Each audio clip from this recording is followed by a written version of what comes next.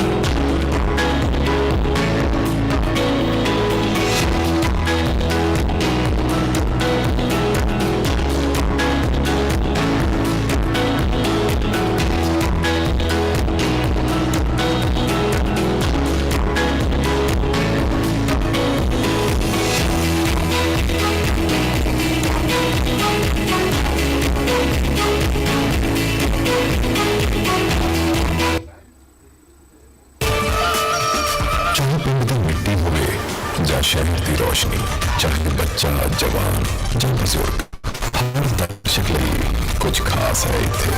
मनोरंजन हर पल, देसी गीत, रैप दी अग, हर एक्सक्लूसिव गाना, खबरों सच दे नाल, सम्मान दे नाल, मुक्ति लई, शांति लई, धार्मिक प्रोग्राम, एक चैनल अनगिनत रंग, क्योंकि असली GTC Network।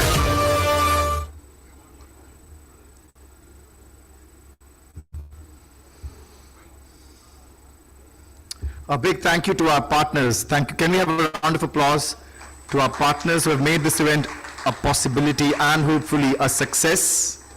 Now, whenever I get an opportunity to be part of an Exchange for Media event, other than the interesting conversation, the sessions, the exciting day, I look forward to this man sharing his wisdom, his speech, his recommendations also. A few days back, when I was hosting an event, he recommended a book called Fluke. I'm halfway through the book and it has already changed my perspective of looking at things. The OG Dhurandhar, the man with bundle of energy. Can we have a round of applause for the welcome address? Please welcome Dr. Anurag Batra, Chairman and Editor-in-Chief, BW Business World and Founder, Exchange for Media. Over to you, sir.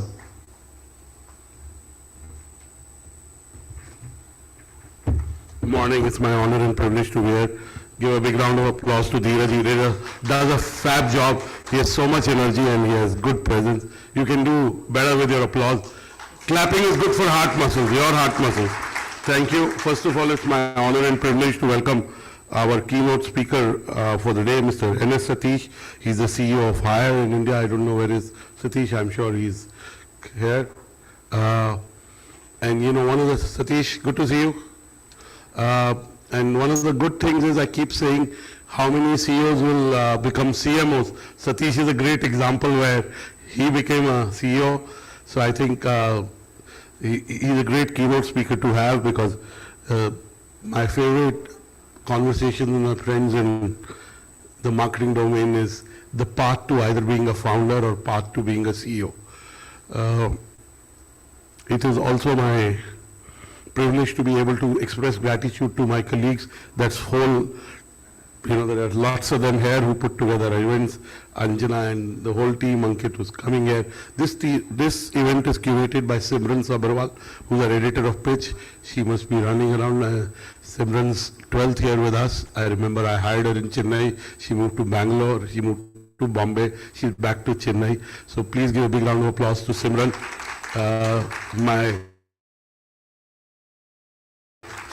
senior most editorial colleague, Mr. Ruhail. Amin Ruhail is somewhere is the best looking guy in our team. Bridge is your second best. Okay. Yeah. No. So okay. In the editorial team, let me qualify that. Okay. Yeah. Okay. And Mr. Bridge Pava, who is the editorial lead on our MarTech community. It's called martechay.com. Of course, Ankit is a very senior colleague on the business side, curates some of our best events.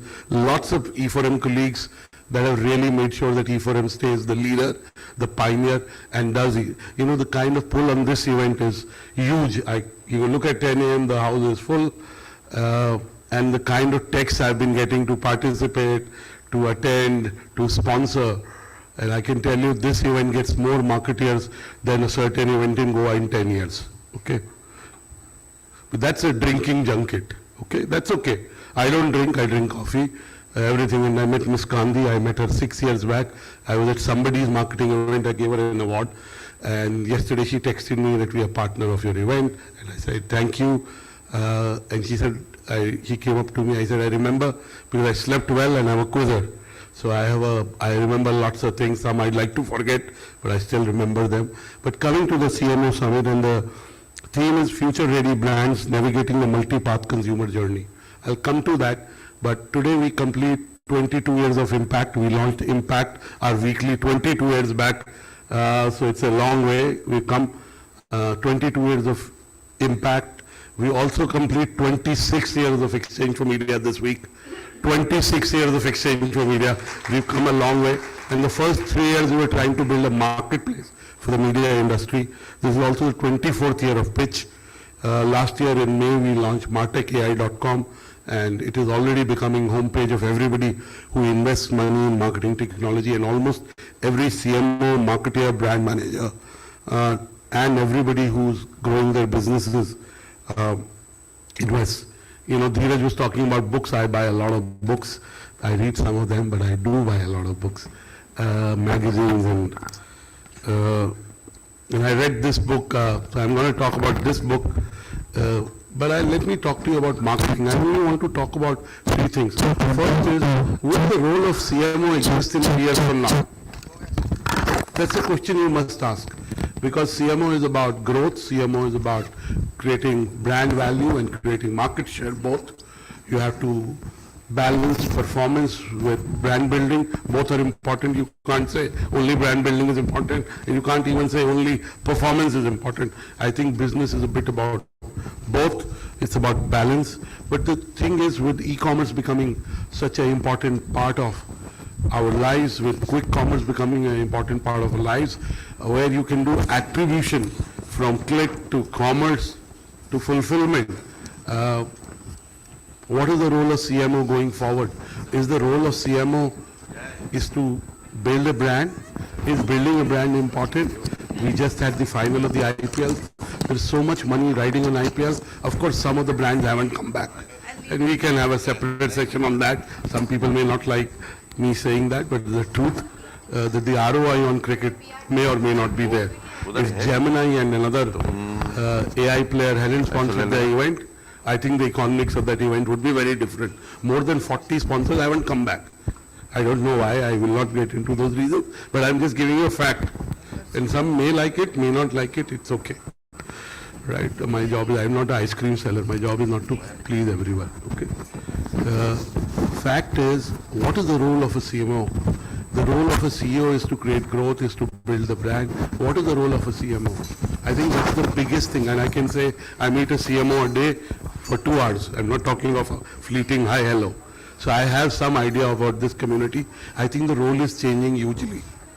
And the CMOs that will thrive, whether now or in the future, are the ones that understand business more than ever. They're more like chief business officers. But in last sporting event happened, there was so much money spent on media. But what was the quality of the creators? I mean, when I talk to my creative leaders, my friends in the advertising fraternity, they're not happy.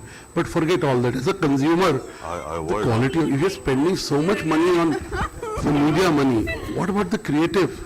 I mean, Snapchat has partnered the event, but look at their booth, it's so beautiful. I mean, you like going there. I'll go there after that. They've also put money in curating a nice booth and bringing all the people.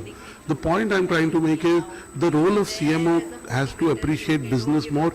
It is not about sales, but it is definitely about enabling sales. It always has been, but today even more, because brands are wanting more for less. They want to spend more, but they want to create more effectiveness. There is Bidwid, I don't know where is Raj, Mr. Rajkumar Remali is in the room or not, but Bidwid is trying to help brands like a chief marketing officer to create communication and to understand distribution and everything that is related to business. So the role of a CMO is changing. And the CMO doesn't have to be a CDO or CIO. He or she has to be a CMO.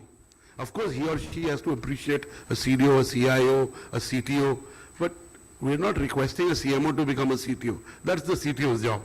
But of course, appreciation, integration. Second is, I keep taking this statistic. We did in Business World a CFO offsite. We took 120 top CFOs to Lucknow and Ayodhya. And how many CFOs become CEOs? Guess? She's good. She's in London now. How much? Okay. Much more. She's Globally 31% and almost 24% in India. How many CMOs become CEOs? she's in currently in Less than 5%, more like 4%. Okay. So clearly, more CMOs have to become CEOs. They understand the 4 Ps as I studied at MD at 32 plus years back, right? And the third part is, what is the role of a CMO in improving? Can we get them some chairs?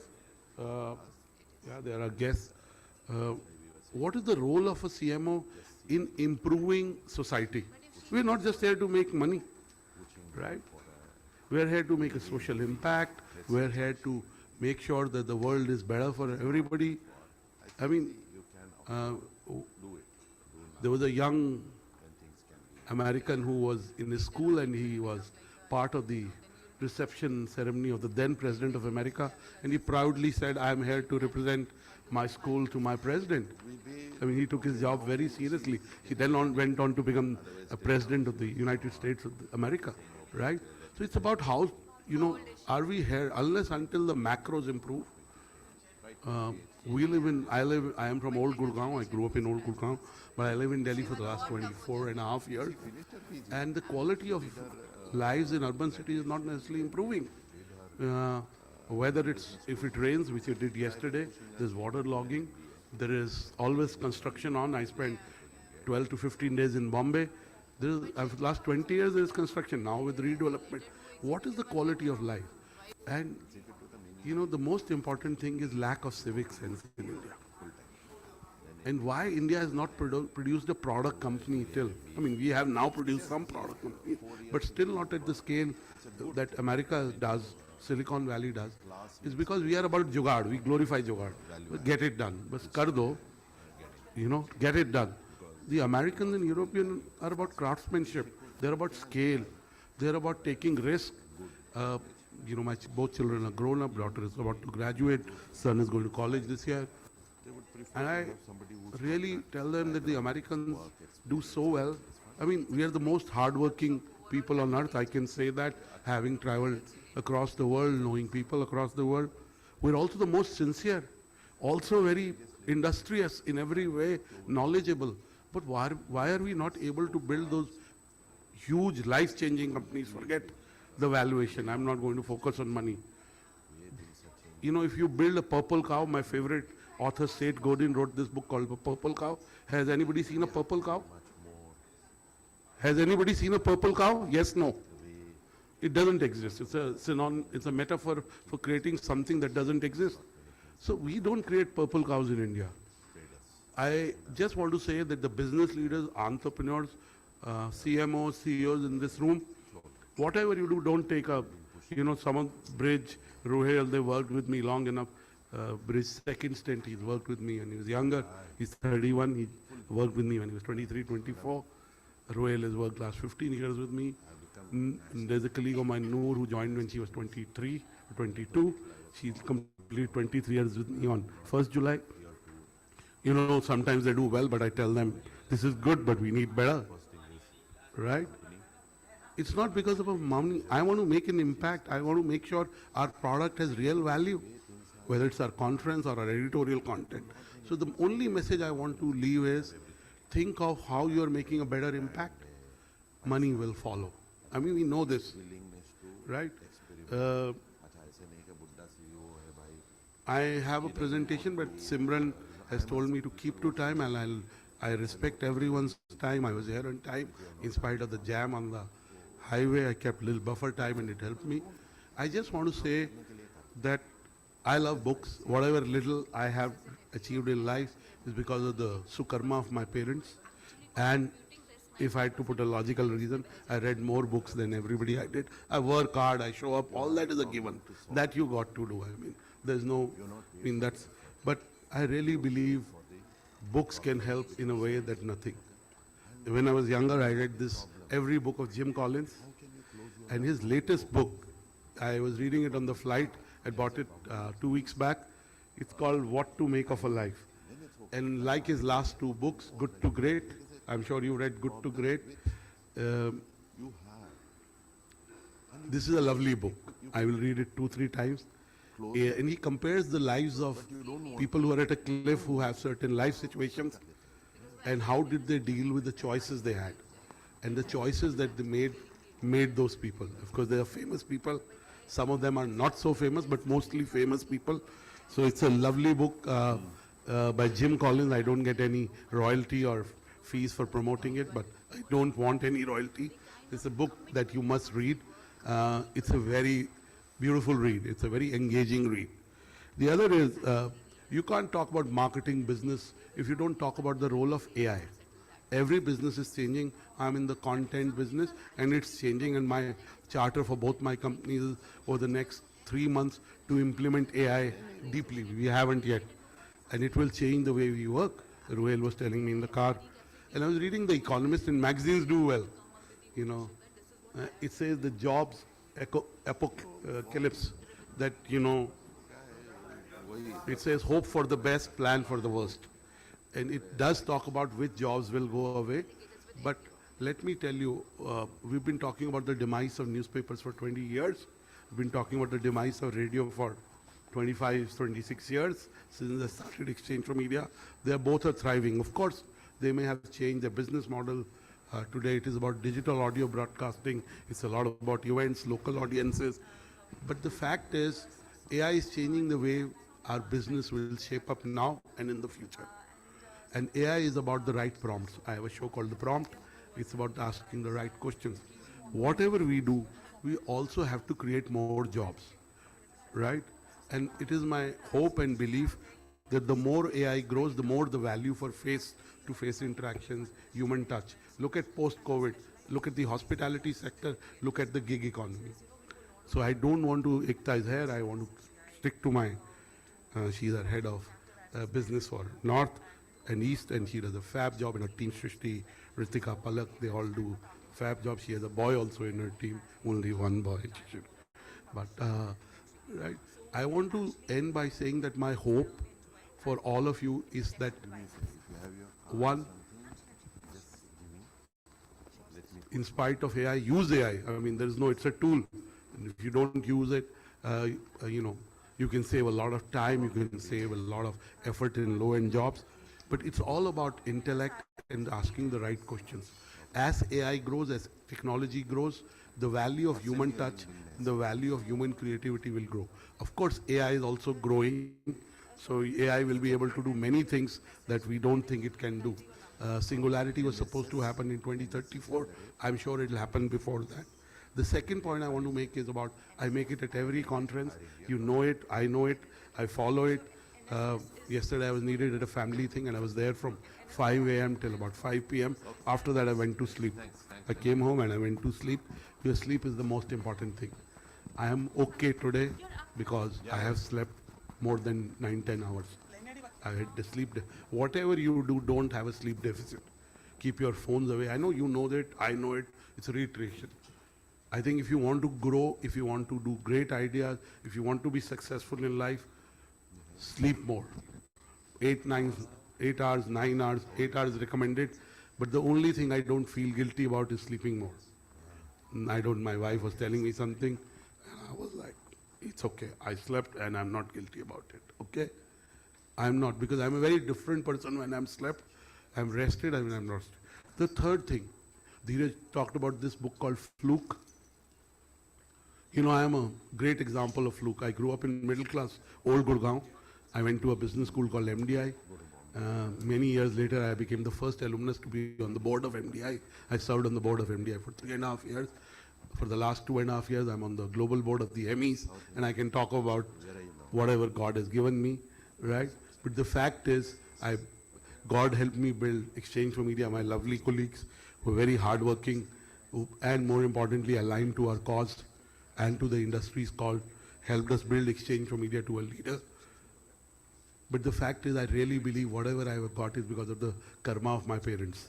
I really believe that deeply, and God's kindness. I go to temples. I went to one yesterday also.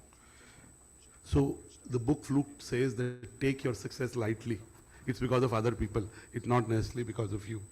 And I have really taken that very seriously. I work very hard. I call Ekta 3 times a day sometimes and tell her that this deal should be like that. And so whatever I have to tell, that I am very driven. And that's okay. I'm on a mission. But be easy.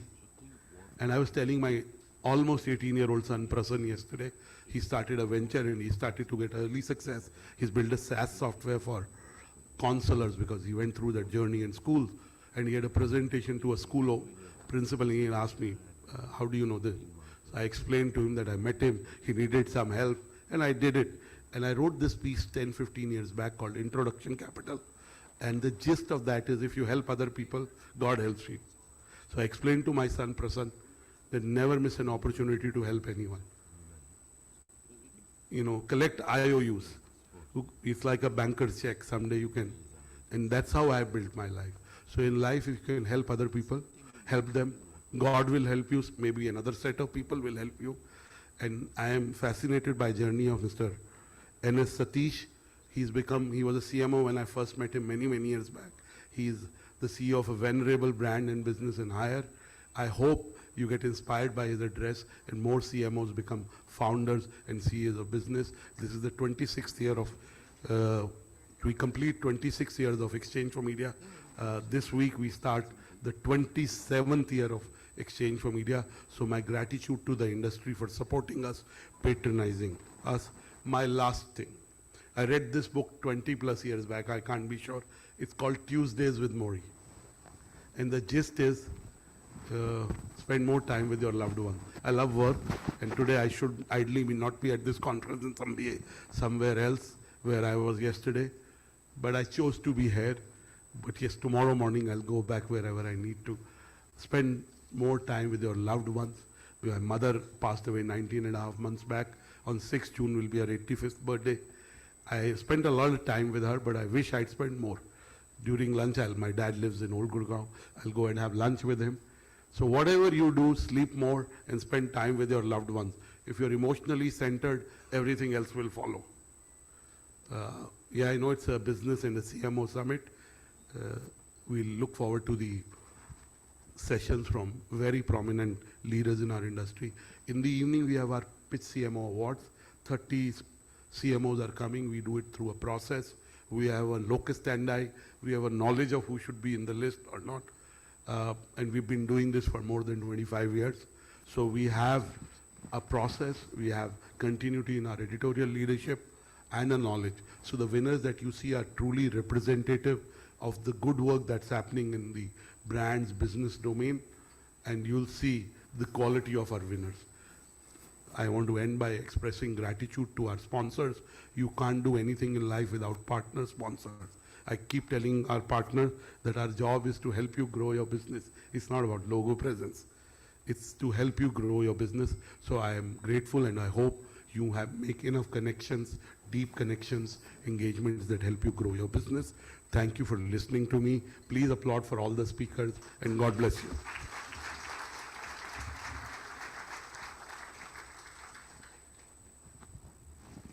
Thank you so much, Dr. Batra, for setting the tone for what promises to be a truly insightful day. How much I love the fact that we need to sleep for 8 to 9 hours a day. I have a 3.5-year-old kid at home. I'm sorry that can't be possible for me though. But ladies and gentlemen, we begin the event now. It's time for the keynote address, and this address dives into a topic that lies at the heart of every successful business today: consumer first thinking. As consumer journey becomes increasingly fragmented across platforms, devices, experiences, brands that truly listen, adapt, and personalize will lead the future.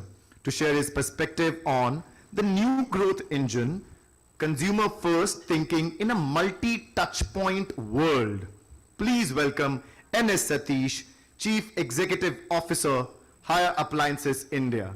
Let's welcome him with a big round of applause, ladies and gentlemen.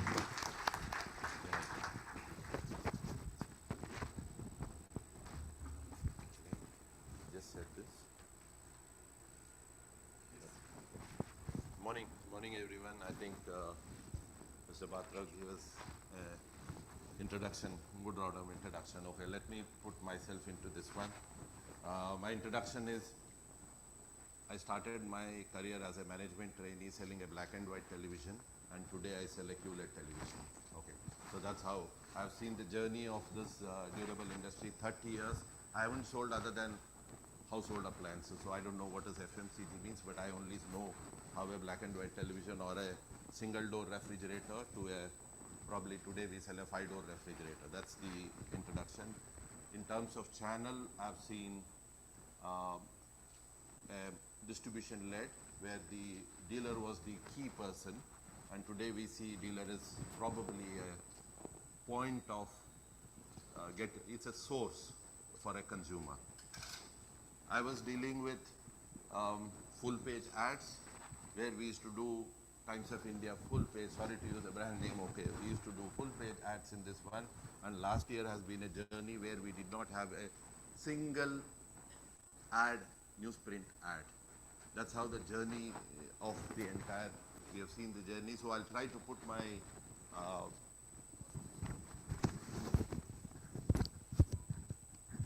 okay, yep.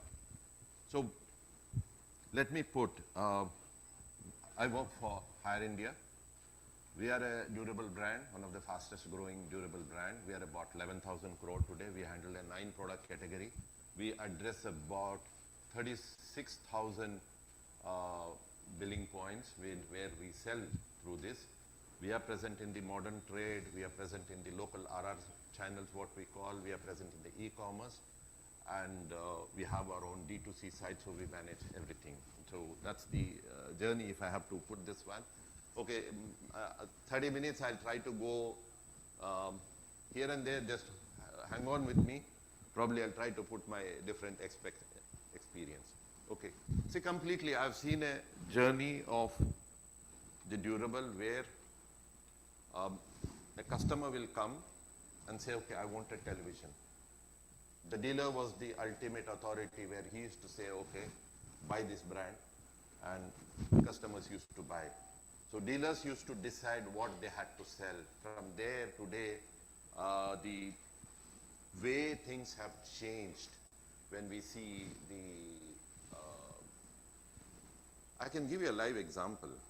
You know, we've taken a project to drive our D2C, because that's one channel which is growing. The customer expectation is so pretty clear now that he would expect a delivery to happen if he has booked the product in the morning. He would expect the delivery to happen in the night. Okay, and we have to ensure seamlessly. We delayed, live case, I can explain it to you. Yesterday morning in my LinkedIn, I got a message from a customer saying that your product got delivered 48 hours. And unfortunately, the product was damaged. You know, customer is so ruthless in saying that I don't want this brand, I don't want this product. Please initiate a refund order. Okay, yes, of course this happens. We set up ourselves a meeting saying that, okay, how do we take this journey? What is the learning we can take out of this journey? Now we decided, okay, now before any D2C customer product is going, first it will be checked in our warehouse. Then when it reaches the customer, let's give him an open delivery and ensure he's happy when the customer, he takes the delivery. So this is the evolving journey, how the customers are changing. Today when you see, there were days where the customer, as I said, used to come to dealer place and decide. The dealer used to decide what he could sell, but today the customer, when he's coming, he's very clear. These are the source of information where he gets every information what he wants to buy, either through YouTube or through your various channel. And there's a family group where, in fact, there are days where if you had to get an information, you had no choice. You had to go to a dealer place, or you have to speak to your friend when you meet them. Today, I'm pretty sure if you want to buy a product, you just put a message into your family groups or something, somebody would respond to you that I had a good experience or a bad experience. That decides your choice. So meaningfully, a lot of things have changed in the consumer, the way they buy and way they do. It's no more a straight line. The customer today goes everywhere. You cannot anticipate where he would go and what he would do. So you have to ensure every checkpoint is ticked. If you're not ticking any one of them, there's every chance you will lose him. So when we are designing a product, we tell the best source is go to all your social media sites and say, select that product and then go the negative reviews. What are the negative reviews which they have written about your product or your brand?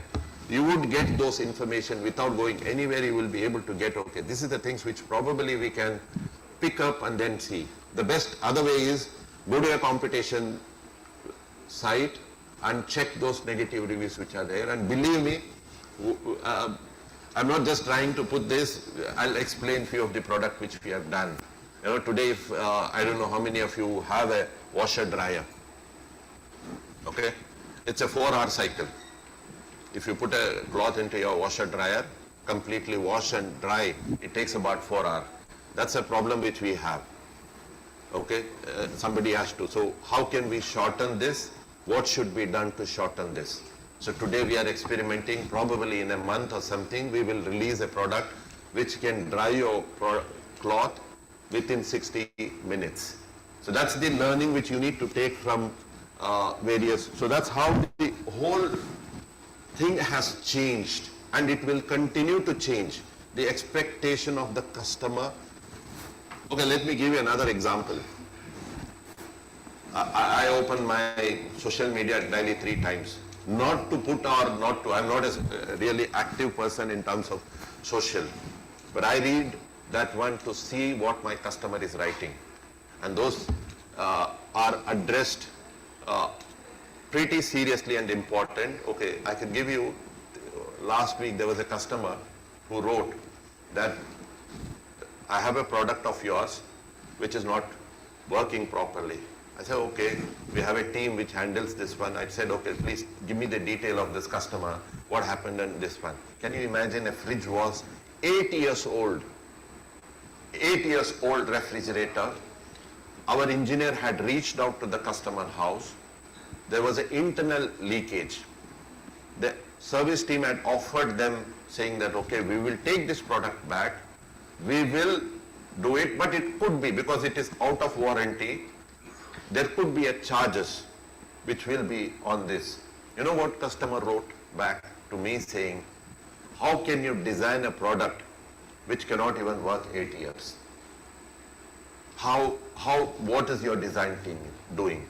You know, ultimately, okay, of course, we had to settle the customer. We truly believe in settling that customer. So finally we gave him some additional discount, and then finally we convinced him, and we pushed back that, repaired that refrigerator and gave it. So they are, put yourself in the other shoe. If I was a customer, what will I think? It's the same. This is what we discuss internally in our team, saying that if you are a customer, what will you do? Of course you would do the same thing, right? Okay, your expectation from a brand, you will not say, okay, this refrigerator is 8-year-old, okay, let me throw this, I'll buy a new refrigerator, oh, brand is good, never. So put yourself into that and say, okay, this is what, either you design your product, which will last long, or ensure your after-sale service is good to take care of this one. So you have to design your policies, your product, to ensure the customer is happy. If you don't keep the customer happy, absolutely. As a brand, we have an advantage, or you can call it as a disadvantage. We address 9 product categories, right from a refrigerator to a robo cleaner. If we don't keep the customer happy in one, I lose an opportunity to sell 8 more categories. We are into kitchen appliances, where we have a hob. My downtime is allowed is only 4 hours. If a television is not working, customer will still wait. Imagine at the morning breakfast time, if my hob fails, the house lady has only 4 hours before she cooks the midday meal, afternoon lunch. If it is not working, my brand is out of our consideration for the future. So we have to ensure within that 4 hours. That's why we don't sell our hobs in every city. We have selected few cities only to address this. It's a big market. One side, there's a business potential. On the other side, will you be able to hang on to the customer? If you're not, then don't get into that area. So hold on, okay. Build your service capability, then you can always push the brand. And having said this, the last 5-year CAGR of our growth is 28%. No brand has ever done in the durable industry the way we are growing. Okay, so it's all about what I would say. They've gone on those days. My friend Basuraj is sitting. He and me have worked together in the market, rural market. I started my career in a market like called Hubli, where today all of us have a privilege of having a taxi. We had to travel in a red bus, stand for 3 hours and get into a market, okay? Gone are those days where your numeric distribution, your weighted distribution was a norm to build your business. Today when I see, you know whom I'm worried about as a business? Worried about the D2C brands. Suddenly, you know, we were in a denial mode. Most of us in our industry are still in a denial mode, saying that DTC will not come in our industry, D2C will not come in our industry. Can you imagine a refrigerator which is costing ₹1,00,000? How many units we have sold through Amazon last year? Most of us think, yeah, if it is a fridge which is costing about ₹1,00,000, people would like to touch and feel and then only buy. Yes, of course, this customer would have gone to a local shop and seen the product. We have sold more than 40,000 units online, a product which is costing ₹70,000. Today, you go ask any of the FMCG colleagues, their biggest threat is the quick commerce, their biggest threat is the D2C brands which are coming in. Okay? So, where is the question of numeric distribution or a weighted distribution? You build your scale. What is the scale of production which a D2C brand has? Absolutely nothing. They are addressing a different problem which most of us, there was a saying or a book which was there, elephant cannot dance. My biggest fear is, as an organization, how agile we are. More we become big, more we start putting process and policies which will not make you agile. You as an organization should be willing to experiment, learn, give that scope for mistake to happen, give that space for agility. If you don't have the agility in your organization, you're dead. I've seen 30 years into durable industry, there were brands which were so popular. They were thinking absolutely nobody can come and take away our business. And today, all those things have gone. Can you imagine a brand which is a challenger brand like us? In the premium category of a refrigerator, we have beaten the leading brand for the last 6 months in the number, in the premium, most premium category. It's about, what you need to look at is completely, today, you can't think you're selling a refrigerator. We have to think that we are providing a cooling solution or keeping the food fresh. You have to think you're not selling an air conditioner. You are in the business of keeping the customer comfortable at his house. You are in the business of keeping the customer a good laundry service, not a washing machine. And you are in the business of entertainment, not selling a television. Then the whole approach will change, that how do you design your product, because the customer is no more looking at a product. Believe me, he is not looking at a product. He is looking for convenience. He is looking for experience. He is not looking for a product. Change the approach, then automatically things will change for you. That's I would say. As I said, don't sell a product, go to a problem. I'll give you a simple example.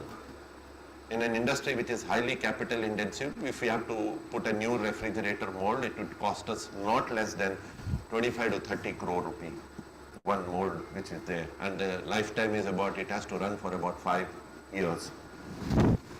In a city like Bombay, I don't know how many of you are from Bombay, the space is a constraint. We could not sell our side-by-side refrigerator in Bombay, even though people could afford to buy side-by-side. When we went in, we saw the width of the side-by-side can be reduced and increased. The height was not a problem. It was about increasing the width. So we increased, and today 36.5 inches is the width of our refrigerator, which nobody has in the industry. So it solves the problem. Most of the architects or interior designers, when they are designing the house, they generally put the same size. So that's how you have to. So take this approach from a thing. Gone are those days, I will do a product, okay, let the customer adjust. Absolutely no. There's every chance. The refrigerator, I don't know how many of you have seen. Let me make you to visualize. In the refrigerator section, on an average, the customer uses about 8 to 10 times a day. And the freezer section is only used 2 to 3 times a day. Why is the freezer section on top and why is the refrigerator section at the bottom? You know, some Britishers left the refrigerator technology, so the whole thing continued. We went the other way and we introduced the bottom mounted refrigerator where the freezer went down and the refrigerator section was on top, and we control today 70 to 80% of that market size, market contribution, which we control. So these are the, if you change your lens from a customer, I'm not talking about purely even from a product centric, okay? Look at the way the quick commerce has solved the problem. You know, I don't know when me and my wife have ever gone to a supermarket to buy daily grocery. No. I mean, how many of you are going, I don't know. She either wakes up in the morning or in the night she puts it into the app, so by morning it's at your doorstep.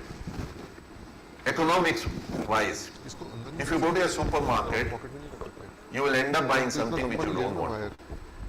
Okay? While somebody says, okay, Blinkit or the quick commerce is expensive, but I'll give you a counter logic to this. You will buy what you want. Okay, and they solve your problem that, okay, in 10 minutes, even before you could get into your kitchen, you order, it is already on your doorstep. That's the problem which we need to solve, you know. So those kind of I'll give you a different example. How things change if you're not clear. At the age of 40, I quit my job, I went to do my second MBA, okay. So we were sitting, class colleagues, all of them. There was a guy from, I did it in Boston, so there was a guy who was from Israel. So we were having a beer in the night. So we used to, every Friday, we used to sit down and drink. Okay, so he told me, I'm talking about 2000, 18. 18. So he told me at that time, Satish, I have a technology where somebody can, through the mobile, you can book a taxi and you can make money. I've sold this company in Israel, and there those people, he was a founder, he sold that company and had come to do his MBA. At that time I was thinking, in India, who has it is taxi and booking in a mobile and doing a business, who will pay you money, what is the technology, everything I forgot, and now today I go to Bombay, I use a Uber or a Ola. That technology was available, he told me you can make money, and I kicked that offer and came back and joined durable industry again. So that's the story where the technology changes so fast. If you're not adaptive, if you're not willing to listen to those stories, I think probably you will miss a lot of.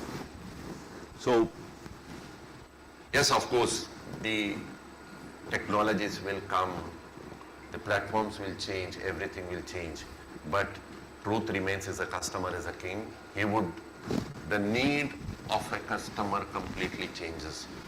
What my father was buying and what I am buying and what my daughter buys is a completely different. You know, I'll share an example on a lighter note. My daughter is in London, so we went to visit her. Okay, we went for a holiday. So first day she went, okay, she said, give me 1 minute. So she went into a shop and she bought a headphone. Okay. So I said, what happened? She said, okay, I lost my headphone. Okay. So within 2 days, again we were on a holiday. So again she went to another shop. I said, what happened? I lost it. So she had no guilt of losing that headphone, the second one. But I was like, okay, traditionally thinking, hey yaar, 2 दिन से पहले you bought it and today you lost it again and you don't have a guilt. You know, so the way they are consuming is completely changed. There's absolutely no guilt. She goes to a restaurant, she orders a dish, she takes 1 spoon and says, okay, not good, puts it aside. How many of us would do that? You'll still, you would still try to consume, whether it was a right order or a wrong order. That's how the change is happening in the consumer. So please be aware if you are especially in designing, marketing or process setting. Absolutely give the space for this kind of decisions which are made by the Gen Z. I keep telling my team that, we have to learn, we have to interact, meet people, and understand these younger ones. We have interns who, generally that's why I handle few interns myself. Just to understand what they are thinking and what the way we have to. Because what happens is, at the senior leadership, unfortunately, or fortunately, I can tell you, at least I can tell on a lighter note, durable industry is managed by digitally illiterates like me, okay, who do not understand what the Gen Z thinks. And if you don't think this way, as a policy maker, as a decision maker, you will never encourage your team to take that decision. The proposals which come to you, you will say, no, this will not work, because everything will be your own personal experience or your past experiences. So, one of the key words which we follow is experience is deterrent. Experience has no meaning. What myself and Basuraj did 20 years back, today has no meaning. We used to spend hours and hours with the dealer, drinking, building a relation with the dealer. Okay? Today, absolutely no need. And the success, one of the key factor for us, why are we paid or why are we in a particular job, is most of us think it is because of our experience. That experience was relevant at that particular point because the competition was different, the investments were different, the customer thinking was different. If you apply what was successful 5 years back in your situation, to a today's situation, the whole thing outside, other than you and your experience, everything else has changed. Your competition has changed. The way we have moved literally out of linear television. We are on to only connected television. Only in South we take the linear television because still the set-top boxes are huge penetration there. So where is that thing which is gone? We used to see the experience. The other way, the new formula which I say is, me and Anamika, we were discussing, we worked together again, so we were discussing, you know why are all of us are in a job? Each of us have a responsibility to solve a particular problem which the organization is facing. The level can change, okay? But how can you close your laptop or your office without solving the problem and go back home? Of course, if the problem needs other attention, you need another department, or if it is a time consuming, I need to change a R&D or I need to do something, then it makes relevant that keep your thing. But if there is a problem, most of the organization gets into that bureaucracy, sir, मैंने तो mail भेज दी. Okay? सामने वाला respond नहीं किया. What stops you from picking up the phone and calling that person, say, listen, let us sit down, try and solve this problem. I can see solution for these two. If we sit down together, we can solve it. The organization starts moving. You know, when we meet the younger ones which come from both the online platform, lot of things to be learned. They're very clear. 9:30 to 6:30, they'll log themselves. At 7, you will find them in any of the pubs. Okay? But the entire meeting, in our traditional conversation, Amitabh Bachchan, Dharmender, everybody will come during the course of discussion. While in their course of discussion, it means business, business, business. And the moment the business discussion is done, they'll say, boss, I have another meeting to go. So they go on the go and take the meeting. And by the end of the day, you will get a MOM from them saying that these are the things which we were supposed to do and these are the things which you were supposed to do. And as a reminder, today with Copilot, you will get a reminder which will tell you, okay, on this day you were supposed to follow this one or this. That's how the world is changing. And still, if we are thinking of our traditional approach, fill your calendar from 9:30 to 5:30. Make every minute to work for you and push. You know, I had one of my mentor, Mr. Chandramoli, he's no more now. Mondelez, he was the head. Brilliant brain, brilliant brain. He only used to ask me, Satish, have you checked the basics? Have you checked the basics in what you do? I was a product manager for a color television. So I went to him one day saying, okay, one scheme communication was supposed to go, so I went and gave him the communication. He said, okay, have you done it? Yeah, okay.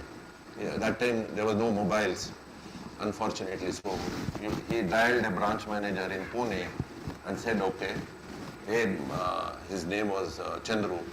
So, hey Chandru, Satish has sent you this thing. Have you understood this scheme? So his reply was, yes, sir. So, okay, he said, just explain me the scheme which he has sent you. And what I meant and what he communicated was completely different. Yeah? So, this is what he said, Satish, check the basic, don't assume things are clear. Okay, in a communication world, what you think and what happens on the other side is, especially when you're in a marketing, do not think and assume, put yourself on the other side, do the testing, just do your cross check with your friends and colleagues who have already build 10 people around you who are critics. Send them whatever you're doing. If it is not confidential, take their feedback and say, oh, is it relevant? Is it making sense? If you're doing a ad film or any creative, don't explain anything, just send that creative and wait for their response. Ask them a question, what did you get out of this? You will realize that, 10 out of 10 people, 5 would not have understood the message which you have sent. And we assume that what we do is probably getting communicated. We spend crores of rupees. This year IPL, I don't know how many of you watched. There were so many ads which were coming. After few days, it was becoming a blind spot. Okay? Those brands spent probably more than a 50 crore rupee. My question was, you're spending on media. Hathi kharidne mein to you spent money. In the feed, to create 2-3 more creatives and put that film, probably you would have spent maybe another crore rupee or a 2 crore rupee. Why would you not keep that customer engaged by showing a different creative with a different, you're spending 50 crore rupee, okay? And you're putting the same creative. In a CTV, why would you put a TNT bar ad just to satisfy your boss? Okay? So these are probably don't do the job to, I don't know, I come from a culture where don't do anything to please your boss. Do what is relevant to the consumer, do what is relevant to the brand. I think that would really make a difference. Okay. As I said, solve the problem of the consumer if you are solving the problem. These are few initiatives which we took. I'm just saying, okay, I'm not here to promote my brand or anything, honestly. I'm just giving you few examples. Today, AC used to be what? You just come and switch on. Now, okay, the ACs which I've developed is, like if you're going home, if you're about 100 meters near your house, AC, if you give it, automatically the AC is on. If there are 2 people in the room, it automatically senses there are 2 people in the room. Okay, let me increase the capacity. If nobody is in the room, automatically AC brings down the working. Next is, you press the button, AI, it reads you for next 7 days the way you use. Probably at 11 o'clock, you reduce the temperature or increase the temperature, do everything, it reads, and then next after 7 days, you press this button, automatically it behaves the way you behaved earlier. Okay. These are some of the problems. As I said, in terms of washing machine, again, the problem which was there was, how many of you can hear a washing machine running in your neighborhood? Okay, so most of you would see. Why? Because these were all the thing. Now you look at the new machines, new age machines, the direct drive machine, absolutely I can challenge, there's no noise. You will realize there's no, you will not be able to make out whether the machine is running or not. So if you are solving the problem, automatically you can create the consumer. AI is something, as I said, will keep happening. Be relevant. Maybe I'm talking about the product, but in terms of the approach, many things will change. And this is a reality. Know every touch point of yours, whether it is an after-sale service, whether it is a retail experience, whether it is a online experience, your reviews, your social media comments, please pay. That's the whole scale. If you are not measuring every inch, probably you will misread the brand and probably you will put the money in a wrong place. So you should. So always we put in a policy in our organization is, we consider investment in 3 points. Must do, good to do, and luxury. If you have done must do, of course, put the money in good to do. And put 10% of your money into luxury. Because you must, as a progressive organization, must invest on some things new. And every quarter, when you're doing the review, see the things which you have done new. 10% of the money which you have invested should be taken out. You should cancel some activity which you have done in the previous quarter, because there would be some activity which has not given you result. You must identify those activities. Must means we put in a pressure saying that you must delete some activity which you have done in the previous quarter and do something new which you have not done in the previous quarter. That's where you will start progressing and putting into. These are the few experiments which you really must do. How do I keep my customer? Where all they are interacting? Where are the touch points? So keep interacting and seeing it. I think probably that would really make a difference. Experience, whether it's a physical store, okay, we are 85% of our number comes from a physical retail, 15% comes from online and D2C. So do everything, both in terms of giving the experience to customer either physically or the latest ones, your VR, ER, use anything. Seamlessly give the experience to customer in both the ways. So I'll not bore you with this. India has everything. Everything. Average age is 26 years. Consumption will go up. Okay, consumption will go up. The average saving which is there will start coming down. People will spend more and more. The younger ones will spend more and more. If you have a right product, if you have a right services and you are reaching them right, I think market will grow. Next is trust is very clearly, people don't buy product, they're buying the services. So keep that in mind and then build that trust. If you're building a trust, absolutely, there's nothing which can change. Premiumization, moment, this is one dirty word which everybody, all of us use, premiumization. In our business context, premiumization is how can I charge more? Absolutely, get out of that rut and say, what can I solve the problem more? What problem can I solve? If you're solving that problem, absolutely, believe me, customer will pay money. You know, in our sales discussion, okay, now with this commodity price going up, with dollar, everything, the day we say, in a refrigerator which is 20,000 rupees, when we had to increase 500 rupees, the whole sales team will collapse. No way, sir, nahi hoega.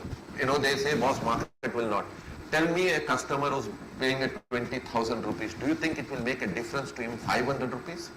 It will not. It is our internal resistance to say that, boss, can I go and put that? We say, put 100 rupees or 200 rupees for a feature. Solve that problem, customer will pay 500 rupees. Put that, I think that's meaningfully. Get the first thing is leadership makes a lot of difference. If you're leading a team, start thinking differently. Start thinking in the consumer angle and start giving space for your team to do the experimentation. Do that. Believe me, it will. Don't be over obsessed with your past success. Your past success has brought in you here. It is not assuring your future. So please relevantly look at ecosystem is what everything we are talking. Customer, definitely. Every day, marketing will become difficult. It will be different. And you really need to think, if you are doing the same thing which you have been doing in your past, the success is not guaranteed. You have to start thinking differently and start doing something different which you have not done or your organization has not done. I think that is what will give us a success. Keep experimenting and there's a lot of scope for all of us to do the experimentation. It's only that how would you apply and what would you do? I think that's the nutshell which I would say. Sorry, I think. So that's from my side. It's the way how you look at it. You know, that side is darker, that side is bright. It depends on how you want to see. Few words are: consumer is changing, your competition is changing, and if you're not changing, and if your thinking is not changing, and you're not doing experimentation. See, one of my biggest learning was when we say our team, okay, do something different, suddenly 5 crore rupee ka budget aa jayega. Proposal, sir, okay, we are trying to do this one. Okay. They haven't done any experimentation so far. Suddenly they'll say, okay, sir, ye proposal. You want to do it all India. Why would you try? As of now, you haven't done anything. Okay. Now suddenly you want to go all India. I say, okay, pick up a city. Okay? Do anything there. Take the learning out of that and then extrapolate to a state, then extrapolate to a zone, then extrapolate to all India. You would learn at every step. Suddenly, okay, you want to spend 5 crore rupees. Moment you reject it, you are saying one side, you are saying experiment. When I give you a proposal, you are saying, no, don't do this. Come with a different proposal. You don't want to do it, okay, you are only saying for the sake of saying, but you are not willing to do it. So, I think encourage that or do the small experimentation, one city, one location, one dealer, one platform. I think you would take a learning. Mistakes will happen, don't worry about it. Make that whatever happened, write it down, okay, extrapolate. Again mistakes will happen, but don't repeat the same mistake which you did in the past, okay. Do a new mistake, it's okay to learn. So keep learning. I think over a period of 6 months you will have a fantastic learning, which probably you can scale up to whichever level you want to. So I think that's the learning which probably I can put it from my experience of selling a black and white television to a QLED television. Okay, thank you so much. We do 300 conferences, we have leaders or MDCOs who talk. Today is the best and the most real conversation and the keynote. Please give him a big round of applause. Thank you. You felt it, right? You feel it. You have the attention and the applause. I just want to ask you, said a lot of things. I always said that I believe in the power of reverse mentoring. Learn from young people, whether in your team or outside your team. I want to ask you 2 questions, and a lot of people ask me this in, privately, one-on-one. Lots of CMOs come to me and say, how do we become a CEO? So can you give if there is a playbook or if there are some suggestions you have, what should a CMO or a marketing person do to be able to become a CEO? That's my first question. Second is, what are your expectations from your CMO? These are the only 2 questions I want to ask. Okay, if you are a CMO, you want to become a CEO, learn sales. Beautiful. Okay? Because most of the time, the marketing decisions are independent of your sales outcome. If you have to become, okay, let me put a realistic case.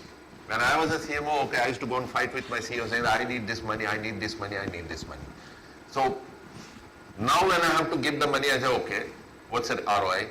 What's this one? Okay, why this sales? What is the number you're committing? That number. So put yourself into a sales guy. Always know, if you are, of course, any marketing has to lead into some outcome, okay? So put yourself and do the hard way and learn it. And I was fortunate enough I grew from a sales background. I did my product management. I covered nationally across the geography. So you have to invest yourself. The positions or this one will not come automatically. You have to invest yourself saying that if I want to become that, then what are the decision making which I need to be clear.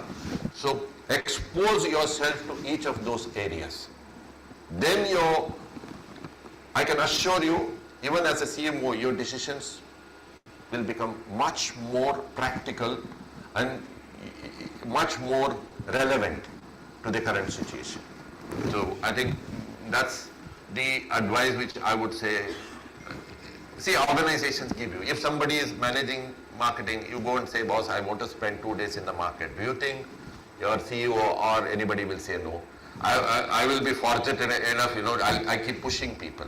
In our company, any management trainee intern comes. Yesterday there were some interns who were joining. We make them to manufacture a refrigerator in line. The line which we use is, today we are sending you 2 labors. Please use them. They have to learn complete value chain of making a refrigerator from a sheet metal. They have to do the puffing, they have to do the packing, they have to go to warehouse, see the difficulty, they have to go to the shop floor, stand as a shop floor salesperson and sell the product. Because when you are a CMO, my request is, you are beautiful in communication. Do me a favor, Just go to the shop floor or this one, as a sales guy, try and sell a product to the consumer. Then you will understand the communication which you are doing, where is it coming from and what do you have to do. Go stand. There is no shame in going and standing in a shop floor or a place. Go with the sales guys who are doing in a service selling. If you are a CMO, please go to along with the sales guys. Be a part of them. Please understand the pain of that side, and then you will realize, oh shit, okay, this is what I should change myself. I think that's the... And what are your expectations? You're talking about performance, ROI, which is absolutely important. But what is the role of brand building? How important is brand building? And hence, what are the expectations from your CMO? Of course, I give the same advice to CMOs, take some P&L role, sales role, Yeah. revenue role. So add on some responsibility. Once you do well, you're more holistic. But what is your expectation from your CMO, especially in the context of brand building? Is brand building important or it's only about performance? No, absolutely. I mean, performance marketing, this is one new buzzword. Everybody is trying to say, okay, performance marketing. If you're only doing performance marketing, you're doing it for current. If you don't build your brand, well, I can tell you very clearly, if you're not putting your top of the funnel, you're only trying to take that performance marketing in the mid funnel, your brand will become redundant shortly.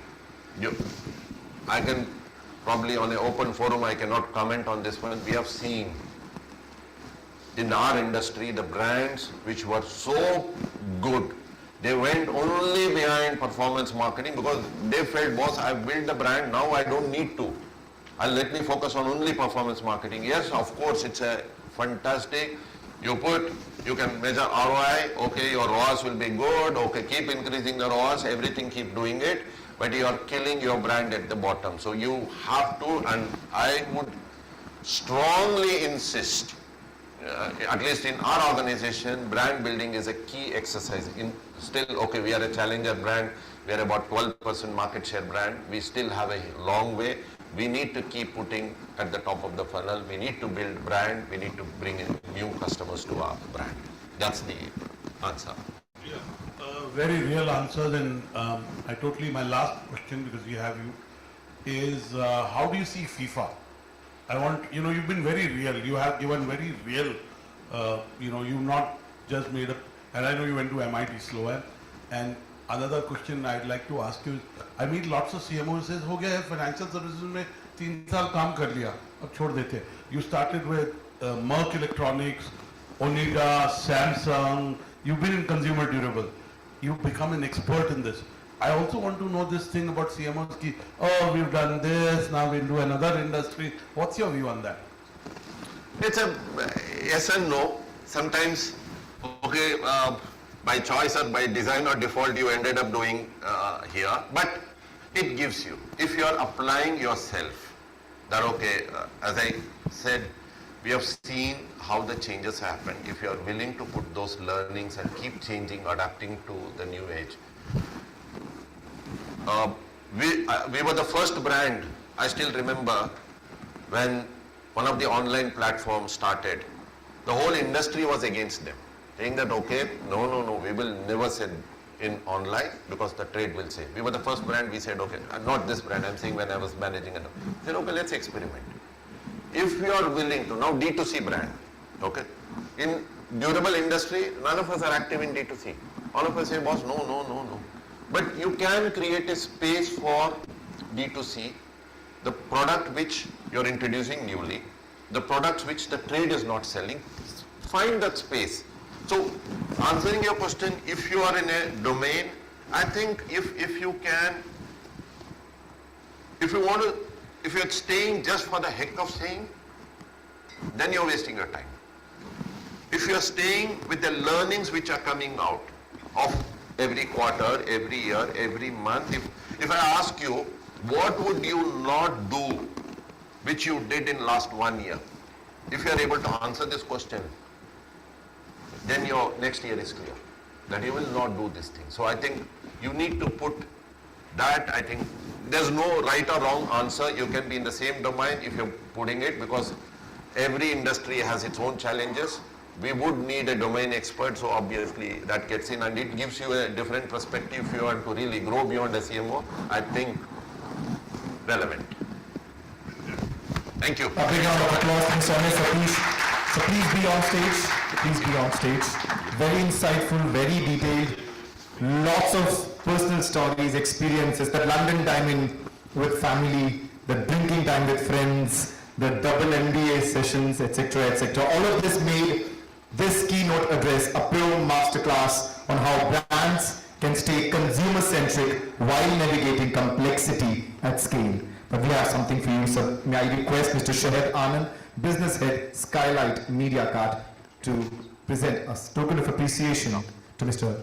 N.S. Satish. Thank you. Thank you so much. Thanks. Thank you.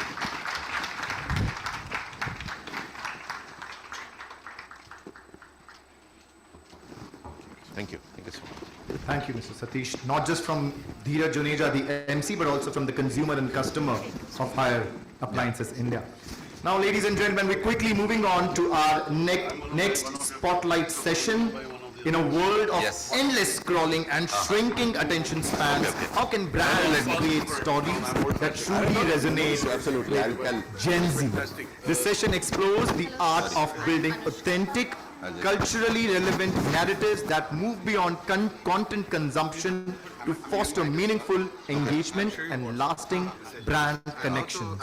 Our next spotlight speaker represents one of the most dynamic and culturally influential platforms shaping digital engagement today. Hello sir, I need to take actually the speaker by. Okay. Can you come? I'll do that.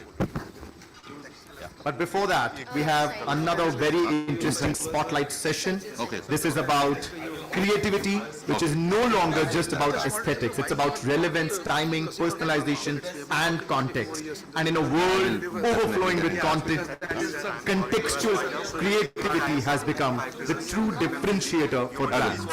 To speak on the next topic, which is the new age of contextual creativity, please welcome Mr. Shahed Anand, Business Head, Skylight Media Card. I was showing him my mobile. Sorry, You need I to think take- yes. I'm so sorry. I'm so Thank you. sorry. Thanks, I have thanks. you at to snatch Thank you. you. Hi, sir. Yeah. Am I audible? Right at the back. Okay.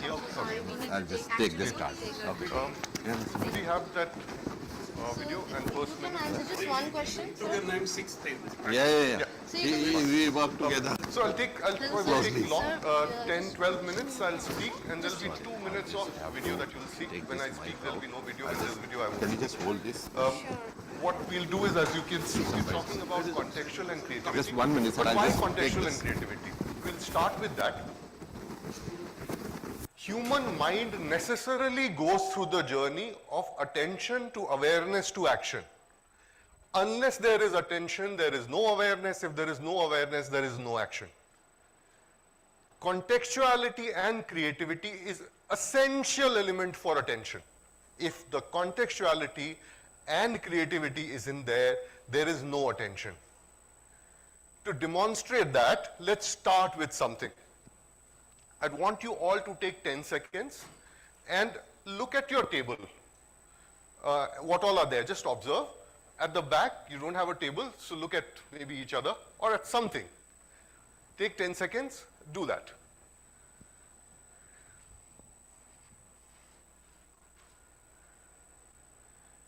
Yeah.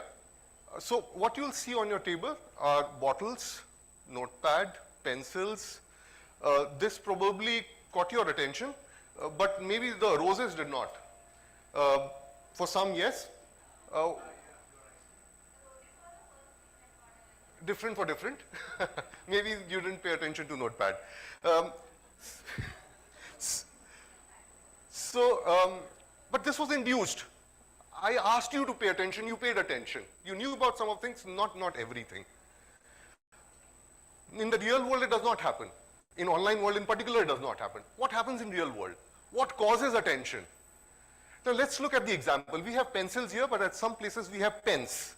And we come across pens day in, day out. There are pens on the conference tables, there are pens in the offices, there are pens that are given as gifts, there are pens that we pick up from the shop. Some of the pens have the manufacturer's name, some of the pens that you may receive have the name of the brands who are presenting it to you. You keep them, you write with them, you keep them in the drawer, and so is the case with me. But there is one pen that I keep with me all the time. A pen that has my name on it. What has happened here? There are 4 things that have happened that makes us pay attention. First, personalization. My name, the pen. Second, meaningfulness. For someone I mattered, there's a meaning attached to it. Third, unexpected. I expected a pen with a manufacturer's name or a brand's name, not my name. Fourth, emotions. It aroused my emotion. Thus I paid attention. Here, there is nobody to induce attention, but these are the 4 essential factors that make us pay attention to something that's out there. Now, this is the real world. How do these 4 points translate into the online world? Let's come to the online world. And here is where the context and creativity matters. I mentioned about the 4 points, which was personalization, meaningfulness, emotions, and unexpected. If you look at the first 2 points, which is about personalization and meaningfulness, is where the context comes in. I am online. I am going through a website on automobile, and I get to see an ad there which has got nothing to do with automobile. It's not for me. But if I am intending to purchase an automobile and I see something about the automobile as an ad, certainly it feels like it's for me. I intend to travel. There is an automobile ad running there. It does not work. But if there is a luggage, if there is a travel promotion there, it seems it's for me. A very interesting study was done in US where the group that entered a restaurant were welcomed warmly and they ordered well. The next group, when they entered, along with warm reception, they also got a very nice keychain, very nice looking, slightly expensive keychain. What was found that the order value went up by 12%. The third group came, they were received warmly, they were given something that led to increase the bill value by 24%. That was a yogurt.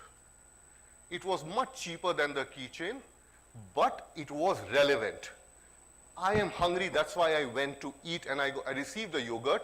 Thus I felt very happy ordering a lot more than I would do usually. Contextual request is a state of mind.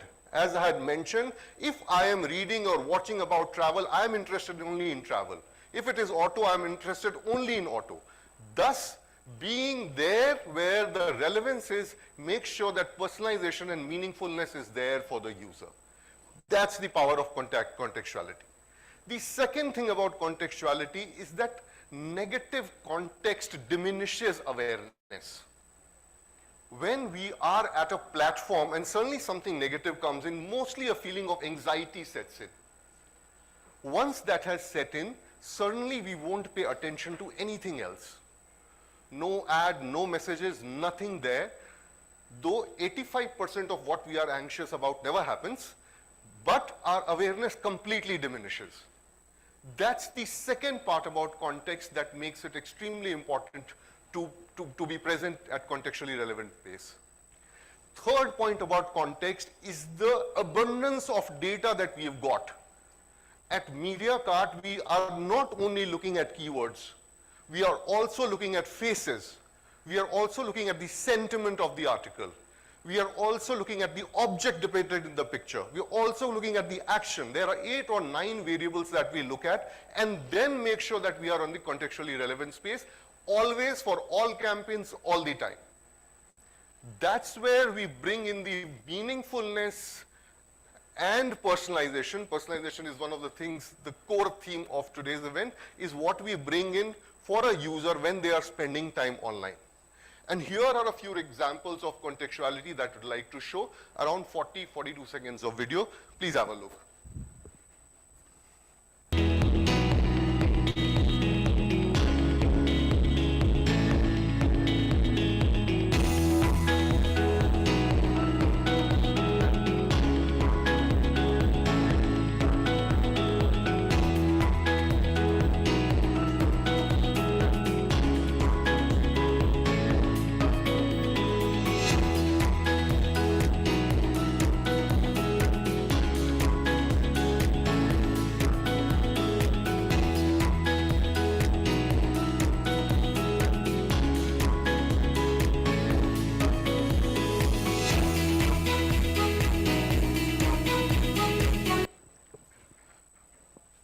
Those were in-image contextual ad, YouTube contextual ad. You saw we were looking not only at keywords, but also images, actions, faces, and everything, and they're running the contextually relevant ads. That's one part that we always take care of. The second is our creative capability. We spoke about 4 things that lead to attention: meaningfulness and personalization we spoke about. What we'd look at now is emotion and unexpected that gets our attention. Again, quoting a study, an e-commerce site tried something, it was a furniture e-commerce site, where one set of users were shown a wallpaper that had clouds, and then they were supposed to do whatever actions they were that they intended to do. The second one had a wallpaper that had coins. What was observed was that the first set that had cloud as their wallpaper looked at furnitures or bought furnitures that were comfortable. The second group who were shown coins, it was observed that they searched for and bought what was value for money. It was a predominant emotion that was seen within both the users. When they were interviewed saying that why did they do that and did cloud and coins had any role in it, they denied. These images worked at the subconscious level. What works at subconscious are storytelling, a strong creative, and a message that evokes emotion. That is where the creative power comes in. It is believed that 95% of our purchases are determined by the subconscious. Whatever gets registered in conscious mind also eventually is in subconscious. It's mentioned that if our conscious mind is like water in a bucket, our subconscious mind is like a water in the lake. And this is the mind that eventually leads to our purchase decisions. The strong images play a very crucial role when it is about registering in subconscious. Storytelling is another aspect. In 1920s, a psychologist was sitting in a restaurant where she observed that the waiters who were serving the tables remembered the order completely without any error. Once they had served, they completely forgot about what they had ordered, what they had served. She was very curious to find, and a lot of research was done, and it was found out that we tend to forget complete stories. We tend to remember anything that is incomplete, which Netflixes and television channels have used to the optimum, where they leave you hanging after every episode or after every season. Coming to advertising, it is a naturally incomplete story because it ends with a promise. If you have a story in an ad, it ends with a promise of something that you'll experience later. Thus, stories work wonderfully well. And third is emotions, because emotions get stored in our subconscious, the rational thoughts don't. We use all these, and when we're talking about these, we are talking about colors, theme, appearance, and all those aspects. And another 40 to 50 seconds is what you'll see some of the wonderful creatives that we make at MediaCart. Could you play that?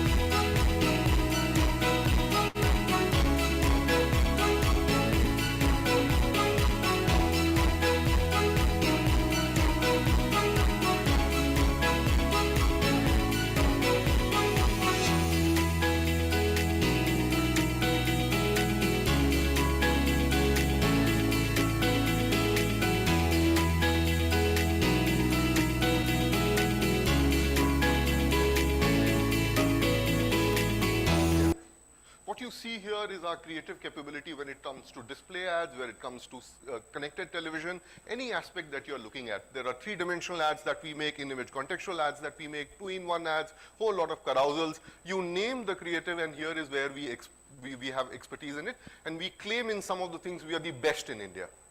Right? So when we are running our campaigns, we design the creative for you and make sure that the users get all the attention that it requires. There is one short video that you'll see which as finale, but before that, another study that wanted to quote. This was done in McDonald's, where a group, when they entered with kids, they ate, and when they were going out, they were handed balloons. There was another group, when they entered with the kids, when they entered, they were handed the balloons. What was noticed that if the balloons were given in advance, the order value was 25% more. Interestingly, out of the 25%, 20% of the order was coffee. It was the parents who were ordering more than the kids because they were feeling obliged that the kids got balloons. It's a great example of reciprocity, but it also depicts how emotions play such a crucial role. When we value our customers, they tend to respond to us. You be in the right context, show the great creatives, and you will see users responding to you where they become aware and pay and eventually take an action that all of us desire. Last 30 seconds will show you all that we do, and I conclude with that.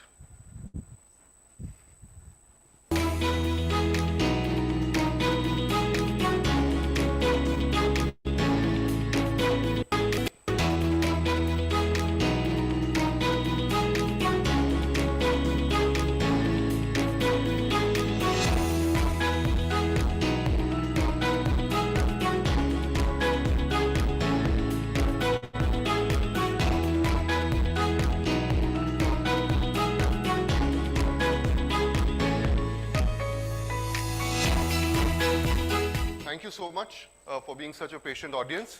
Thank you.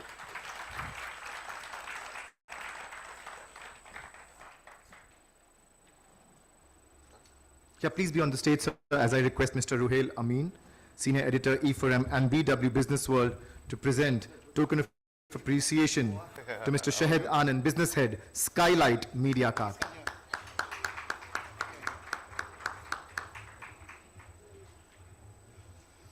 Creativity and context together can create real impact. Thank you, Mr. Shahid, for those thought-provoking insights. Thank you, sir.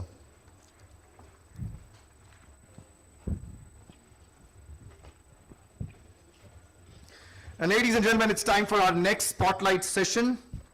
Brands. Brands win Gen Z by sharing real, culturally tuned stories that invite participation. Use platform-first formats, work with creators, and build communities to turn viewers into engaged fans. Our next speaker represents a top platform driving this shift. Please welcome Mr. Ankit Goyal, Head of Marketing, India, Snap Inc. Mr. Ankit, a big round of applause. Thank you so much.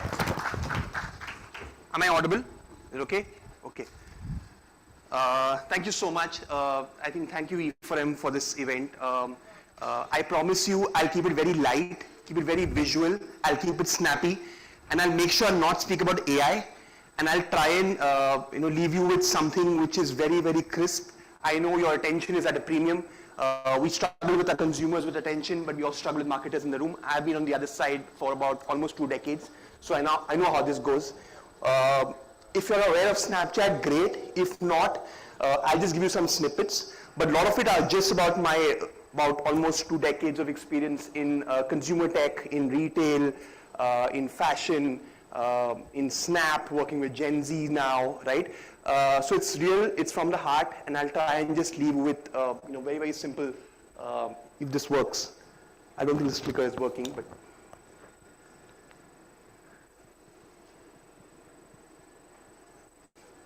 No, it's not clicking.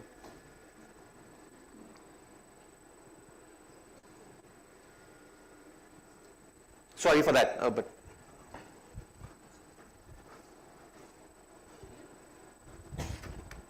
Yeah.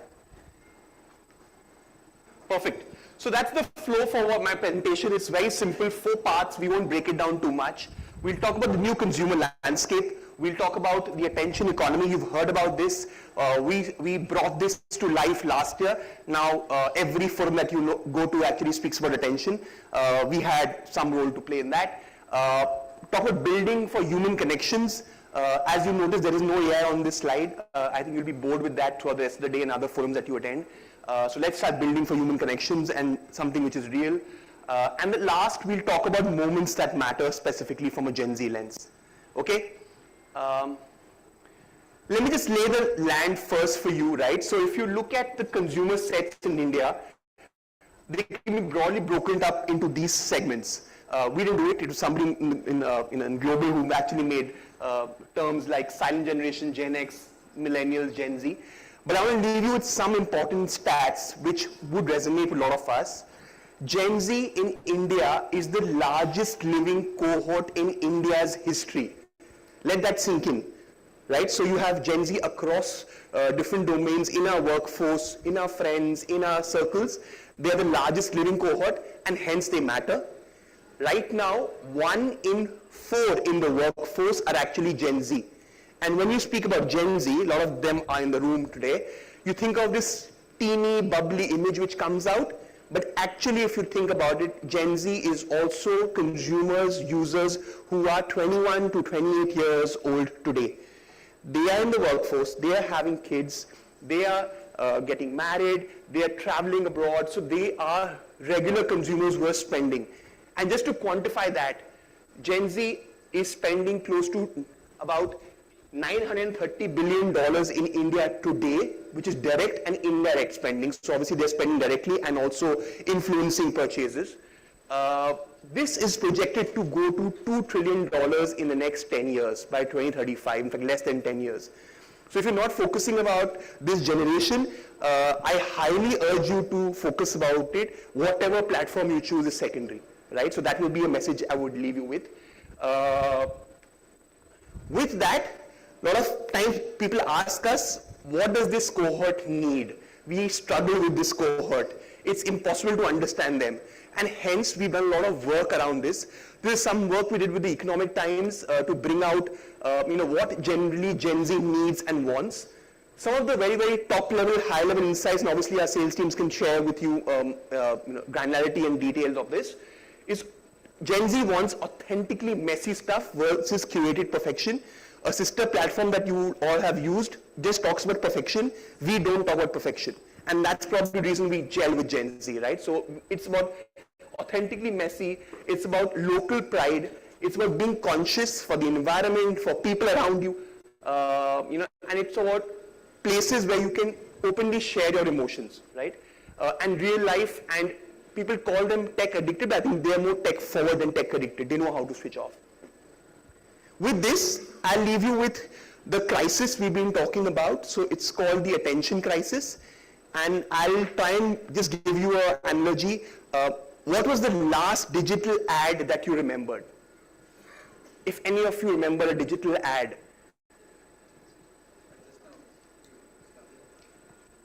Any brand, any creative that you remember. You're all marketers in this room. Aman launched yesterday. Okay, Aman launched something yesterday. Are you getting what I'm saying? Right? There is an attention crisis. If we marketers don't remember creatives, imagine the consumers. They're bombarded with tons and tons of video content, different formats, and we expect all of them to just click through and have amazing conversion rates. Are we converting on those ads? Right? So if you were to reset that, there is a huge attention crisis. I don't know if you've seen this Finding Nemo as a movie. There was a goldfish, right? As per research, goldfish had an attention span of about 8.25 seconds. 8.25 seconds. Gen Z has an attention span even lower than that, right? So this is a crisis. We need to acknowledge it in the room, and we'll talk something deeper on that. If you look at this particular visual, forget all this. Like I said, I'm going to keep it very visual. This visual is what we are struggling with in our media plans. We are putting money on OTT. The generation is actually on the smartphones talking to dual screens, triple screens. So if you look at this, when we look at our media plans, the VTR says 1, but the attention, which is an I metric, please understand, attention is an I metric of you looking at that ad. It is not an impression. It is not, so it is not counted in the viewability box. It's actually an I metric that the consumer has looked at the ad, and there we are not scoring. So it's VTR 1, attention 0, right? And that's the problem we're trying to solve at an industry level, not just at a platform. The feed had its moment, right? All of us have been on these feed platforms. I'm not going to name these platforms. You all know these platforms. Endless scrolling drove discovery. So earlier it was just search, then it became endless scrolling and discovery in that. Now it's driving real fatigue. And that's probably the reason the entire industry is now looking at answers, how we could tackle this as a problem. We tried to do something which is a little bit groundbreaking. It was India's largest attention research. If you look at the visuals over there, this basically is a technology which is being used, and I urge you to read about this, learn about this, nothing from a snap lens. We try to bring this to the front, that all brandless studies, like I spent about 19 years in the industry, I have not seen a single brandless study which has gone bad, right? I almost say in BNS, the L is silent. Right? So from that point of view, there are other ways to measure whether consumers are resonating with your ad, looking at your ad and doing something. So this is a technology. If you don't know about it, there are 2 ways to do this. In every digital marketing plan, you can have an attention lift study. It can be done in 2 ways. You have a control set where you actually put eyewear glasses, expose them to ads, and see if they've paid attention. The second way, it can be done in a non-intrusive manner in a panel. You can do it through smartphone cameras, where you actually show how much attention they have paid on your ad and across your entire media plan, right? So I would urge you, we tried to do this last year, but I would urge you to, research about this, speak to Snap representatives, and they can help you with that. Average Gen Z consumes about 400 videos in a day, right? Let that sink in, and still they're not remembering ads. Hence, we are saying it's a problem which needs to be solved. Just viewing it does not, just say that on a view box, if it's coming up in your metric, does not mean the consumer has seen it. Breaking it down a bit more, yellow part, just keep it simple, is attention of Gen Z. This is of millennials. So millennials definitely have a far longer attention span. Gen Z's attention is very high at the start and dips more rapidly. Like, don't go to grass too much, but we can share this offline. And you would say that, hey, but we can solve. We can solve through the classical tools of frequency. Keep building up frequency, but that is something which we call the lazy loop. In this case, they zone out. So Gen Z skips 70% of the ads they've seen multiple times. We'll come with solutioning as well, we'll try and show you, but this is what the reality of the industry is. So you're like, what does this cohort want? They are the largest generation, largest cohort in India. What do they really want? Sorry. Yeah. So our view is that they value real friends over audiences. They do less posting, more messaging, low pressure connection, and emotional ease, right? So it's very, very simple, but it's kind of counterintuitive to what you've been hearing in the industry from that point of view. Hence, how would we reimagine storytelling in the attention economy, specifically from a Gen Z point of view, but the same principles applies to millennials as well, which constitutes the entire young India narrative in India. Very simply put, the platform matters, right? So each platform has its inherent attention capacity, and that matters. You need to check with each platform what is your inherent attention capacity. The format matters, and we recommend multi-format creatives. Do not just stick to one creative format. It tends to not work. From a creative lens, we say creative quality and relevance is foundational elements of how you create context. With that, I'll bring it closer to Snapchat. So people come to Snapchat for what it is most important, friends and family, right? And this is something which we've been building over years. It is about your close inner circle. How many of you are on Snapchat? I am okay if not too many because I see a little older, but if you are on Snapchat, you know what we're saying, right?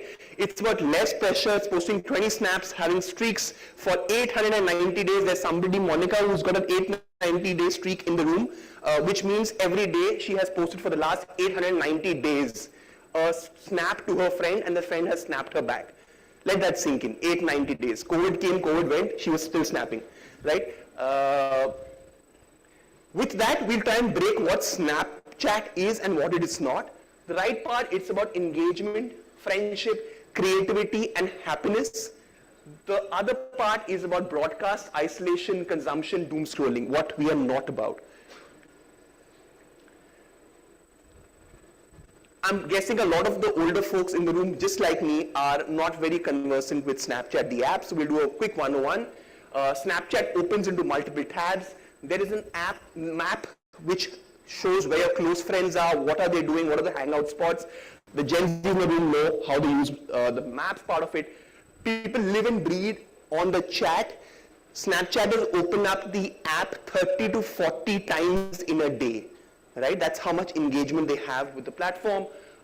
We open up into the camera. Unlike other conventional, people who've borrowed products from us, like Stories was something Snapchat invented, if you didn't know, was actually used by another platform, and multiple other things. We don't open into doom scroll. We open into a camera. For us, the creator is the user. So we give you that particular respect. We've got Stories, which is a friend story which we invented, and then there's a Spotlight, which is the equivalent of the Reels. So from that point of view, Snapchat, 98% of Snapchatters visit multiple tabs in India. It's almost a mega app within one app. And then this question comes to us, what about the scale, right? You hear about scale. Snapchat has close to 250 million plus users across the length and breadth of this country. 90% of those users are in the age group of 13 to 34, which basically means young India is on Snapchat. If you're not on the platform, I think you're missing out, in not just today, but for the next 10 years. The other interesting thing about this particular app is that it's not just a doom scroll platform. It's about bringing the user in front and center. It's about creating interactivity with video products. So we've got interactive video formats. And at the end, we also have something which Amazon Prime did with us, where you put the user as the creative, right? So you bring the user in front, the user plays around with the storytelling which you want to do through something called lenses. So other people call it filters, we call it lenses. These are augmented reality-based experiences which you can create for your brands. So you can create a digital mall within this, you can create whatever you want, you own that digital experience, bring the user into that experience. With that, I want to spend some time about the chat, right? Chat is where culture, commerce, and community collide. And all the folks who raise their hands, they will resonate with what I'm saying, what brings alive every moment. I'll leave you with this. We did a collaboration with some of the largest brands. Some of them are in this room, some are not. We worked with a Google, a Instamart, a Maybelline, Domino's, brands which resonate with Gen Z, to signify that if you show up in the chat, you show up in the cart. So an add to chat recommends an add to cart. So the brand's task for all of you in the room is to show up in the chat organically, and we'll show you how you can do that. So yeah, whether it's Myntra, whether it's Nykaa, whether it's Amazon, all of these show up in conversations, and then we'll urge your brands to also do so. And now we invite you to be part of that conversation, be part of that chat. How can you do that? With a product we have for some time now called Sponsored Snaps. Across the world, brands are using this in a very, very interactive format. Just to break it down for you, only one sponsored snap comes in the entire chat feed at any point in time. It opens up into what you want. It could be an AI experience, it could be a video creator engaging your user in a very authentic and a real world scenario, just the way our Snapchatters show up. And some proof points, right? So 1.7x unaided awareness compared to other competitive platforms lift is what Kantar saw with the research with us. Here's something Agio did for their big bold sales, and then you can actually take the conversation forward. You can have your AI chatbot, or you can have a creative. All this is up to you as the brand. Just wrapping this up, what we're saying is multi-format creatives, and there's no other platform in the market today which offers augmented reality, chat, video, static, all your formats in one particular platform and targeted in an attention-friendly environment. With that, what is the other angle that you need for your storytelling is to have a cultural sort of integration, right? All of us know India is a land of emotions, India is a land of culture. Why should we ignore the Gen Z as a cohort from that point of view? With that, I'd like to just show you a video which probably resonates with you. Let's break into a Gen Z's holiday culture. From Republic Day to Valentine's, moments turn into lenses, stories, and chats. Holi gets messy. And catch day. Then laughter. This fandom doesn't sit in the stands. It lives in the chasing. From friendship day to Rakhi with the fan. From Onam Sadhya to festive season plan. Let me try playing it again. So there's a I'm going to play it again if it plays better this time, the audio.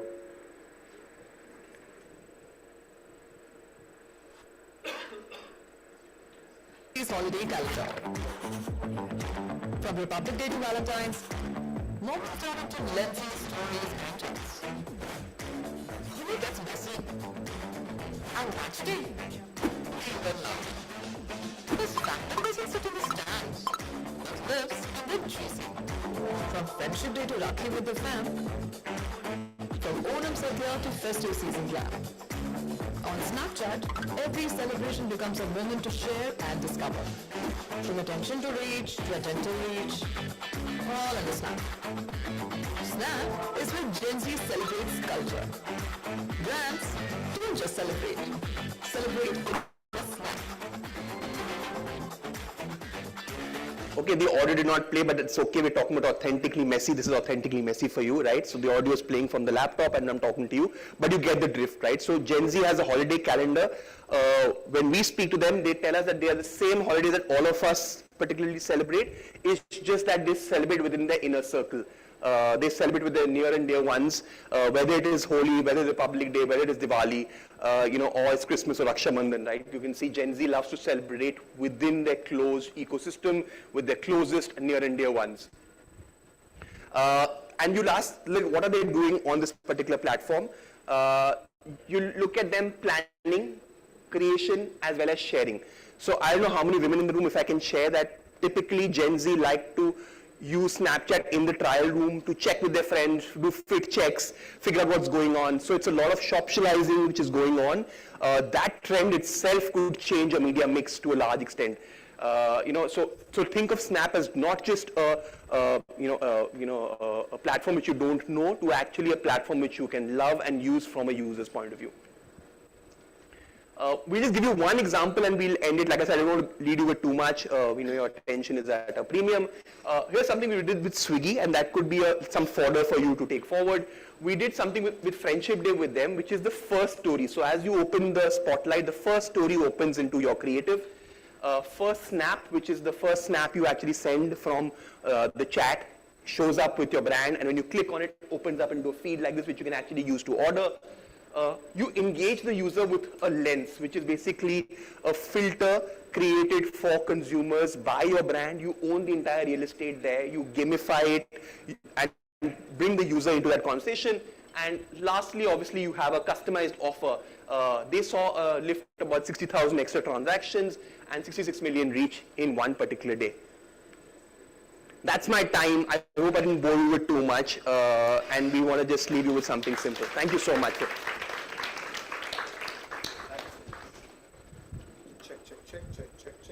Check. Thank you so much, Ankit. Please be on stage, as I request Mr. Brij Pava, editorial lead E4M and MartechAI.com to present a token of appreciation to Mr. Ankit Goel, who I think, if the presentations were snaps, you would be, like maximum saves and rewatches. Thank you so much. Thank you. Thank you for your time.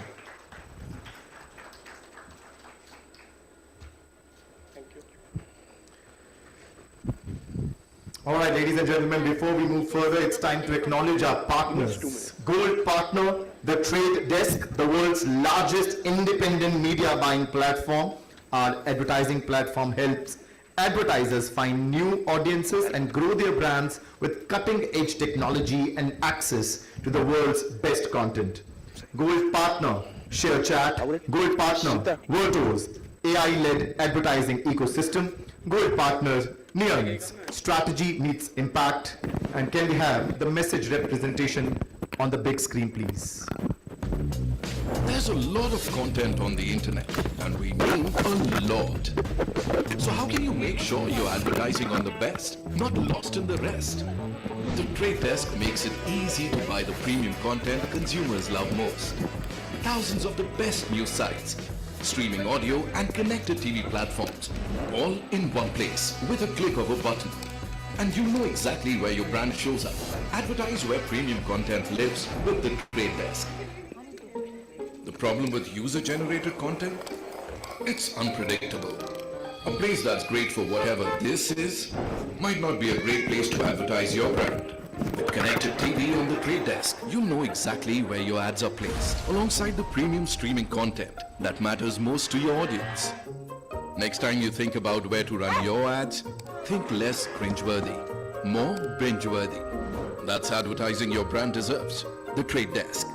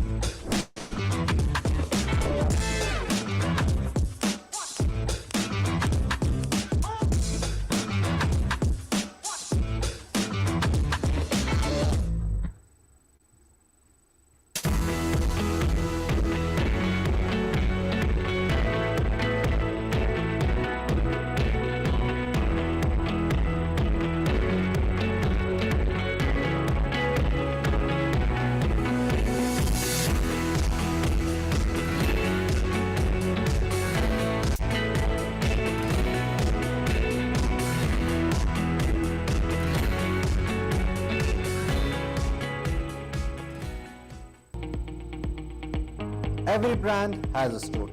The challenge is making the world hear it. At Neons, we combine creativity, technology, and performance to turn stories into measurable growth.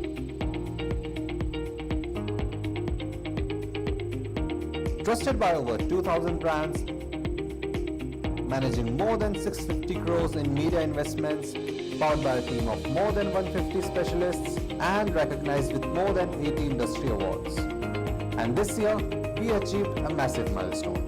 Global recognition from Google itself. Officially awarded Best in Industry for bringing home spectacular results for JK Maxx paints. From UGC, influencer campaigns, AI reels, to high-impact creatives, web designs,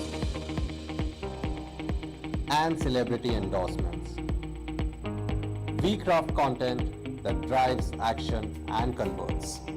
And conversions that scale through SEO, performance marketing, e-commerce, and quick commerce to the technology that powers it all through automation and CRM. The world is waiting for your story. Let's tell it together.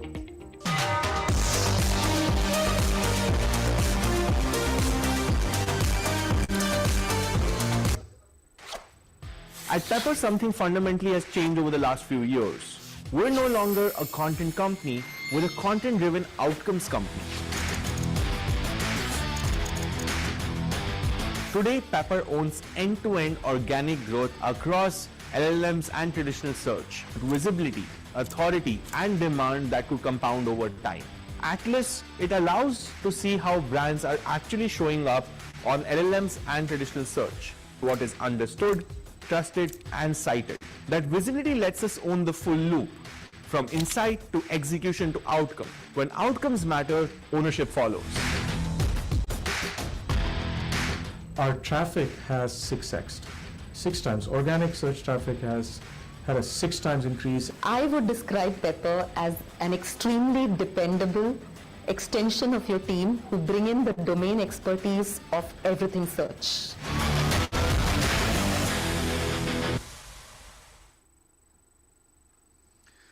All right. Thank you so much to our partners. And there are so many chairs. It's going to be a full house on the stage now. But before we start our panel discussion, there's a small announcement.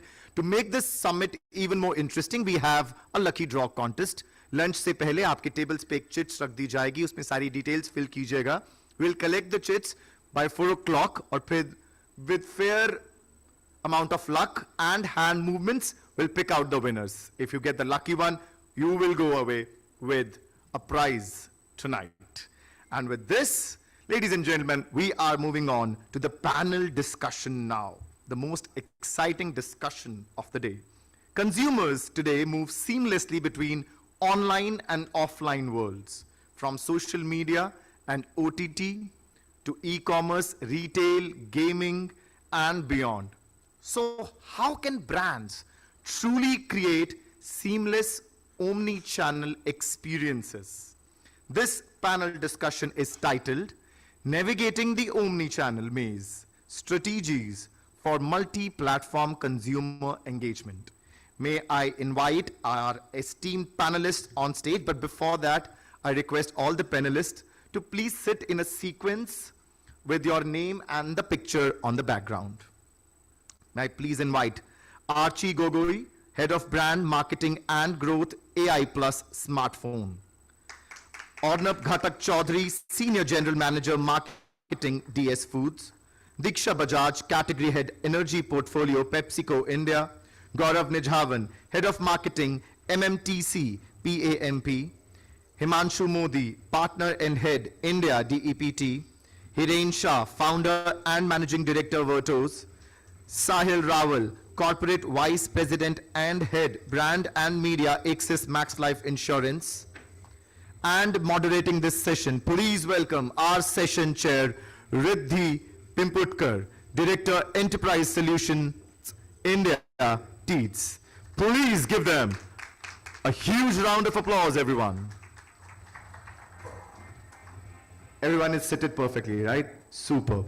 This happens very rare, but it has happened at the first go. I'm so surprised. Over to you, Riddhi. Thank you so much, and good morning, everyone. Welcome to our session, Navigating the Omnichannel Maze, Building Strategies for Multi-Platform Consumer Engagement. Before I begin, a quick question for all the marketers in this room. How many times have you felt after looking a campaign report that I wonder which channel truly deserves the credit for, the conversion on this plan?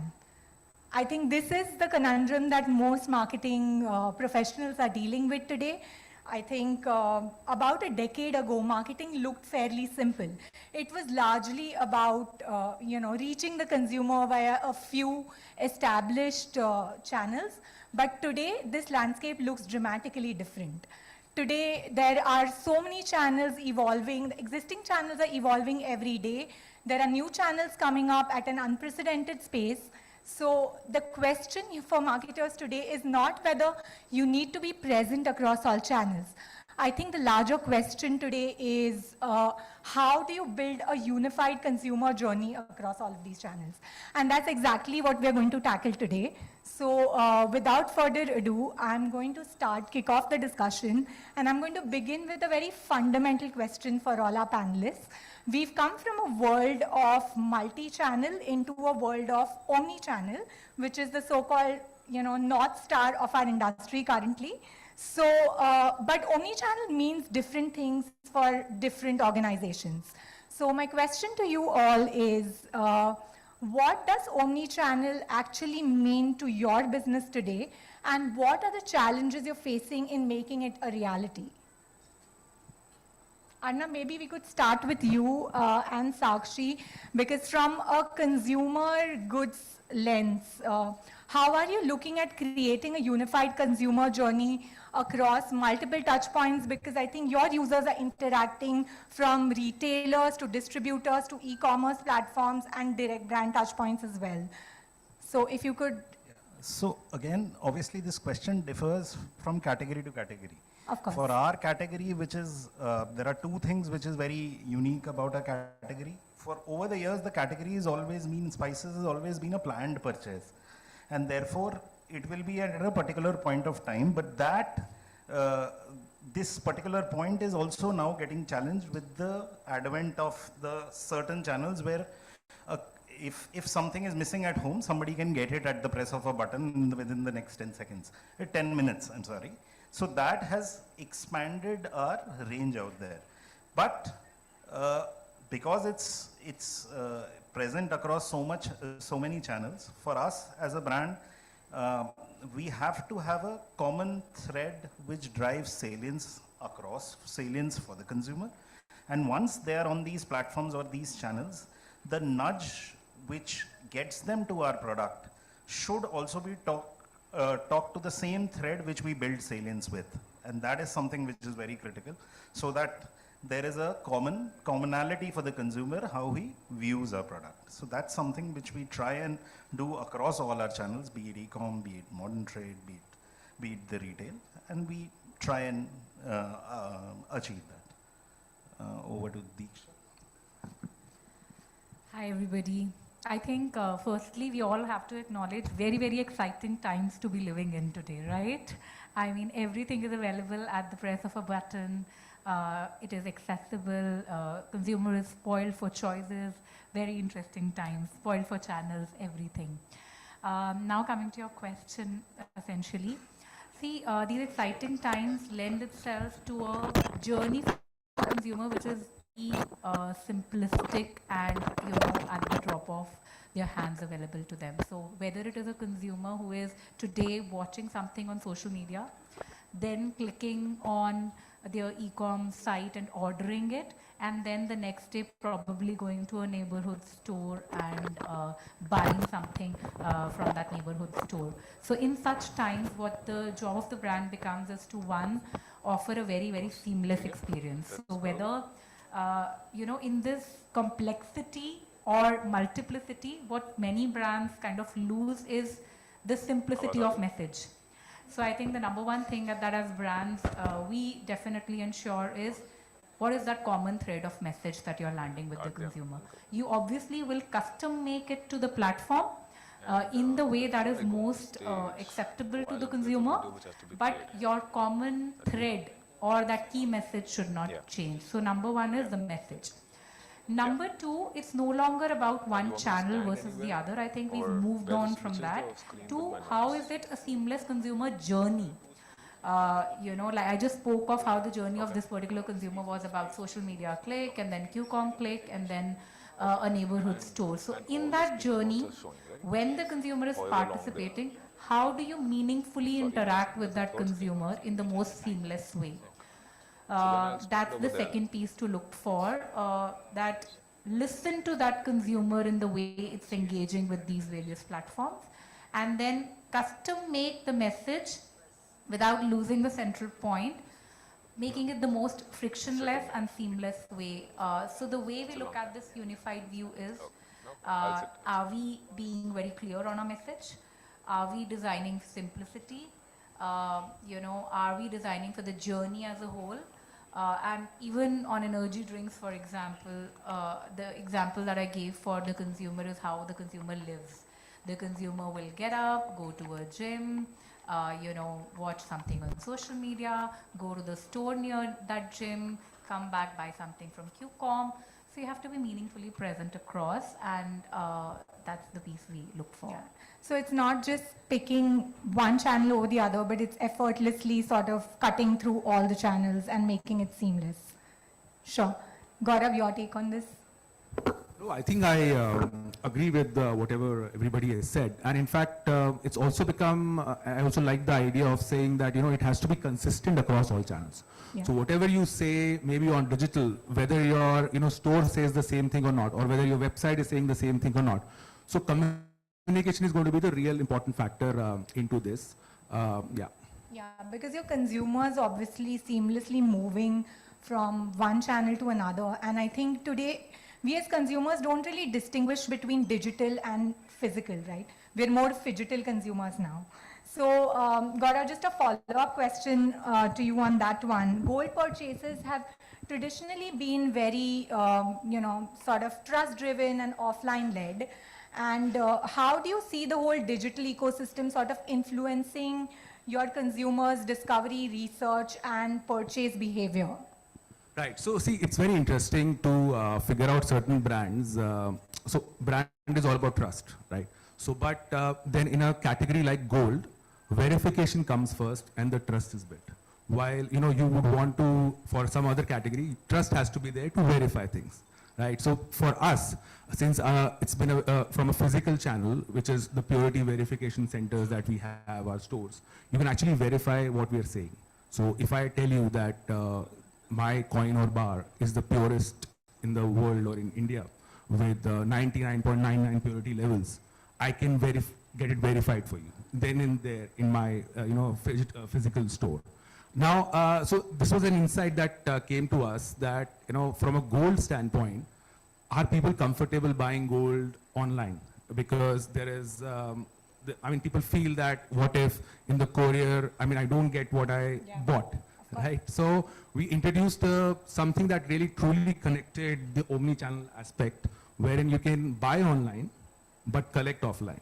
So what you can do is that you can buy it on our website, and while you can order it through website itself at your home, but we also give you an option of visiting your nearest store, and you've already made the purchase, you've already got the offer and all of that, but you can actually go to the store and buy it. So we'll wait for you to come visit our store and buy it. In fact, what it also helps is that, because like you said, gold a consumer doesn't want a commodity like gold to be delivered with, on Instamart or Yeah, and in fact it is like, no, it is, so one of the insights, right? But times are changing. So, but what it also helps you is, like you said, it's a commodity, right? Like if the brand's treated as a commodity, there is no brand love. Right? The love is that when you give the consumer something that they cannot really, once they see it, they will not, they will just buy it.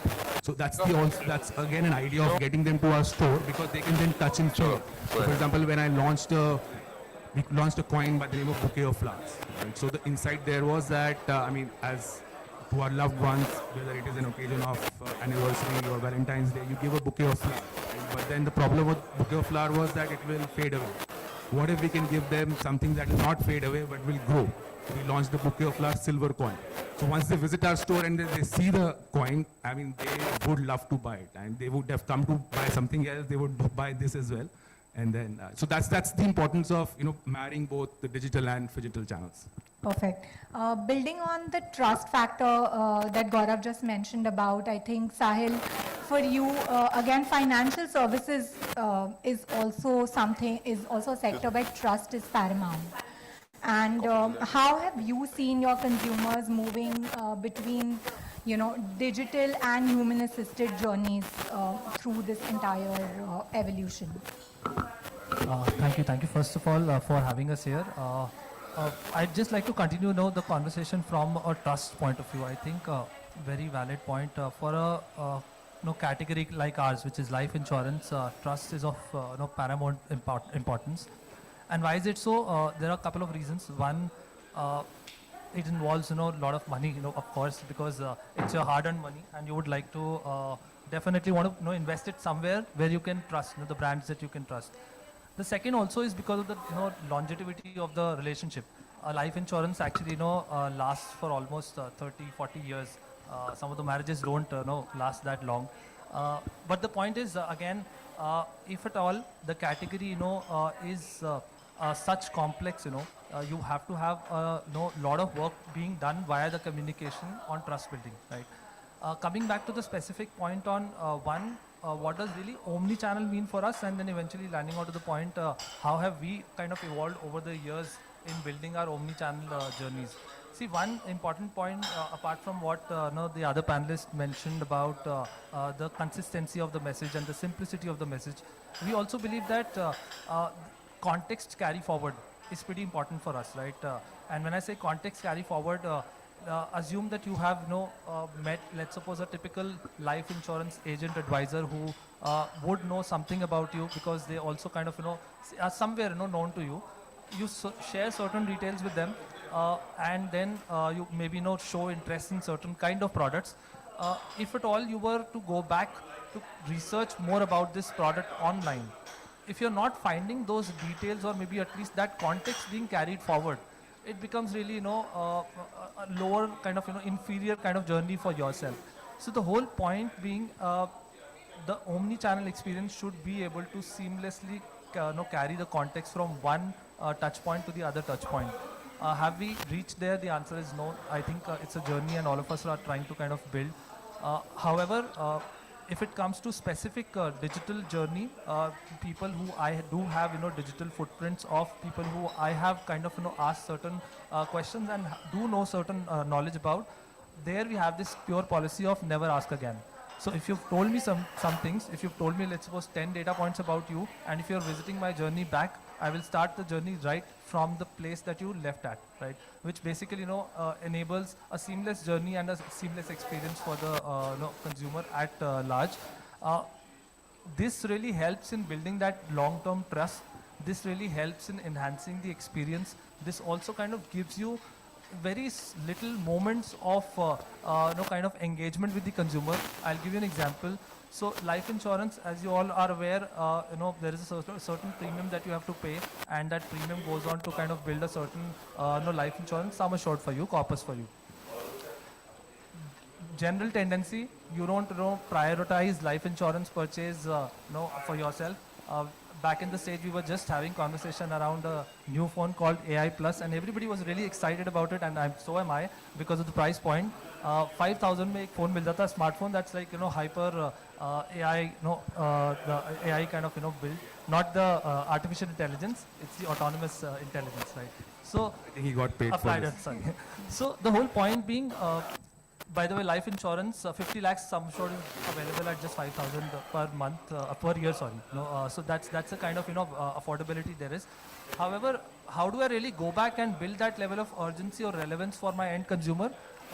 We try and do some of these, personalization messages with the help of our celebrity, where I will wish you, or maybe Rohit Sharma will wish you on your birthday, informing you that your policy can be purchased now and so amount of saving can be done over the lifetime. I think those are the kind of experiences that we are trying to build, which can only happen if you have a seamless omni-channel kind of journeys available with you, and the context carry forward is being done well. Yeah. So, I think it's also about creating a positive narrative. I think with insurance, it's sort of a little depressing, and the narrative that we've seen from other, traditionally from insurance companies, is always sort of has that negative connotation to it. So I think building a positive narrative also is something. I think we also debated a tagline for him. Right? Life is short, go buy an insurance. Yeah, absolutely. And now that Sahil has already invoked so much excitement about AI Plus, my next question was actually for Himanshu and Hiren. But let me just, ride on that excitement and come to Archie instead. And you guys are a fairly young brand, and I think the room is also excited to hear about what AI Plus is all about. But coming to that specific question on omni-channel, I think you, as a brand, you haven't really gone through the journey of traditional media channels or like a linear sort of a marketing, journey. So how has it been for you? How is it different? Because I think your TG is sort of a little different from all the others that are sitting here. And you've completely leaned into the omni-channel space. So how have you leveraged that? Firstly, thank you so much for having me on this panel. I think it's a privilege to be a part of this panel with such esteemed panelists. I think, yeah, you're correct. We're a young brand. We just launched last year. And I mean, for us, as a value system, as a brand, it's always been about bridging the digital divide gap, making technology more accessible, we as a economy speak about digitization, but we can only digitize each and every person if you make technology accessible to them at the comfort of the price point that they can purchase it as well, right? Which is why when we launched, we did launch as a sub 5K brand. We've moved up the ASP when we launched 17 more products this year. But more than the ASP moving up, we also launched products across smartwatches and earbuds, because for us, it's also about giving the entire 360-degree brand experience across different touch points from a product point of view as well, right? And from an omni-channel standpoint, I think communication, like every other esteemed panelists have said, I think communication has to be extremely seamless across every touch point that you'd want to be part of. And the communication has to be so seamless that it just feels like every touch point is speaking the exact same message, and you're part of the entire consumer life cycle to the end, where even after sales plays a massively huge role in that entire experience as well. It's not only about purchase intent, and it's not only about being a part of the consumer journey when you want to purchase your product, but what is the experience of after they've purchased your product is also extremely important for us. So, when we launched, we had about, 450, 500 service centers. We've already got 1,000 plus service centers, right? So for us, omni-channel is not only about seamless communication, yes, one, but also the seamless experience as well across different touch points, not only during purchase, but after purchase as well. So that is how we look at it from a brand standpoint, right? Yeah. And I remember you mentioned in the pre-session discussion that you guys don't really have a specific brand ambassador for the brand. So how is it largely influencers who are helping build awareness for you, or is it one channel over the other that you are sort of capitalizing on, or in this omni-channel maze, how are you navigating that? Yeah, so we don't have a brand ambassador, you're correct. We did partner with Ishan, and I think he's done fantastically well this IPL. But I think as a brand, for us, it's also important, it's something we call as moment marketing. So for us as a brand, it's really important to be present where India's emotion literally lives and breathes, where India's emotion is. For us, IPL was an important partnership. We partnered with Mumbai Indians and KKR as our official smartphone partner, because all of us in the entire nation was only sort of eating, living, breathing cricket, which is why we partnered with them, right? Which is why we partnered with Ishan Kishan as well. And we didn't position him as a brand ambassador. For us, it was very clear. It was more about brand advocate. It was about more engaging our community, engaging our trusted consumers, and making them closer to the experiences that they may not have access to. But we'd want to do it through the AI Plus smartphone experience, right? So we had a lot of BTS, we had a lot of meet and greet with the players, we had a lot of behind the scenes experience. They were part of all the matches that we sort of were part of for Mumbai Indians, KKR. So, I mean, yeah, so I think the entire experience is important, and also for us, it's like I was saying, it's also very, very important to be part of that consumer journey through the correct and through a very simplified messaging as well. And we would always as a brand be part of every moment marketing, and you'd see a lot of other partnerships we'll announce in the future as well, where we are present, where India's emotion is present in that moment. And that's how we'd always want to communicate with our consumers and build trust as well in that process. Thank you. Coming to Himanshu, Himanshu, you've worked with brands across sectors. So what, according to you, are like the most common gaps between omni-channel ambition and the omni-channel reality today? Thank you, Riddhi, and thank you for having me on this panel. So one of the key things at Depth we think is that, brands think omni-channel, customers don't, right? Perfect. And the customer is going to compare you not with other brands in the category. We talk category all the time, but they are going to compare you with the last experience that they have had anywhere, right? For example, if I visit an Apple store and if I had a particular type of experience, and then, I get exposed to your brand and, my experience is XYZ, I would say that, pathetic experience or a great experience or a, similar experience. So as an experience point of view, you're always going to get compared with your last experience that you've had in any category. So, so for a brand to, from an omni-channel perspective, right, one of the examples that I want to give is, I don't know if it's popular here, but Vijay Sales is a great example that we have worked with for their digital experience, the entire commerce engine. But I want you to go to their offline experience that they are known for, right? Now imagine a situation where it's a small signal, but say you go to a store, Vijay Sales store, and you want to buy something, and the person that you're going to talk to, if everyone is wearing same clothes, right, which happens, if you observe this, it happens in few other retail stores, yeah. And the person would give you a blank stare and try to find someone else who can help you, right? Now in Vijay Sales, if you'll notice, there's a small difference where people are wearing different type of, depending on the category, they are wearing different kind of this thing sometimes, and then 9 out of 10 times they would know about it and they would point you to the right person, and intuitively you will not feel offended if they have pointed you to someone else, because the signal is already there that he is not the category specialist, right? So these are small things that matter of how you get an experience. And similarly, in case of Vijay Sales, the obsessiveness with customer experience, we do their digital experiences. So even if the website slows down, even for a 10-minute period, or someone has written something online, right from the owners, I get a message saying, hey, Himanshu, can you look into this, right? So the idea is that, one, your experience is going to get compared, irrespective of category, and two, how obsessed you are to continuously improve the experience across, irrespective of channel. Yeah. So I think I think one of the common things that's come out of this discussion is that keeping the messaging consistent across channels and keeping it simple and customer-centric is what matters more in an omni-channel strategy, rather than just selecting channels or, picking one over the other.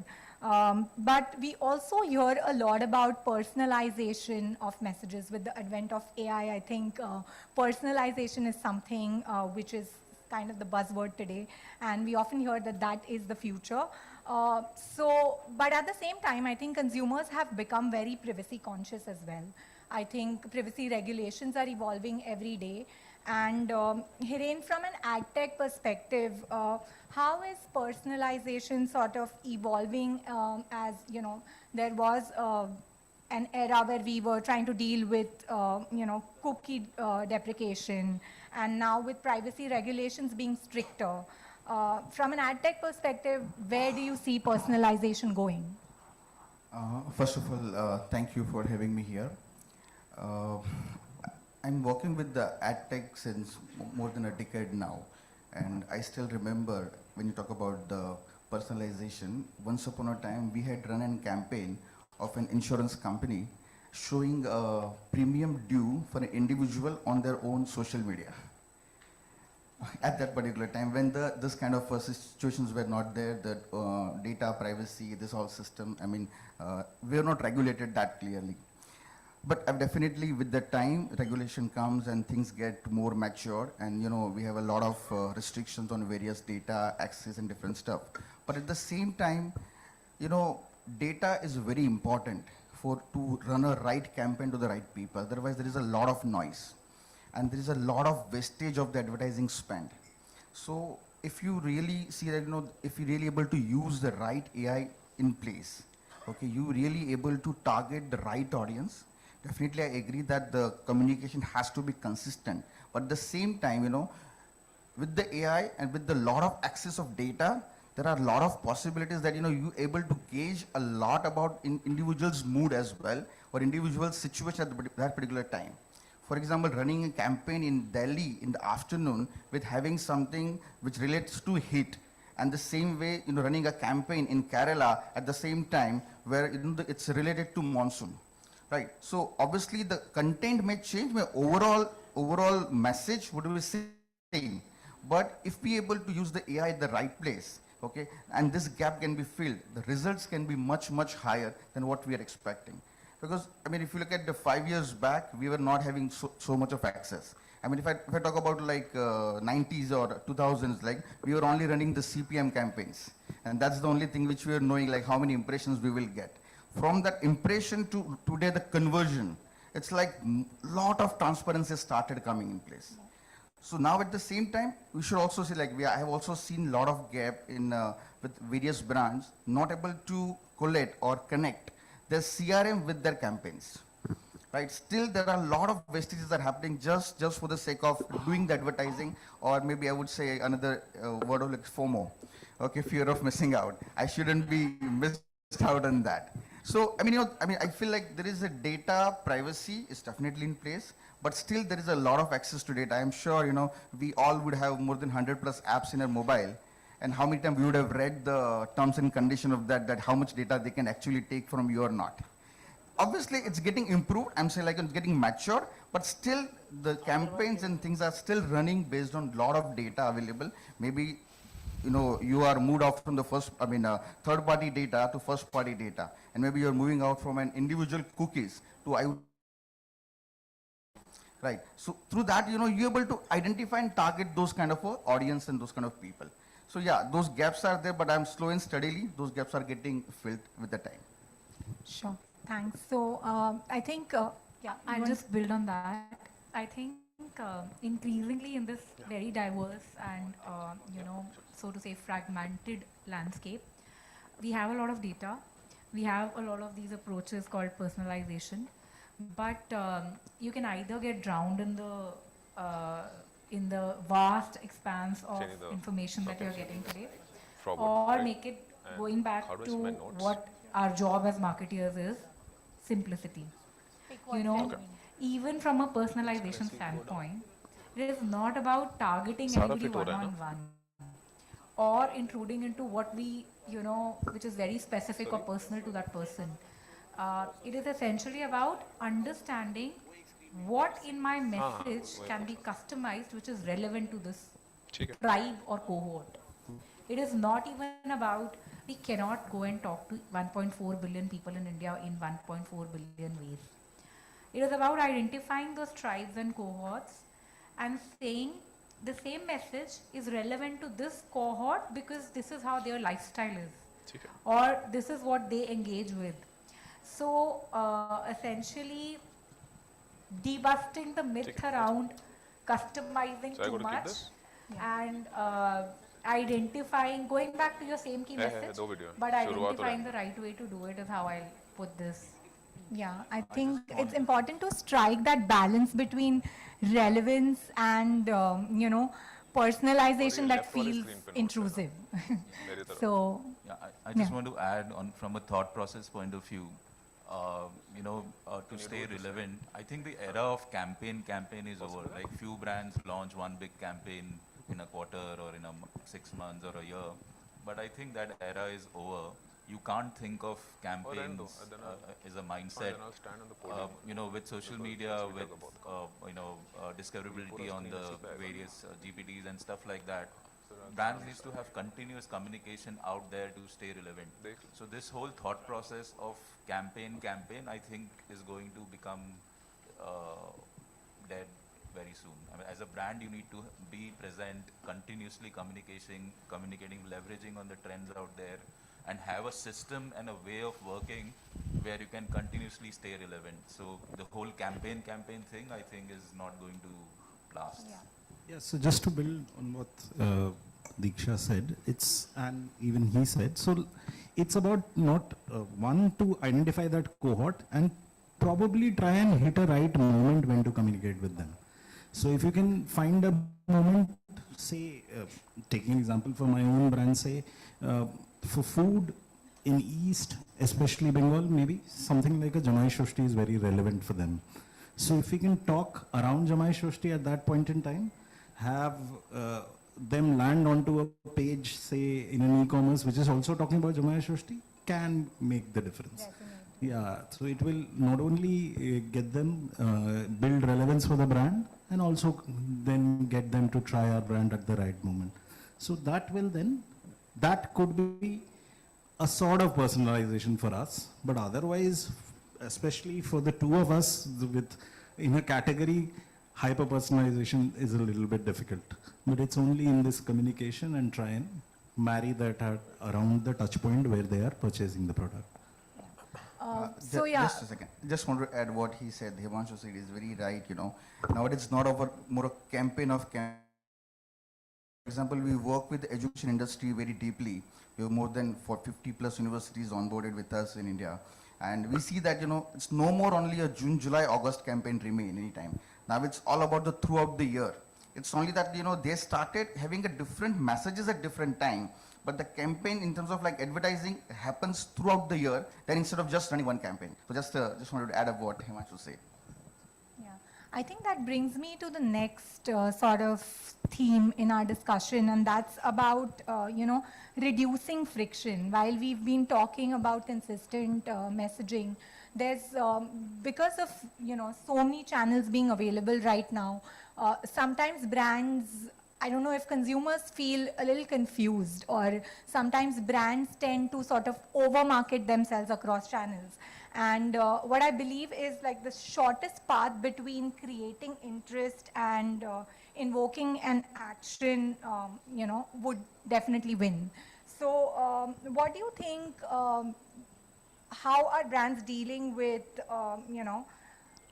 creating unnecessary friction in the consumer journey versus making it more seamless? So I'll take that. So, it's very interesting to figure out, when you say reducing friction, it also depends on what kind of hook did the customer looked at when it entered into your journey, right? So I'll take an example of, so I was in BFSI some time back, and it was very important that if you're running an ad, for example, for a loan, a digital lending loan, that the person should not end up on a FD page. Right, so that typically it happens. Like when you download an app, you will see in banking you'll have to put in so many documents. You'll be forced to open a savings account. You were looking for a loan, but you ended up opening a savings account just to get that loan. So it was very important for us to get the right journey. So what kind of hook the person came in? Did we show him the right product? Did we actually ask for the right information? Did we just burden the person with so many documents that the person just got dropped off? In fact, in India, I was just reading up, 70% of the carts are abandoned. It's such a huge investment that the brand has made to get you to the last leg of the journey, and it ended up getting abandoned just because maybe the product was not correct, the pricing was not right, or it was something entirely different in terms of the documents that you asked for. So that's very important. And I also feel that friction also reduces when you marry personalization with the context.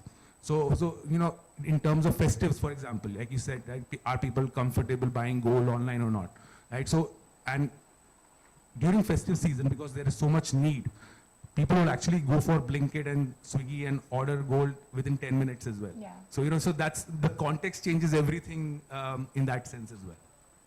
Sure. So I think it's a reminder that friction always isn't about technology. It's also about consumer experiences. To kind of add up, actually, the category that I belong to, which is life insurance, talk about friction, it's a friction-full category. And there are various stages, in which this friction kind of creeps up. See, one, as I mentioned earlier, nobody wakes up to say that I'm going to buy life insurance today, and hence finding the right people who are currently willing or thinking to buy life insurance is something that pretty much becomes very important, and hence the demand friction becomes one big friction for us to find and identify those people and to reach out to them. Yeah. On the second level, I think there is effort friction. When I say effort friction, I don't know how many people who've actually bought a life insurance policy maybe 5 years back or 10 years back. The number of fields that you have to actually fill in will be more than 100 at that point in time. We've been able to work with a lot of these third-party integration and back-end government kind of portal integrations, which have brought that down to almost a 25 to 30 field filling, and that's the work that we've done over the period of time in terms of reducing the friction on the effort side.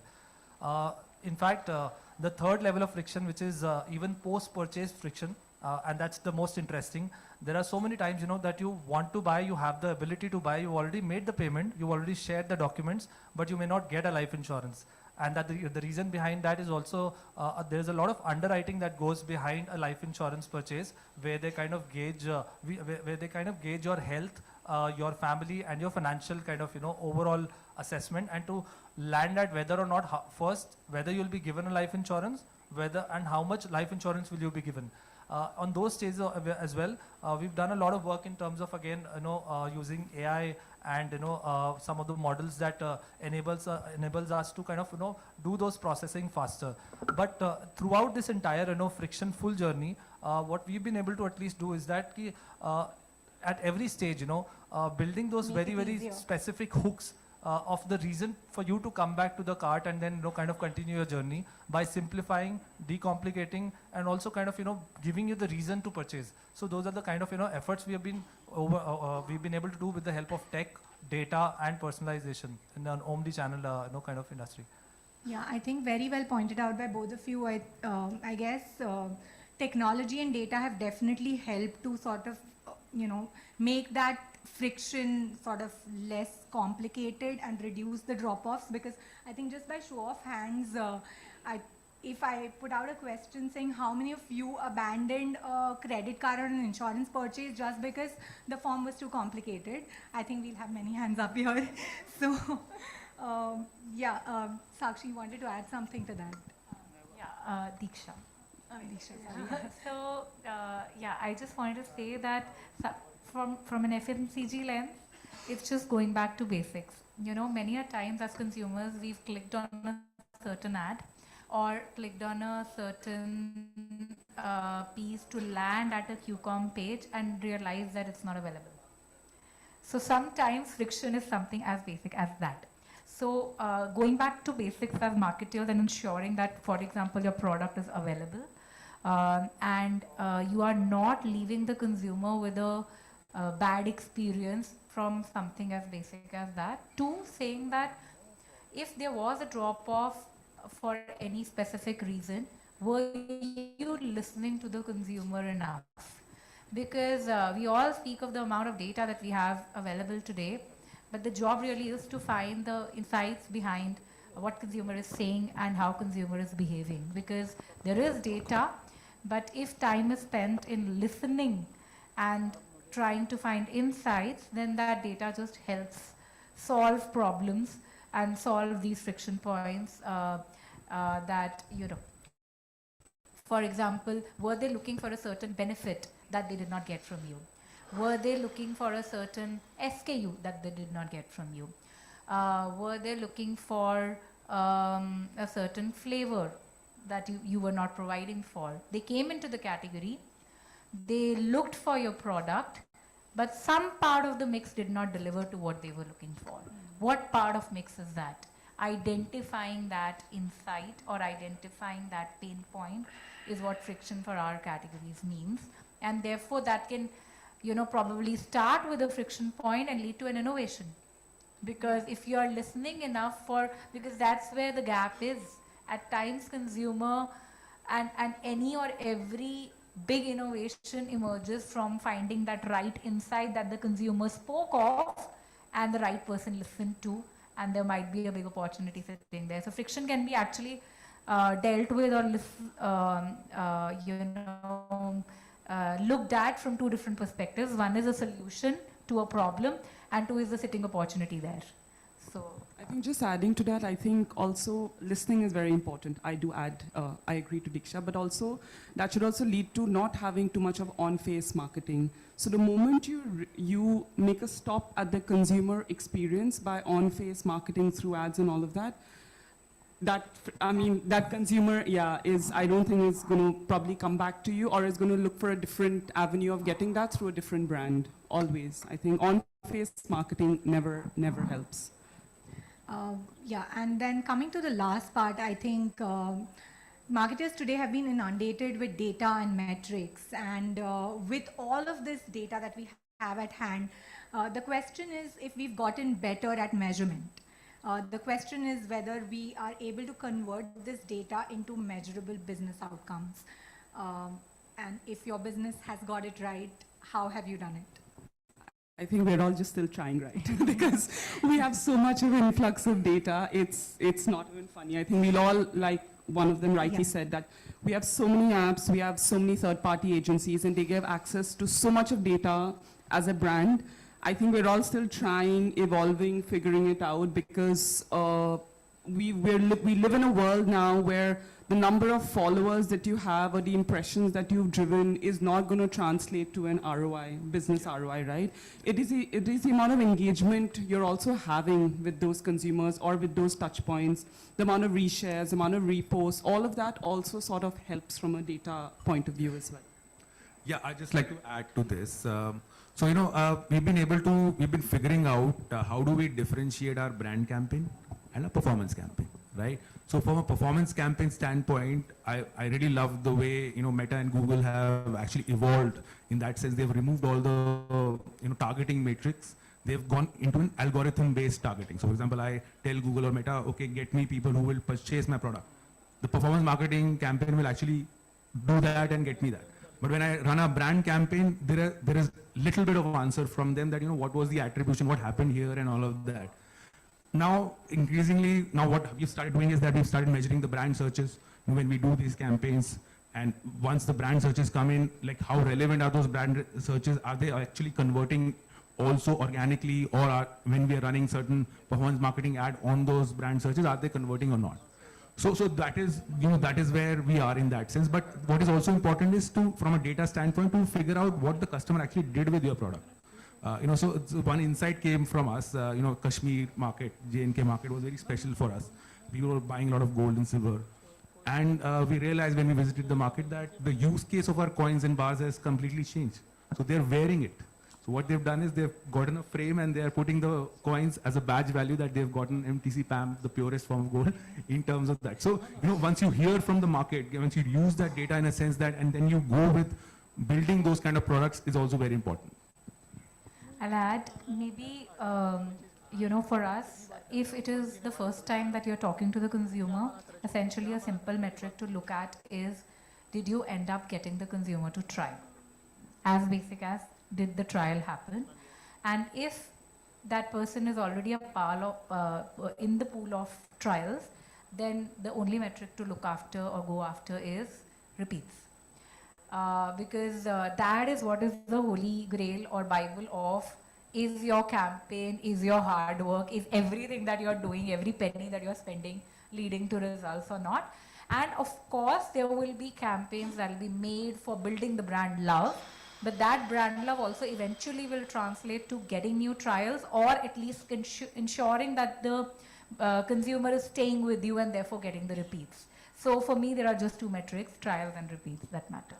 I'll tend to agree. Yeah, I So think with this, maybe each one of you could just give your perspective on which metrics do you think are overrated, underutilized, and the ones that you should actually look at. So I tend to agree with her that the basic metrics remain the same. There are a lot of metrics available, and as she said, we are all trying. So for us, for me, the key is not to get everything right, but to get some things less wrong. And that's what we look at. So try and isolate the moment and see what the data is saying, whether that's relevant enough or not, and then pick the right insight.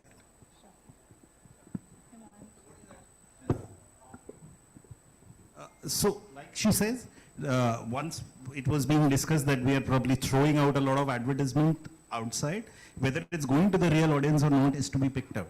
So something like for us, maybe say for a brand which is a household brand like us, maybe advertising in cricket does not sound to be the most exciting thing to do. Yeah. So then isolate, maybe if it's the house lady we want to target, then get her onto her platform and not go there. So that's getting. I have one question actually, because we were just debating that, what question should we ask Riddhi since she's asked so many questions, right? So increasingly we've seen impressions, like we'll get 20 million impressions or 50 million impressions. I don't know what it translates to.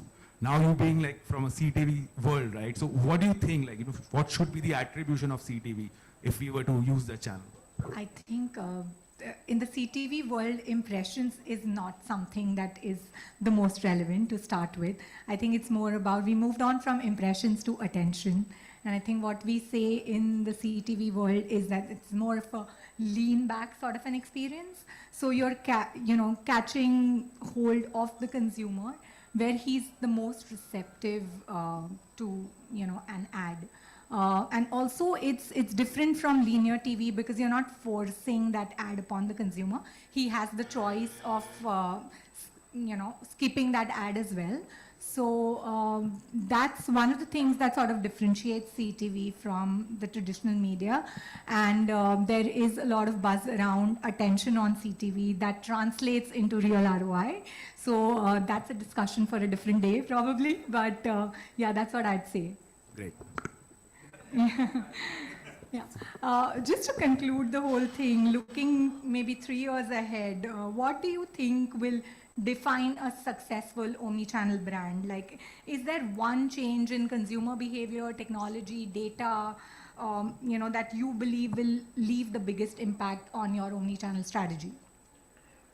I just want to continue this conversation with the question is also relevant, the important metric and, in the next 3 years. So I think the more the brands figure out how do you determine customer lifetime value is how they would kind of, get their omni-channel perspective right. It's not about acquiring the customer just for the first time. It is about keeping them with you. In case of phones, they will upgrade their phones. In case of cars, they'll upgrade their cars. In case of a beverage, they would, want to try different beverages. So the idea is how do you kind of have your customer lifetime value figured out as a brand, so that inspires you to build patience when you have to in your marketing approach, but value the customer in the right manner so that the omni-channel frictions are removed wherever they are necessary. Sure. So one of the things which I feel like in next 3 years or few years, from now, we'll have, by using of data and technology, we'll have a less wastage of ad spends compared to what is happening right now. And for example, just to give you a very simple example, I have been influenced by ads to buy an expensive shampoo for my long hairs. Okay, and so as an AI, I would expect there should be a frequency structure and the different. But they have done omni-channel so much marketing on me. Whatever amount I've spent on that shampoo, they would have already spent 3 times of that. Right, so they would have if they would have used that AI in a way that you're able to control the overall spend or a bad spends which is supposed to be there. What do you want me to answer? No, looking 3 years ahead, what do you think would be? I think I think I mentioned the same piece earlier also. If you're able to kind of carry forward a unified context of a certain person or maybe a target audience, I think that will be like a holy grail for all of us. Somebody, for in my context, as I mentioned earlier, if somebody is talking to, let's suppose, a person offline, be it example, a bank, in this case, and somebody coming back and then trying to access information about this any life insurance policy on the website, should then the backend CDP, which is customer data platform, should be able to kind of identify this person and should be able to kind of again carry forward the context of this individual. At the end of the day, that's going to reduce a huge amount of cost for us, and that's going to like kind of speeden up a lot of learning for at least my category. I think the right balance between applied intelligence and artificial intelligence, I think, is what I would say the future of omnichannel. I mean, I think artificial intelligence anyways cannot function on its own, right? It has to be able to optimize work, has to be able to give a very seamless experience to a consumer and to us who use artificial intelligence on a day-to-day basis, right? So genuinely having the right balance between applied intelligence and artificial intelligence for us would always be the future of omnichannel, I think. Yeah. Thank you everyone for sharing such diverse perspectives and experiences from your own sectors. I think one thing that's unanimously come out of our discussion is that omnichannel success isn't just about being present everywhere. It's about creating relevant, personalized, sort of customer-centric journeys and being present where the customers are engaging the most. And I believe that with channels evolving every day and new channels coming up, we as marketers will also figure out a way through it. So until next time, thank you very much for listening in, and thank you to everyone as well. Thank you so much, Shruti, for conducting such a great panel discussion. I'm sure, Mr. Hiren, a lot of people would ask you off stage, which brand were you talking about when you were talking about the shampoos? But on that note, thank you so much to our panelists for such an engaging and insightful discussion. It's my time to invite on stage Mr. Ankit Goyal, Head of India Marketing Snap Inc., to honor our guests and our session chair. Can we have Mr. Ankit on stage, please? Yeah, he's running. Perfect.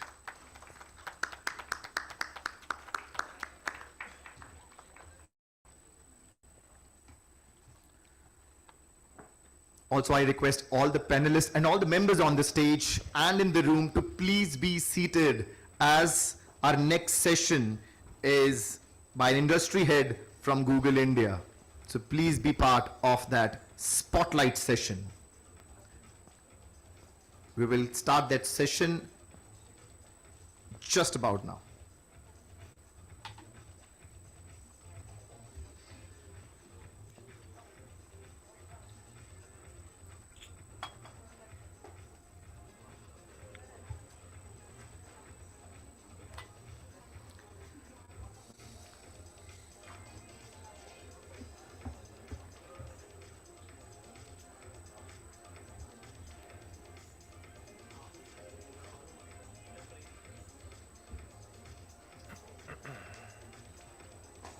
Can we have a round of applause to our panelists and session chair?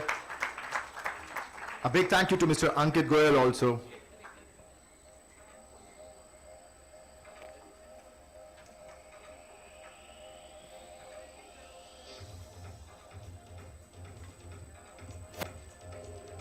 Thank you so much. Again, please find a spot, find a chair, please be seated and enjoy our next spotlight session. Ladies and gentlemen, we're quickly moving on to our next session.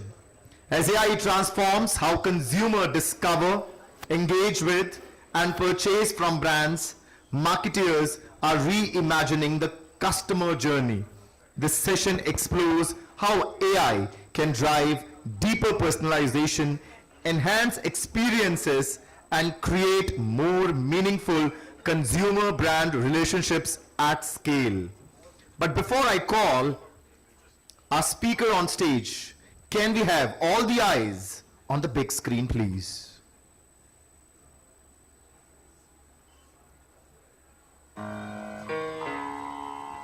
Allow me to reintroduce myself. My name is...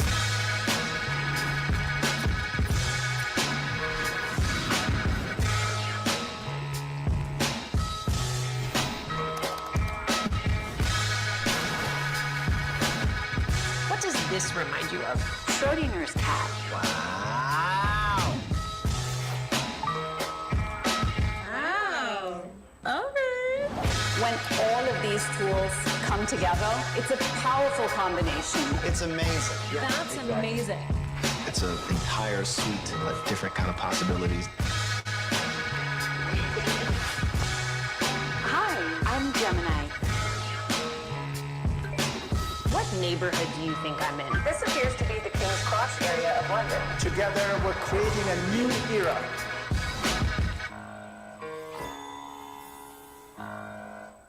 Love it. It's groovy. It's upbeat. Please welcome Nikhil Bansal, Industry Head Tech B2B and Consumer Electronics, Google India, who shares his insights on the topic marketing in the AI era, powering consumers and brands connection. Mr. Nikhil Bansal, everyone. Thank you. Am I audible? Yes, I am. Okay, firstly, I'm really sorry. I know I'm keeping you away from lunch, but I promise you it's probably going to be not more than 15 minutes that I'll probably be on stage. So, firstly, thank you so much. Wasn't that video powerful, right? As in, when I watched that video, and I've seen it multiple times, it actually takes me back to my very first search. It probably was, what, 2 to 3 keywords, maybe took 2 to 3 seconds to load. And of course, many blue links that came my way, which I had to hunt through, right? Having spent 10 years at Google, I've been at the forefront of that transformation where search is just not just a click, but it actually truly understands our intent and understands us, all thanks to the power of AI. I'm Nikhil Bansal, and let's talk about why this is the most exciting time to be in this room. And of course, in the AI era, it's an attempt for us to actually create and go after demand, which I think many consumers and many marketers in this room have been forming and going after in the years to come. But AI has created a new consumer, one whose curiosity is met instantly, whose personal needs are deeply understood, and whose path from discovery to decision making is shorter and probably more fluid than ever before. Hence, it's important for brands to know how to create, capture, and convert this demand in the new era of AI. Stepping back a little bit, right, we're able to drive such intelligence and scale for all our products only thanks to the fact that we just don't, as Google, iterate, but we actually accelerate. And we delivered 10 years of innovation in less than 12 months. If you look back, we look at AI Mode, I think that's used by many of you. How many of you have actually used Nano Banana? It was launched a few months back, right? I see a ton of hands in the room. In less than 3 weeks, can anybody guess what were the number of creatives that were created on Nano Banana? A small hint, think billions.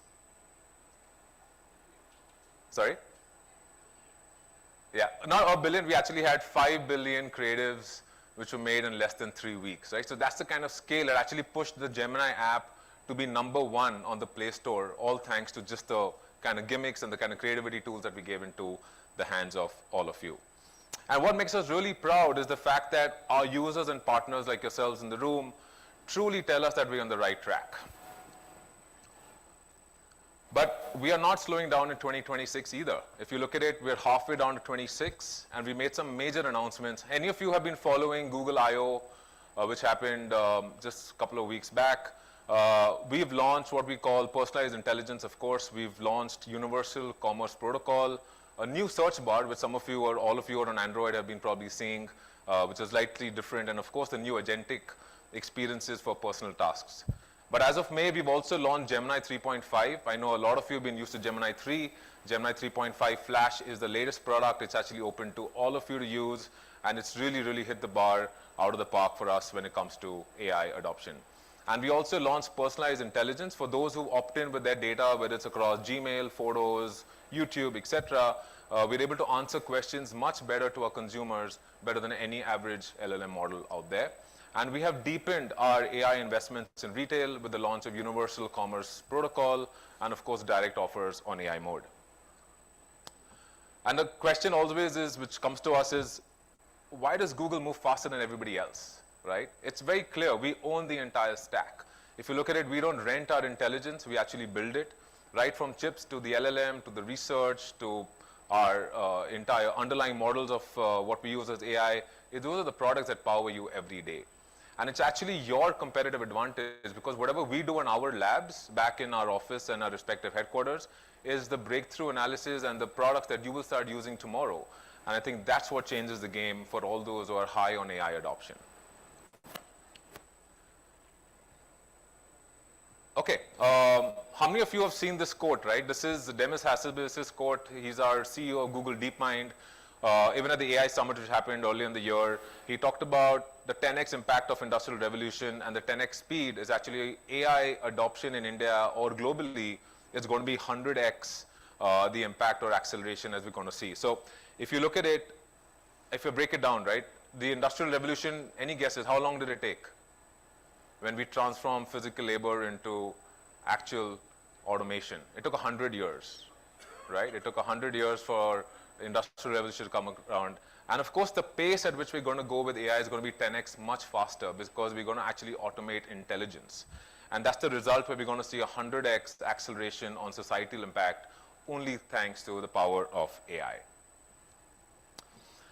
Now, this is a very interesting slide, right? I know a lot of us use all these 7 products pretty much every day, whether it's YouTube, whether it's Google Maps, whether it's search, whether it's the rest. 10 years back when I joined Google, we had probably less than 3 products, maybe 3 products globally, which had 1 billion plus users, right? So in 10 years, we've come such a long way, where we have 2 billion plus across 7 iconic products of Google. But what's really interesting is that all 7 are now powered by Gemini, right? And that's the real game changer for all of us as consumers, as well as for marketeers. Shifting gears a little bit, right? If I look at today, what is really causing such scale, such bit of usability of all our products is the trust that all of you have in the brand. Is the trust that all of you have in our products, and that has created a daily habit at a global scale.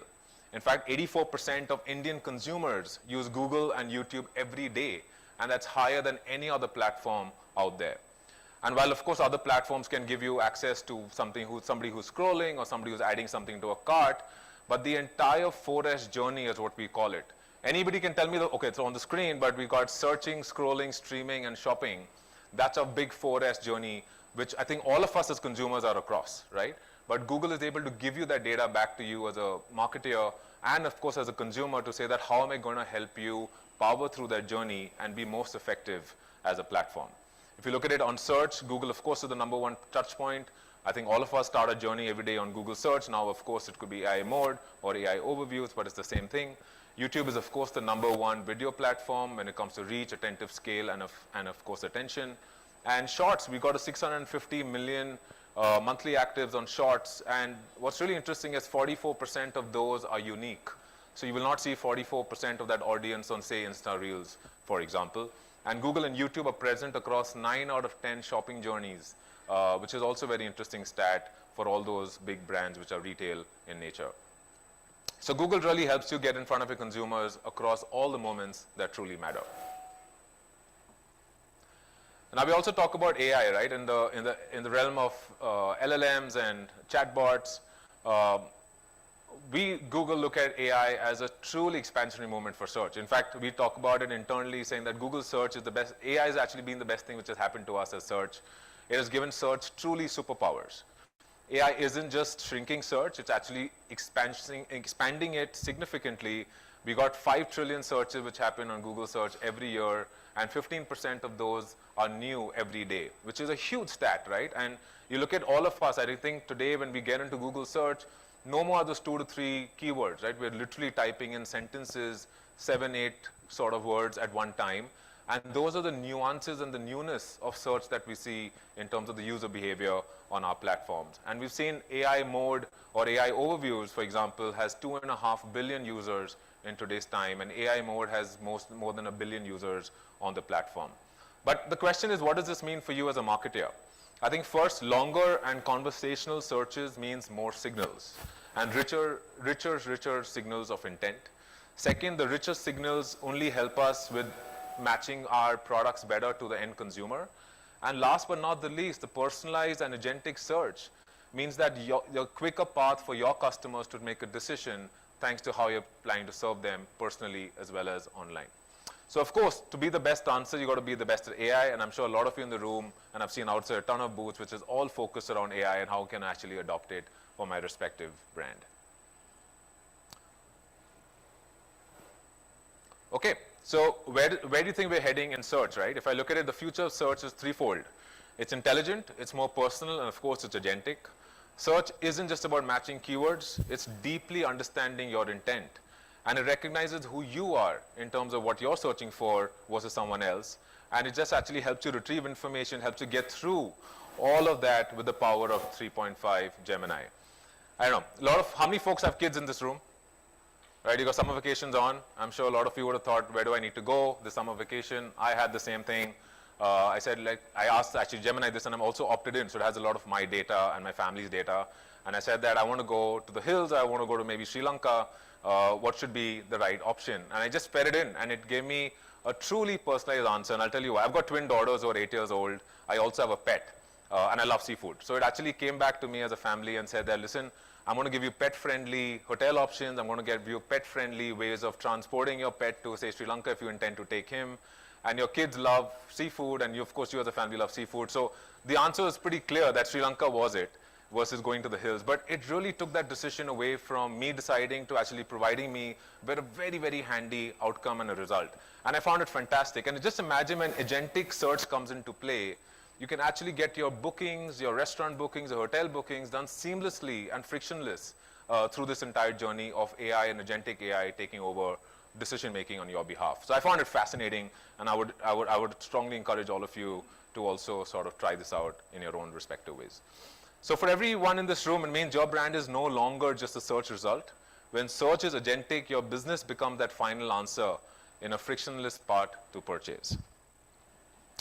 Okay, how can I forget about probably one of the most loved video platforms, YouTube, which is setting a whole new standard with very high attention viewing and, of course, return on investment. YouTube is the #1 reach and watch time platform among all the ad-supported platforms out there. But only YouTube can actually put your brand in the epicenter of culture, including trusted creators. I don't know how many creators in this room, but I think everybody's a creator in their own respective way. And achieve your business objective, whether it is full funnel or performance or branding on the platform, which is YouTube in our sense. And I'll tell you why. Let's bring this to life maybe with sports, right? How many of you been following IPL? I'm not a big watcher, but I only see like one hand, two hands. Okay, I know like viewership is down, but it seems significantly down, at least live content here. But and that's where the power of the platform comes in, right? But how many RCB fans in this room? Okay, I see like certainly 1, 2, 3. Okay, congratulations, you guys supported the right team and got it. But I'm sure you'll all agree that cricket is a true emotion, right? I think it really brings us all together, and that fandom of cricket and sports actually starts way before the toss, and it ends way after the last over or the last ball, right? And that next screen is actually YouTube. And since very few of you actually raised your hands on live content, we're seeing 60% of our content is actually non-live, which is on YouTube as a platform. So that's where all of you are, and I'm assuming, but I'm guessing most of you are on to actually catch highlights, to catch post-match details, whatever have you in terms of IPL. But that screen, you know, is also very interesting because 96% of viewers watch cricket content on YouTube or shorts. That's higher than any other platform out there. And 67% Indians watch sports content on YouTube versus 48% on OTTs, right? So some of these stats may be surprising, but some of you also may feel that, yeah, that's actually true, because every day that's exactly the platform where I go to. And of course, when it comes to performance, and I was hearing the panel before me, whether it's measurement, whether it's performance, YouTube, of course, gives you your branding benefit, but it also really drives very strong lower funnel performance for you. And these stats are staggering, which we've seen across many advertisers, including some of you in the room today. And then we've also seen many, I mean, these are just 4 brands, but there are a ton of brands out there, and I'm sure many of you in the room, and I saw many brands on the panel as well, who've seen a lot of benefit and goodness of being on our platforms. If I take a few examples, like Cashify, across search saw like a 15% increase in conversions at a 12% reduction in acquisition cost using AI Max, which is one of our AI first tools on Google search. You look at Agio, it's got like a 1.5x ROAS with partnership ads, which is really leveraging creator and the creator ecosystem. using YT shots and of course being the industry first and the industry best in terms of that stat. So we see a lot of results across our clients, and I'm sure, and I would recommend also a lot of you who have seen that goodness to share with one another, because that's how you're going to test and learn for your respective selves. Okay, as I sort of try and bring this all together, the big question is, how do I convert all the opportunities across streaming, searching, scrolling, and shopping into business results for you and your brand? And you know, if you ask me truly, that advertising edge is actually the Gemini advantage, because all our tools are now powered by Gemini, which actually helps you to create, capture, and convert that demand better than nobody else. So it's a saying that we follow in Google is, our best AI for your best ROI. Right? So really take advantage of Gemini, take advantage of AI, use it in your campaigns, and of course you're going to see a lot of more goodness in all the campaigns that you run. Okay, but again, as I promised, it's going to be 15 minutes, and I think I'm bang on time, so thank you for being an amazing audience. But I'm going to leave you with one quick video. How many of you, I saw a few hands which followed Gemini, sorry, the IO, but how many of you have heard of Gemini Omni? Ooh, a lot of you are actually following IO, which is great. So I'm going to leave you with a video. It's literally a tool. So if you heard of VO, it's a re-Christian VO. It's in Gemini, so I would encourage you all to use it. It literally creates anything out of literally anything. So try it. I found it really cool. I was doing it last night as well. I thought I'll bring one of those videos here, but it was a little embarrassing, so I didn't. But go through this video, and thank you for being an amazing audience, and I'm sorry for keeping you away from lunch.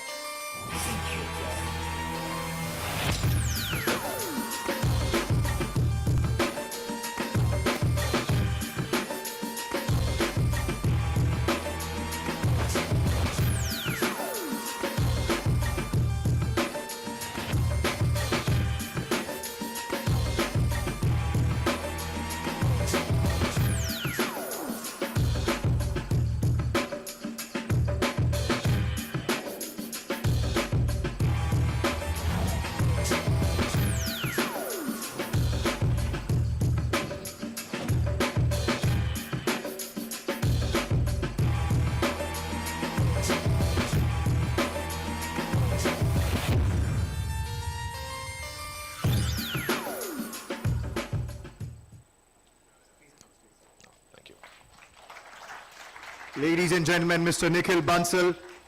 Now I request Mr. Himanshu Modi, Partner and Head India DEPT, to please come up on stage and to honor Mr. Bansal.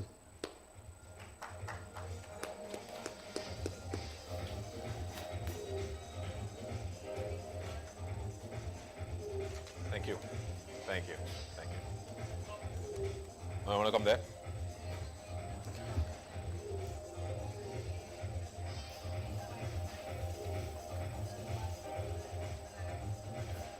Thank you so much. A quick announcement, ladies and gentlemen. We have an exciting contest running on our WhatsApp channel also. There is a QR code on your table. Please scan that code. Go to our WhatsApp channel, and there is an interesting and exciting contest running. And now it's time for the most awaited session of the day. It's called Lunch and Networking. Now I request everyone to please proceed to the lunch, and please use this opportunity to connect with fellow industry leaders, innovators, marketeers and professionals present here today. आपसे मुलाकात होगी थोड़ी ही देर में lunch के बाद. Thank you.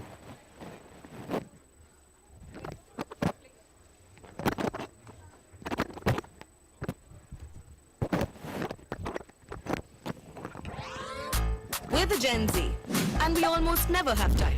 We just have moments, and we snap them. Like each one of us, a snap has its own journey.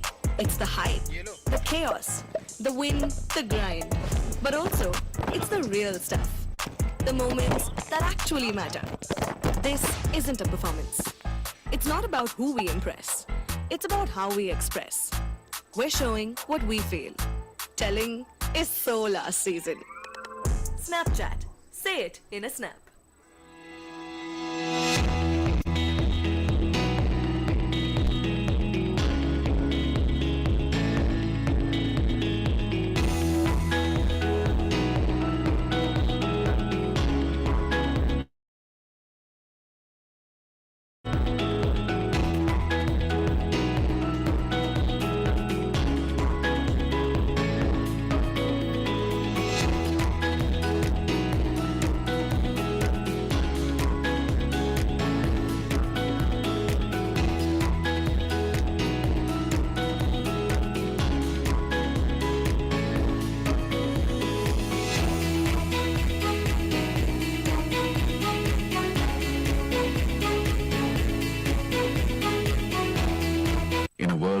attention is fleeting and impact matters, Cashier Drive Marketing Limited is redefining how brands connect with audiences on the move. With exclusive advertising rights across cabs and buses, Cashier Drive transforms everyday commutes into immersive brand experiences.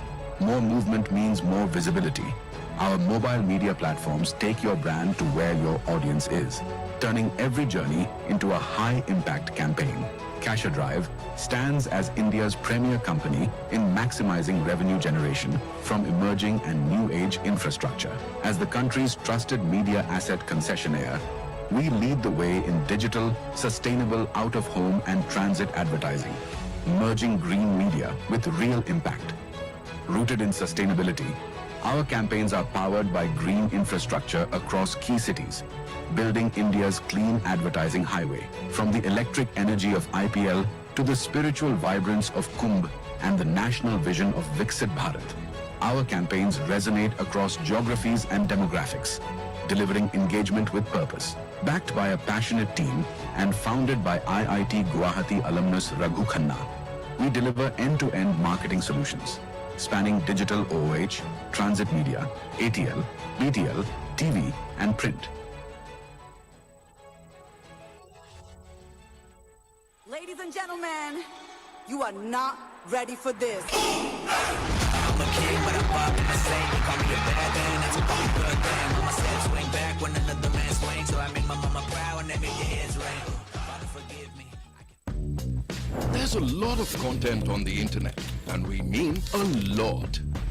So how can you make sure you're advertising on the best, not lost in the rest? The Trade Desk makes it easy to buy the premium content consumers love most. Thousands of the best news sites, streaming audio and connected TV platforms, all in one place with a click of a button. And you know exactly where your brand shows up. Advertise where premium content lives with the Trade Desk. The problem with user-generated content? It's unpredictable. A place that's great for whatever this is might not be a great place to advertise your brand.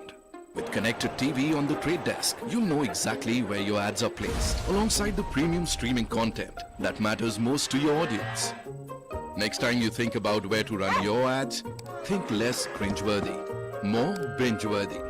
That's advertising your brand deserves. The Trade Desk.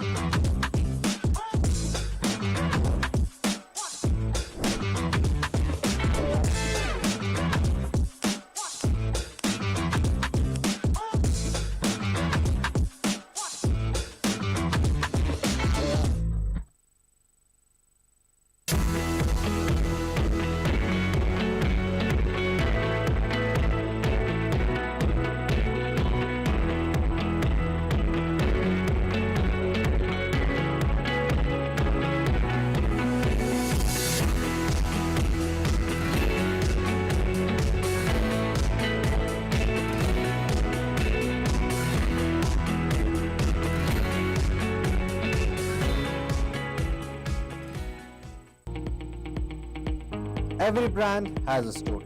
The challenge is making the world hear it. At Neons, we combine creativity, technology, and performance to turn stories into measurable growth.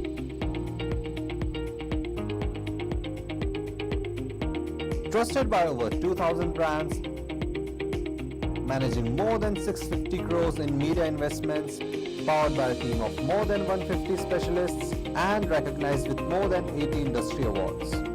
And this year, we achieved a massive milestone. Global recognition from Google itself. Officially awarded Best in Industry for bringing home spectacular results for JK Maxx paints. From UGC, influencer campaigns, AI reels, to high-impact creatives, web designs, and celebrity endorsements. We craft content that drives action and converts. And conversions that scale through SEO, performance marketing, e-commerce, and quick commerce to the technology that powers it all through automation and CRM. The world is waiting for your story. Let's tell it together.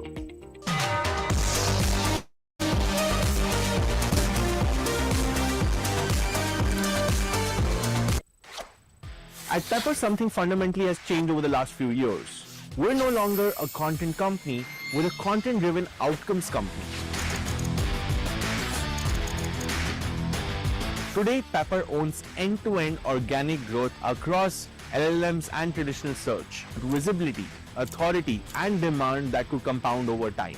Atlas, it allows to see how brands are actually showing up on LLMs and traditional search, what is understood, trusted, and cited. That visibility lets us own the full loop, from insight to execution to outcome. When outcomes matter, ownership follows. Our traffic has 6x'd, 6 times. Organic search traffic has had a 6 times increase. I would describe Pepper as an extremely dependable extension of your team who bring in the domain expertise of everything search.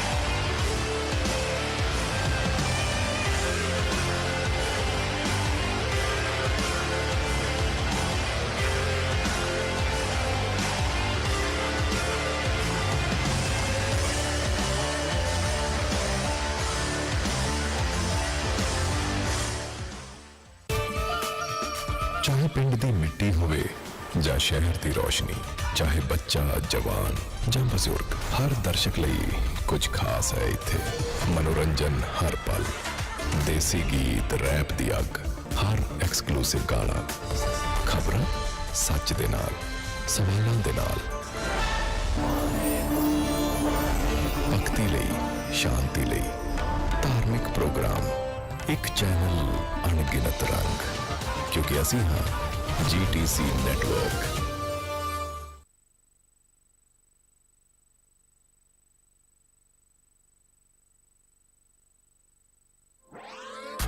We're the Gen Z, and we almost never have time. We just have moments. And we snap them. Like each one of us, a snap has its own journey. It's the hype, the chaos, the win, the grind. But also, it's the real stuff. The moments that actually matter. This isn't a performance. It's not about who we impress. It's about how we express. We're showing what we feel. Telling is so last season. Snapchat. Say it in a snap.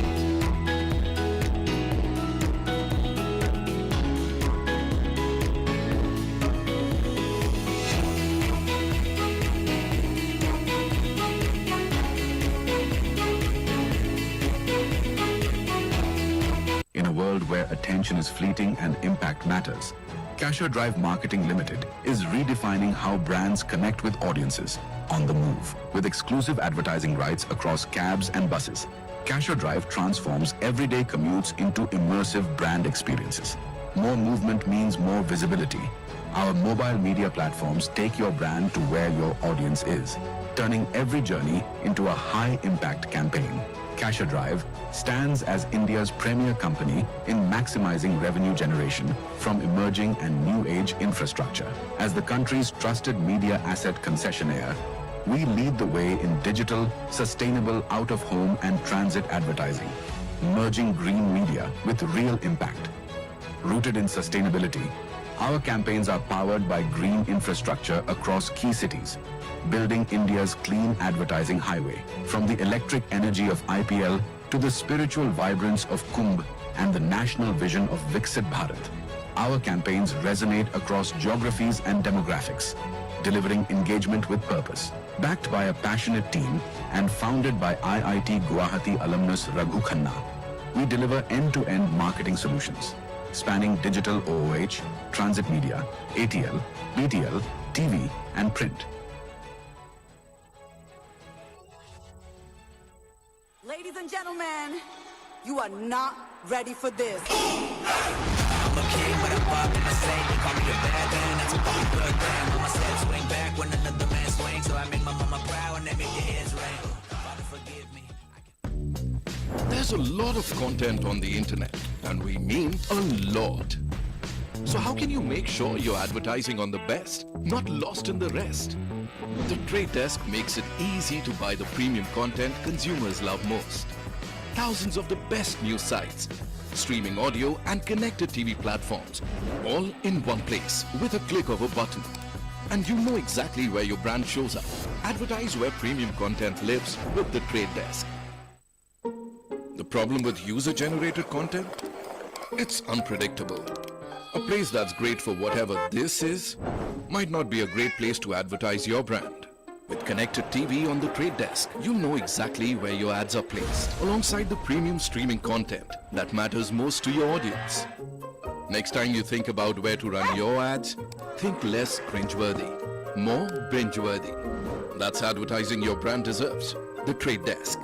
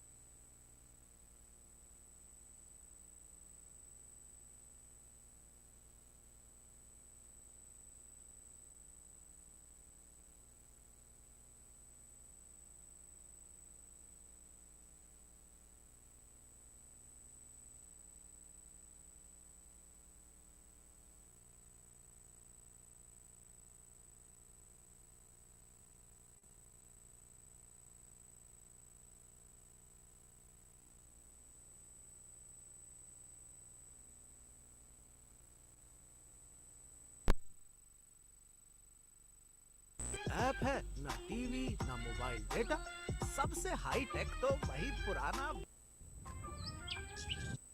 दिल उसके गांव में बसता है। पर आज भी यहाँ ऐसी जगहें हैं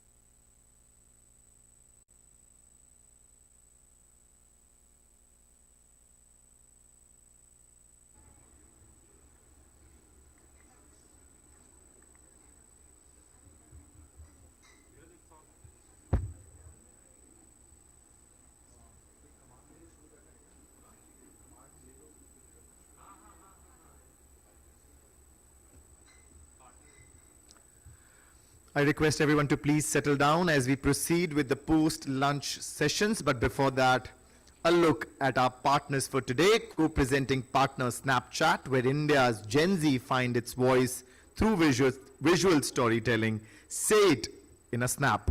Co-presenting partner MediaCart, bringing light to advertising. Co-powered by Z Media, India's first and largest news network. co-powered by Cashier Drive, India's leading media asset concessionaire. Co-partner Viral Pitch, engineering the creator economy through AI-powered creator intelligence, strategic storytelling, data-driven partnerships, and performance-led campaigns that turn influence into growth. Co-partner GTC Network, GTC Punjabi, Ru Punjab Di. Can we have the message presentation on the big screen, please? We're the Gen Z, and we almost never have time. We just have moments, and we snap them. Like each one of us, a snap has its own journey. It's the hype, the chaos, the win, the grind. But also, it's the real stuff. The moments that actually matter. This isn't a performance. It's not about who we impress. It's about how we express. We're showing what we feel. Telling is so last season. Snapchat. Say it in a snap.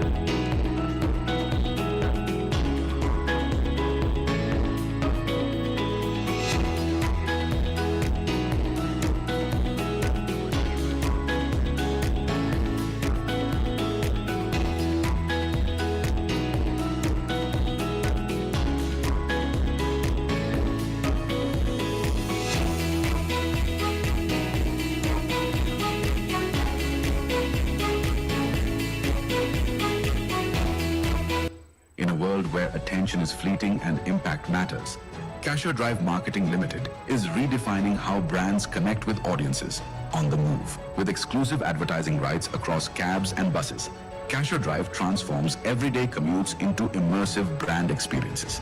More movement means more visibility.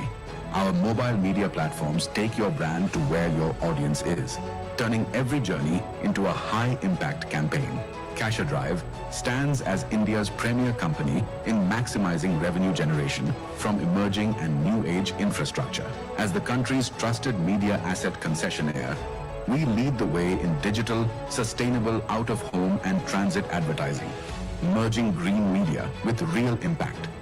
Rooted in sustainability, our campaigns are powered by green infrastructure across key cities, building India's clean advertising highway. From the electric energy of IPL to the spiritual vibrance of Kumbh and the national vision of Viksit Bharat, our campaigns resonate across geographies and demographics, delivering engagement with purpose. Backed by a passionate team and founded by IIT Guwahati alumnus Raghu Khanna, we deliver end-to-end marketing solutions, spanning digital OOH, transit media, ATL, BTL, TV, and print.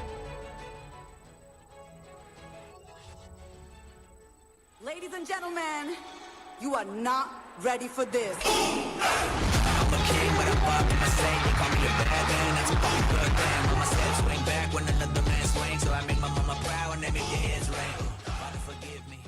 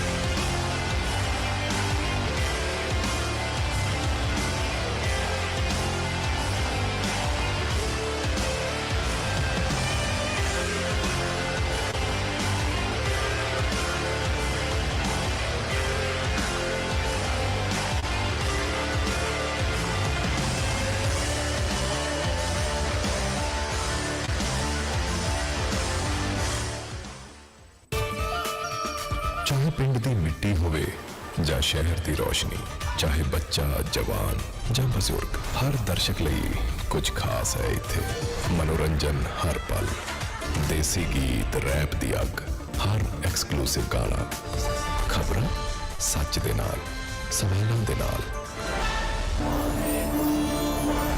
ਭਗਤੀ ਲਈ ਸ਼ਾਂਤੀ ਲਈ ਧਾਰਮਿਕ programme ਇੱਕ channel ਅਣਗਿਣਤ ਰੰਗ ਕਿਉਂਕਿ ਅਸੀਂ ਹਾਂ GTC network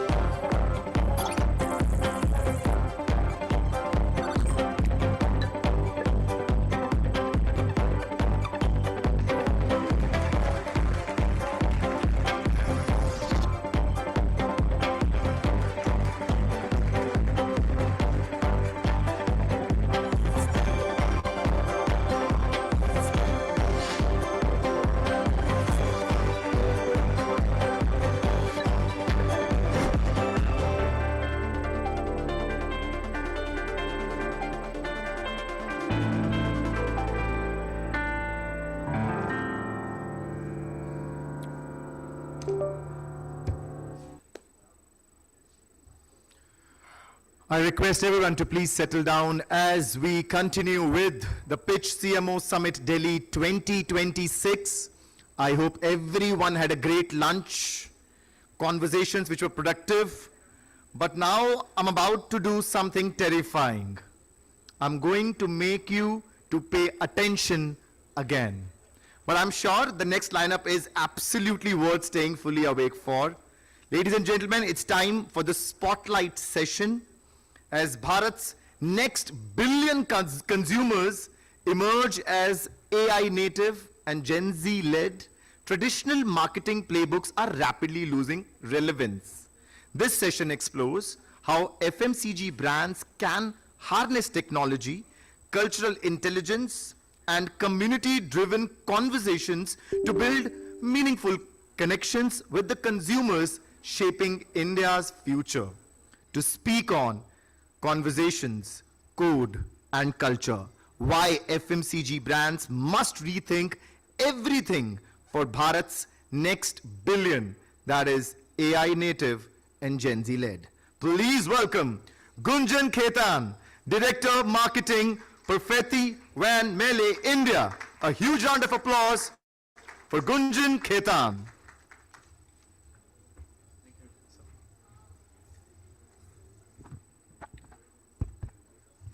Thank you, guys. It's a pleasure to be here in the company of such smart people and industry leaders. This is my attempt at trying to decode what it means to be selling our products, our ideas, our creatives to a completely new generation of, thank you, audiences. Before I start, I want to leave you with a simple question, and no one needs to answer it, but probably just sit with it. When was the last time you or your team created a campaign, a creative, a marketing activation that started with you but traveled right down to the corners of India and traveled back, right? The answer to this is uncomfortable and therefore is an opportunity for all of us. And that is what I want to talk about today. And my interpretation of how we should try and approach some of these opportunities, challenges, threats, whatever you want to call this. Okay. I think what we want to talk about is where is this next billion opportunity? Okay, who are these consumers? What are they doing? To start off, a lot of them are sitting in tier 2, 3 rural areas. You've got some numbers there that talk about the real potential of these small towns, whereas a lot of us end up focusing only in the big cities, right? These are people that are living, breathing your brand without you even knowing about it, okay? And that is fundamentally the shift that we are seeing in India today. The rise of India versus Bharat, and much discussed and debated topic about where does the next rung of consumption in India sit. With the village economy now having a smartphone, a data plan, and more importantly, aspirations that beat the challenges that climate or agriculture poses to some of these aspirations. The second one is the first generation internet users. These are people who spend a large amount of their time on the internet and on an average go through almost 40 plus apps. These are people who are actively discovering, engaging, and also purchasing products. They trust their feed, their community, and even their algorithm more than they do our advertising. The third is Gen Z and Gen Alpha, what we call as, we've attempted to call as the phygital generation. These are people who smoothly move between online, offline, and are completely comfortable in both the formats. They are discovering in one place but buying in another, or vice versa, but how does that matter? They are not bound by channel, they are bound by experiences, right? And if your brand is not present at the right moment, in the right form, for the right customer, on the right platform, you are probably present only in half of the conversations. And what you've got here on the top is my attempt to kind of map the journey as I see. These are people who are discovering brands on their feeds through AI, and now through AI. And incidentally, I read a report yesterday itself that as things stand today, the agentic AI traffic on internet has beaten the human traffic on internet. And that is the amount of AI content being generated, and also enterprise use that is happening. So these are people who are discovering your product, your benefits, your on their feeds and through AI, and then they validate it with their communities, with their friends, with their influencers, the influencers that they can relate to, not the celebrities. Okay, then they decide where to buy it from. Is it online? Is it offline? Where do I get the best deal? Where is my experience the best? And then all along the journey, they expect hyper-personalized experiences. Not they expect, they demand. Because with the help of tech, they have now been accustomed to opportunities and platforms where things can be tailored to what they want and how they want. Okay. Now, there are a lot of numbers here, but I want to focus right at the bottom, which is, while a lot of our brands and our companies are aware of these consumers, only a really, really small percentage of us in the room, are actually planning for it, designing for it. And that, for me, is the big opportunity or threat, as you may think about. Right?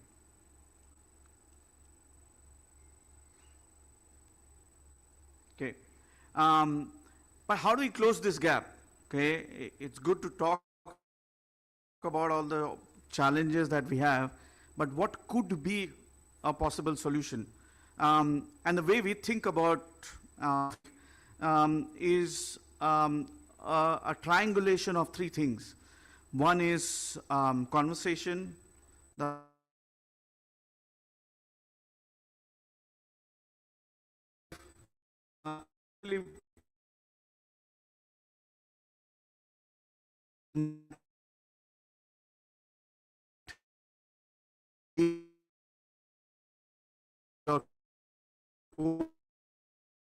your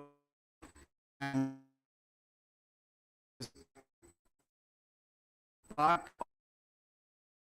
of what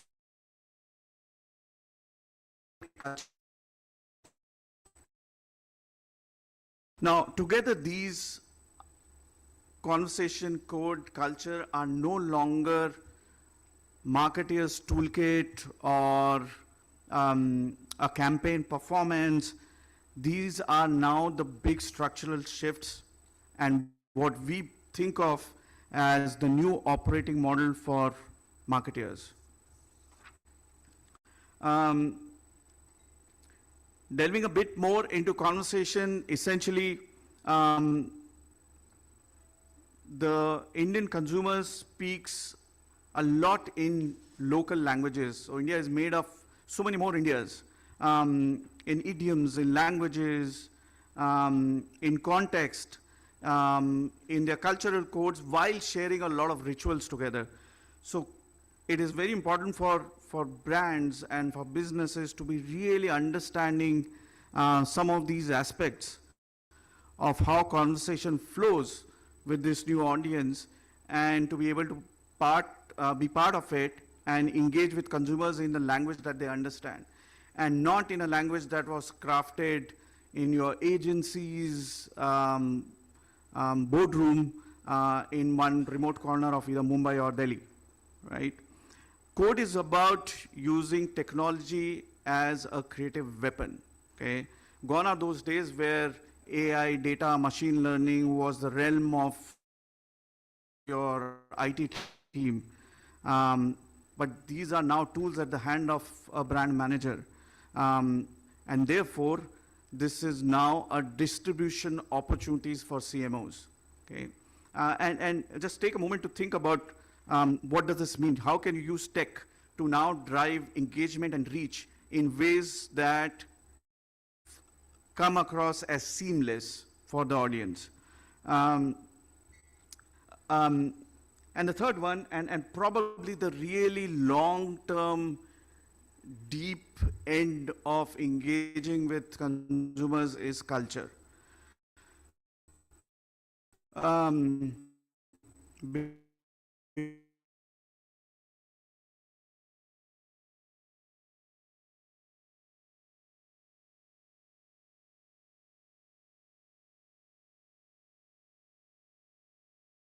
To our audiences in new and different ways, and yet keep the messaging consistent. And therefore, there's an opportunity for some of these brands to be part, not just be part of the culture, but actually create culture, okay? Own the room when you walk.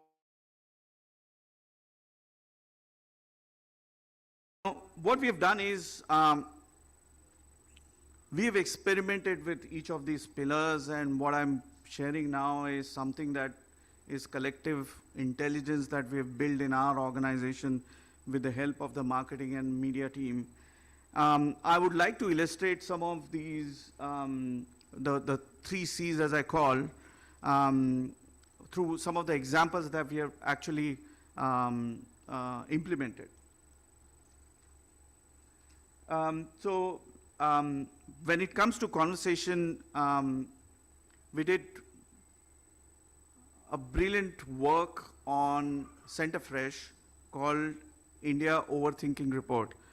For us, this was tapping into a deep understanding of what the Gen Z goes through and allowing the brand to therefore have a point of view on the idea of overthinking, and then at the same time, linking it back to the brand benefit of freshness, okay?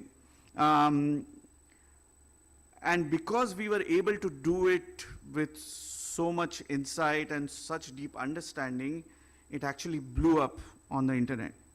We got a lot of free PR. We got a lot of UGCs. We got a lot of mentions. I remember we getting calls from many people who wanted to associate with these campaigns. And that is an example of a conversation done right. Then there are many other things that we keep doing on Center Fruit. We actually activated something in one of the Delhi metro lines where we interrupted one of the announcements at a few stations to integrate the benefit of the brand. And this is where you've got a captive audience sitting in a place, and you introduce the brand benefit. So you've got the platform right, you've got the context right, and that is where the brand starts thriving. And this also, again, blew up on the internet for us. I will very quickly take you through some of these videos. Hopefully it works. Yeah. Nope. Yeah. So this is the report that we had created, which we then circulated with the larger PR community.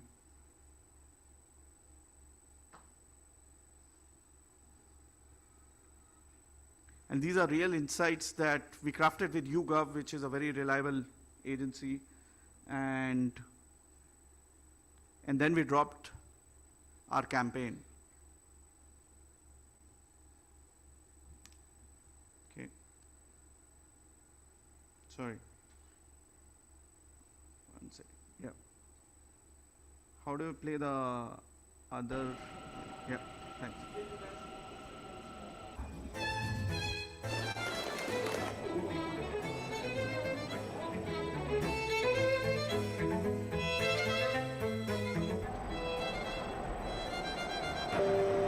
कृपया महिलाओं, दिव्यांगजनों और वरिष्ठ नागरिकों को seat दें। Please vacate the seats for differently abled.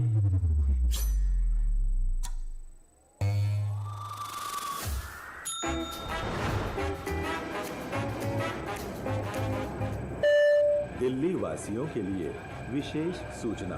आपसे अनुरोध, माफ कीजिएगा, आपसे फिर से माफ कीजिएगा, वो सेंटर फ्रूट दिख गई। आपसे अनुरोध है, कृपया बेस्वाद च्युइंगम का सेवन ना करें।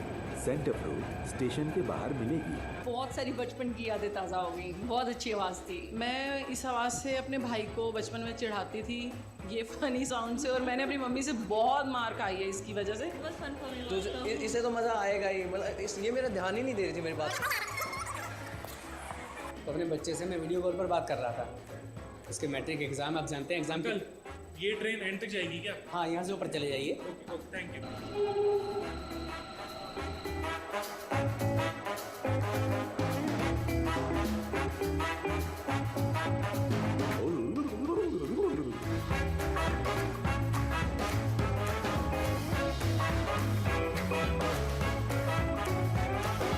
ऑन है तो आवाज़ नहीं आ रही। अच्छा, यहाँ से आप माइक ऑन करोगे तब आवाज़ आएगी।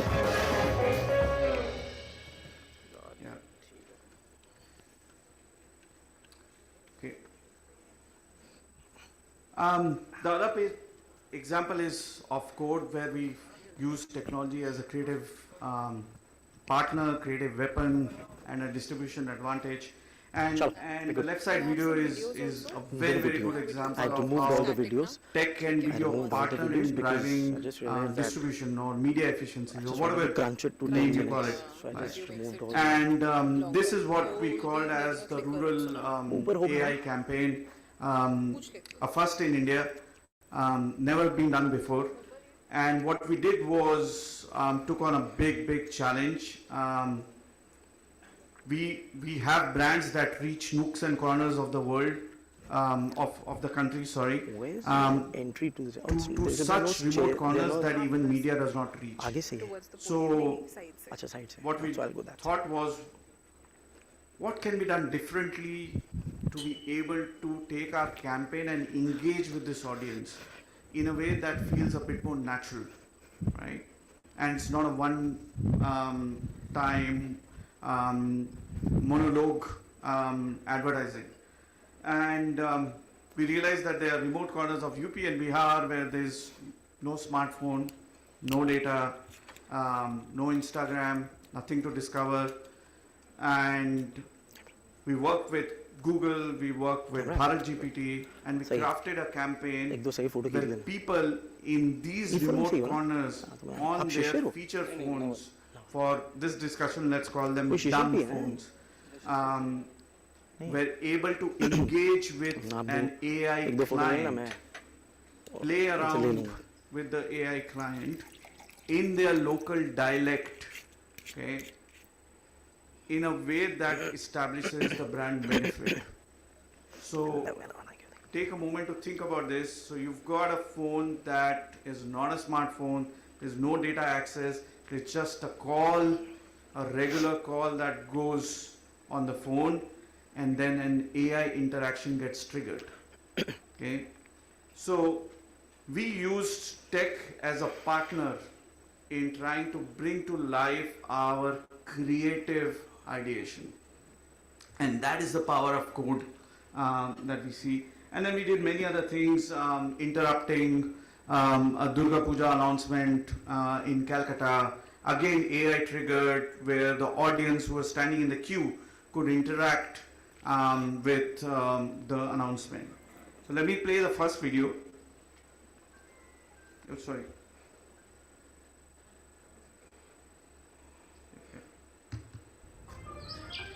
भारत का दिल इसके गाँव में बसता है, पर आज भी यहाँ ऐसी जगहें हैं जहाँ ना कोई ऐप है, ना टीवी, ना मोबाइल डेटा। सबसे हाई टेक तो वही पुराना बटन वाला फोन है, जिसपे आज भी गाँव वाले मिस कॉल खेलते हैं। तो जहाँ हो इतनी लिमिटेड कनेक्टिविटी, वहाँ लोगों से हम कैसे करें कनेक्ट? इसका जवाब ढूंढने निकल पड़े हम तीन यार, और इंडिया में पहली बार इस डब्बे वाले फोन में भी डाल दिया जनरेटिव एआई का जुगाड़। एक ऐसी अनोखी एआई टेक्नोलॉजी बनाई जो बात कर सके गांव वालों से उनकी भाषा, उनकी बोली में, बिना इंटरनेट के। तो बस कर दी हमने ऐलान, कैसी जीभ लपलपाई प्रतियोगिता, जिसका था एक सिंपल सा फंडा। जनरेटिव एआई से टंग ट्विस्टर सुनो, पके पेड़ पर पका पपीता, पका पेड़ या पका पपीता, फिर उसे दोहराओ, इनाम जीत जाओ। पके पेड़ पर पका पपीता, पके पेड़ या पका ठीक है का हेलो, और गप्पे लगानी है तो गप्पे भी लगाओ। भैया ज्यादा बोलोगे हमें तो समझ ना आ रहा। अरे बहुत ही आसान है, हम जो चीज बोल रहे हैं उसको आप दोहरा दीजिए बस। अरे छोड़े बाबा कि बारिश है इसका हुए तानसेन राग गाय के जैसन बारिश बुलाए भाई, आप जीव लपलपाए के बुला लियो बस। फिर क्या हजारों जीवें घूमी, हंसी छूटी, और गांव-गांव कैसी जीव लपलपाई प्रतियोगिता से खुशियां झूमी। आइए जानते हैं कैसे हुआ ये कमाल। कैसी जीव लपलपाई challenge is a bold industry first step to a truly human and inclusive engagement to reaching the real Bharat. At Wavemaker, we believe that technology should be an equalizer and not a barrier. In collaboration with BharatGPT.ai and Google Cloud, we are using voice-gen AI to bridge the digital gap. ऐसे बना India का पहला telephonic AI campaign, जो ले गया generative AI को वहां तक जहां इंटरनेट भी नहीं पहुंच पाया, और भारत के दिल से भी करवा दी। Kolkata, the city of joy, वो जॉय जो सबके चेहरों पर दिखता है, यहाँ के खाने से लेकर त्योहारों तक मिलता है। और जब दुर्गा पूजा की शुरुआत होती है तो सज जाती है सड़कें, लग जाते हैं पंडाल, स्वाद भरे खाने के साथ हो जाता है कमाल। लेकिन सबके बीच ये लंबी लंबी लाइन्स कराती है सबको लेट, खड़े रहते रहते पब्लिक हो जाती है फ्रस्ट्रेट। तो सेंटर फ्रूट ने सोचा क्यों न करा जाए इनोवेट, आगे पूरा है दादा, लाइनों में मजा क्या किरकिरा करना, तो शुरू कर दिया हमने भी इनको लब लब से भरना। After that धीरे धीरे लाइन घुरेगी ये जुर्म, প্রতিমা দর্শন করুন ও অন্যকেও দর্শনের সুযোগ করে দিন। মণ্ডপ সজ্জায় হাত মাফ করবেন, সামনে সেন্টার ফ্রুট দেখে দিলাম, তাই লোক সামলাতে পারি। লাইনে দাঁড়িয়ে বোর হচ্ছে, তাহলে লাইন স্কিপ করুন। 1800-123-1866 নম্বরে কল করুন, লক আপ করুন আর পেয়ে যান centre fruit VIP entry pass. Announcements को किया हमने कंट्रोल और लोगों का लब भरा twist was on a roll. बाकी पाका बेबे खाए, बाकी पाका बेबे खाए, बाकी पाका बेबे खाए। कुछ हुए सक्सीड तो कुछ नहीं कर पाए lead.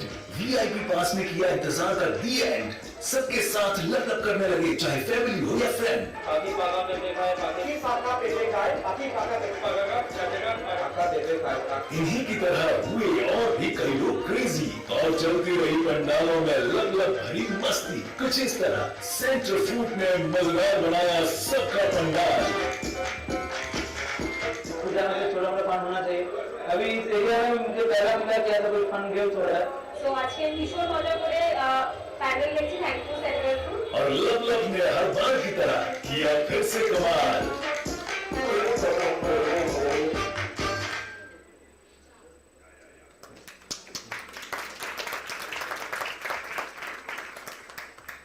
And lastly, culture. As I was saying, India is made of so many other Indias, and therefore culture is a big lever for marketeers, and probably the deepest, strongest lever that we have. And what we did was internally we assigned one cultural platform or movement to each of our brands. And what I have today is some work that we did on mentors and music. Music is a very strong articulation of culture for the audience. I am clear, my time is over now. But I'll quickly play the video and then be gone. Sorry, I keep messing this up. Yeah.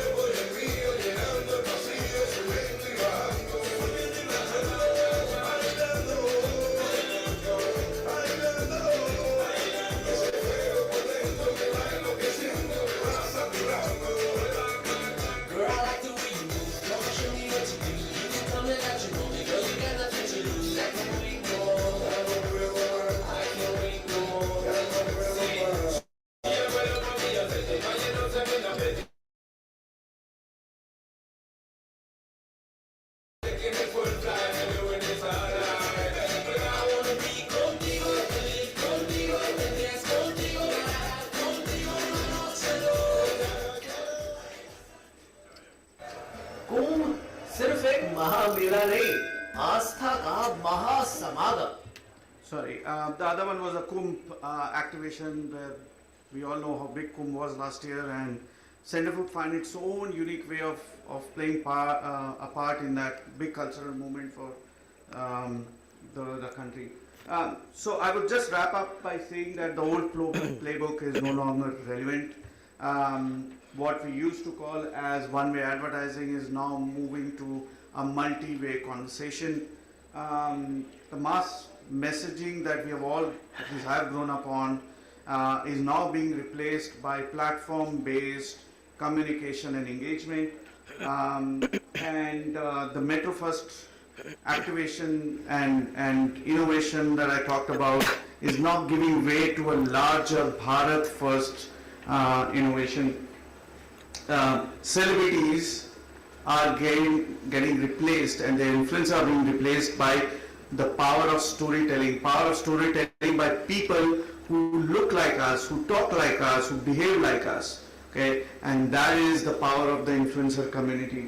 And it is therefore important for brands like ours to or businesses like ours to move from a culture fit perspective to a culture first perspective, creating moments of culture rather than trying to fit in moments of culture. So that's my 3C conversation code culture. Hope you guys enjoyed the talk, and thank you so much. Wonderful. Thank you. Please be on stage, sir. Please be on stage. Thank you so much, Mr. Gunjan, for that incredible, sorry, that's the center fruit effect, for that incredibly insightful session and for decoding the future of consumer engagement in Bharat. A round of applause for Mr. Ketan, and I request Mr. Amit Rathi, MD, India Channel Factory, to please come up on stage and felicitate Mr. Gunjan Ketan.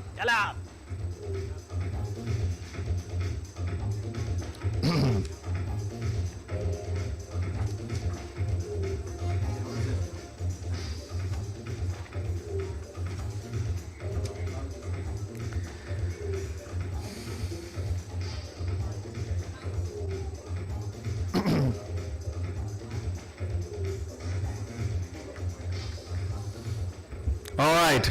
Now, in a world flooded with AI-generated content and constant consumer distractions, standing out requires more than visibility. It demands distinctiveness. This session explores how brands can cut through the noise, build relevance, and create lasting impact in an increasingly crowded marketplace.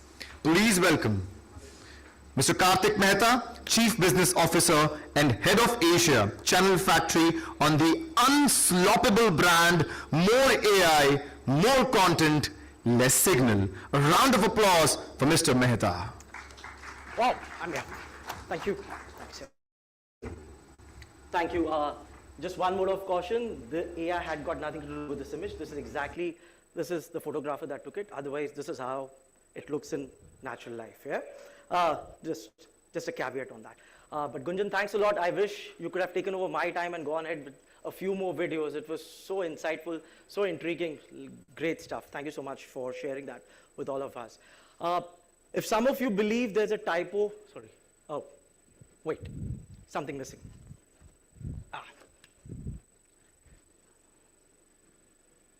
Okay, if the most important device here, if somebody believes that there's a typo on the slide that you see, it should have been the unstoppable brand, because all your brands are literally unstoppable when you go to market. No, it's right.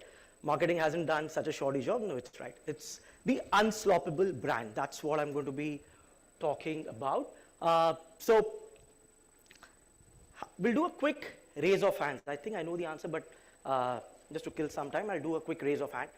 How many of us believe that on our social feeds, the amount of dancing cat videos, fruit eat fruit videos, mythological characters getting larger than life has increased over the last 4, 6, 8, 10 months? Just give me a quick raise of hand. Just give me a quick raise of hand. Good. So your feed is nothing different from mine. Because there's so much of AI generated content out there, it's good that our industry bodies are taking some action, or at least taking a note going out there, on the social feeds when content is being created. Low risk has always been there. Let's forget the low risk. Color correction, fine tuning hair, and all that stuff. That's always been around from the time that I passed out of grad B school and started doing advertising. It's always been there. So let's not focus there. Look at some of the areas which are more high and mid-risk, which is things where voice cloning happening. Not the authentic one is great, but some of things which are going on the voice cloning side of things, or deep fakes here. Now that's a big no-no, right? And it's good that the industry bodies have taken note of it and looked at, how they could categorize or label this kind of content as we move forward.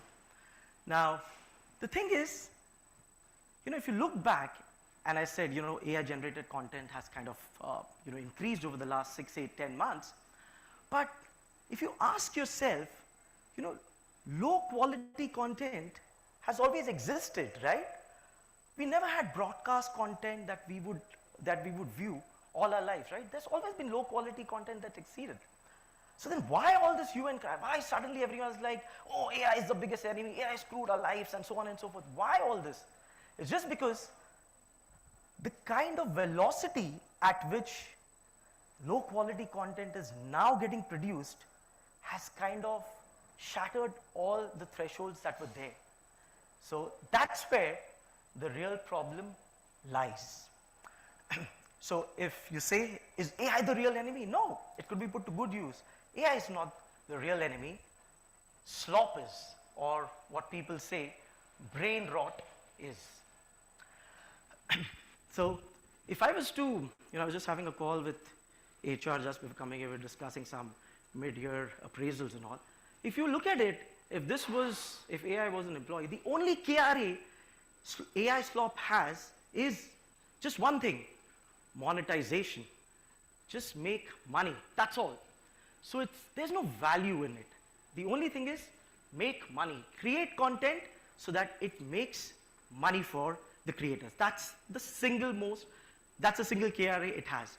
And because of that, if you look at it, some of the questions that we've been asking ourselves, or you marketers in the room are asking are, is this AI generated or not? I'm saying turn the spiel around. It's not about is this content AI generated or not. It's does this environment, whether it's AI generated, does it add value to your brand? Does it increase brand love? Does it create brand trust? Ask yourself these questions. Ask your agencies these questions. Some of the agencies not in the room, it's good, I can get away with it. So ask them ask yourself this question, right? Does it actually add value? And it's not about AI then. And the risk, I'll put together something. The risk is not just a brand safety violation. So if you're thinking that your ad appearing in a fruit eat fruit video or a mythological larger than life video is just a brand safety violation, it's not. I'm not doing a raise of hand this time, but think of it. You've got probably the best team managing your campaigns. They've deployed AI agents, they've deployed auto bidders, they've got the best automation tool in place.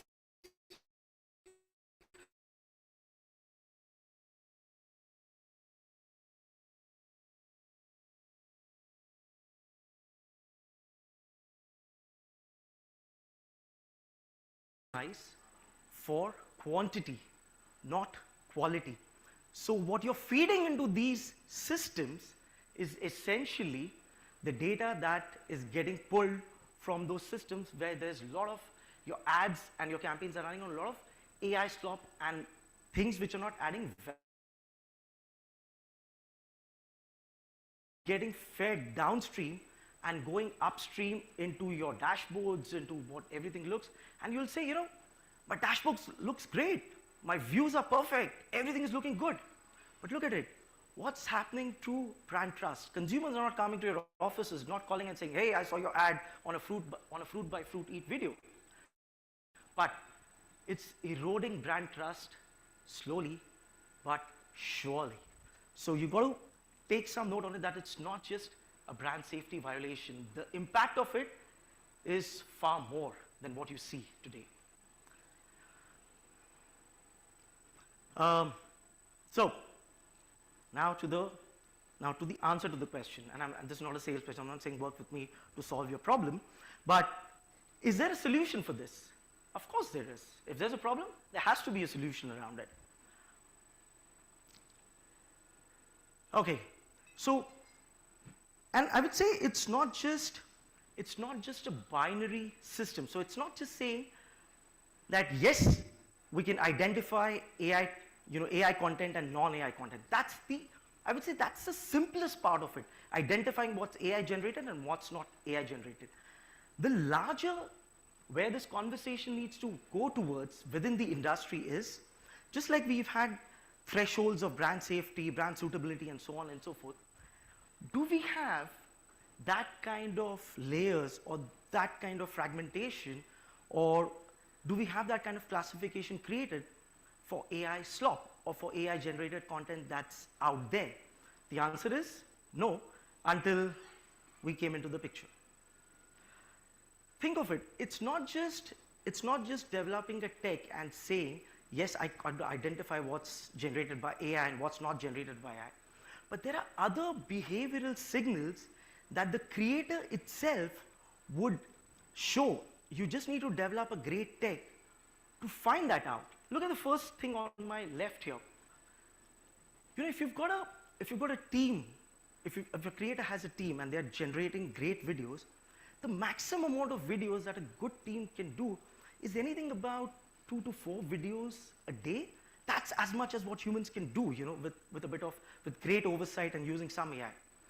But suddenly, if the tech that we built is able to analyze these kind of signals, if we found a creator putting out 15, 20 videos a day, it's a red flag. There's something there that you need to introspect and find out what's happening around there. The second thing that we've also realized whilst we were analyzing all of these things was there's a certain template that AI slop follows. There'll be a certain type of opening, closing, and all that stuff. And if you observe it and if you record it minutely, you'll realize it is very similar. Each video is very similar in terms of how it's created and what's done. So those are some of the signals that you need to find out and that you need to introspect and then decide, you know, where would this AI slop lie in what side of things. So whilst the Advertising Council spoke about 3 things, you know, low, medium, and high, I would say the way we've visualized AI slop is, how do we break it down into 5 different tiers? And this is one of the first in the industry that I'm talking about on this forum today. How do we do this across 5 different segments and which aligns with what the Advertising Standard Council is talking about? So if it's definitely confirmed slop with the behavioral signals and technological signals that we have, has to be excluded, and so on and so forth. So that's where I believe the conversation needs to go as you go out of this room.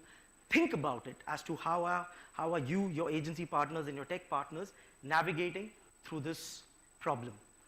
And this maps to, you know, what kind of an advertiser are you? Are you a more liberal kind of advertiser? So it's okay, you get into the T3 bucket. Or if you're a very conservative kind of advertiser, no, I don't want to do anything with it, then you fall on the T1 side of things, where you're saying that, no, I definitely want to avoid everything from 1 to 4. I just want to be a part of 5. So that's where I think we all need to look into how is this being classified and what are we going to do with it as we move along.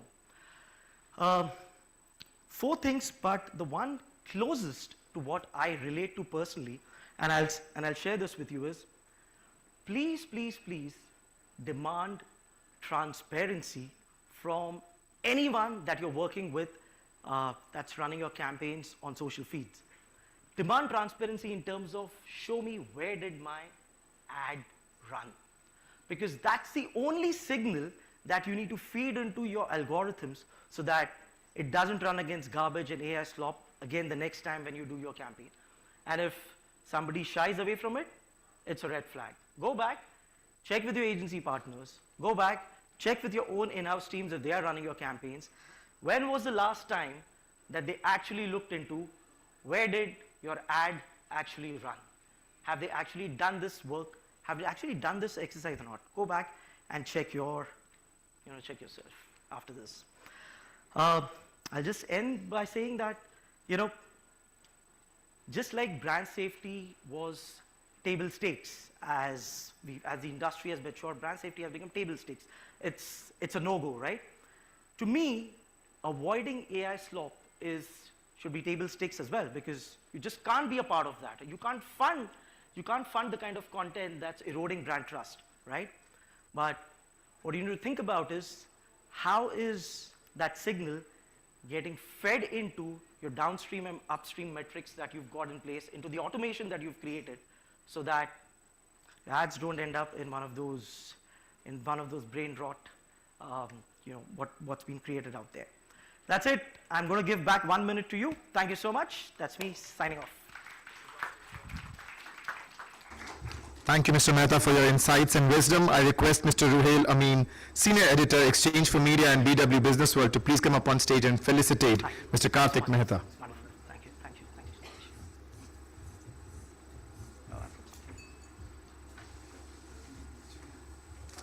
Wonderful. Thank you. Thank you. A big round of applause, ladies and gentlemen. We had good lunch, right? Thank you. Thank you for that. Thank you. Thank you, sir. And now it's time to acknowledge our partners. Gold Partner, The Trade Desk, the world's largest independent media buying platform. This advertising platform helps advertisers find new audiences and grow their brands with cutting-edge technology and access to the world's best content. Gold Partner, ShareChat. Gold Partner, Virtuos, AI-led advertising ecosystem. Gold Partner, Nuance, strategy meets impact. And can we have a look at the partners' presentations on the big screen, please?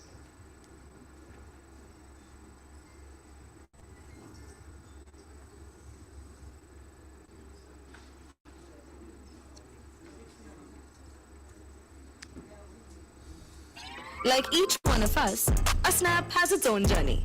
It's the hype, the chaos, the win, the grind. But also, it's the real stuff. The moments that actually matter. This isn't a performance. It's not about who we impress. It's about how we express. We're showing what we feel. Telling is so last season. Snapchat. Say it in a snap. So, she's not here. She's joining me.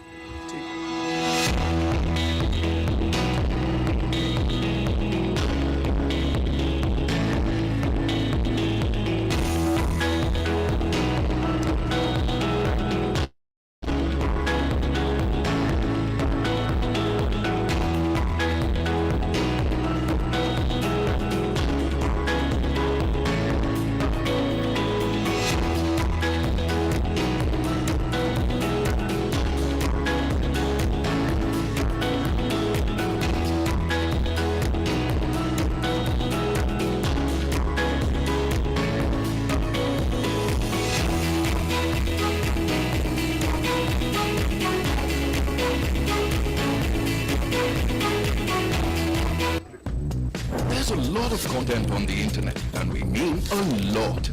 So how can you make sure you're advertising on the best, not lost in the rest? The Trade Desk makes it easy to buy the premium content consumers love most.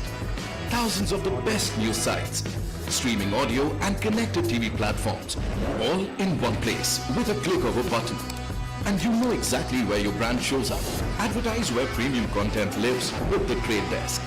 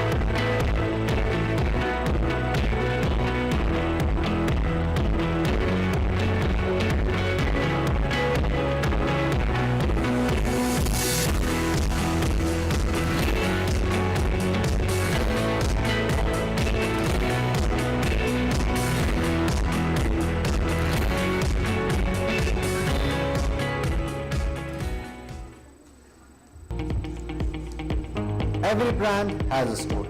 The challenge is making the world hear it. At Neons, we combine creativity, technology, and performance to turn stories into measurable growth.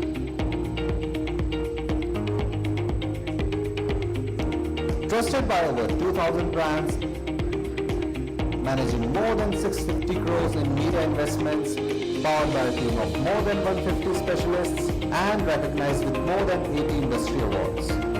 And this year, we achieved a massive milestone. Global recognition from Google itself. Officially awarded Best in Industry for bringing home spectacular results for JK Max Paints.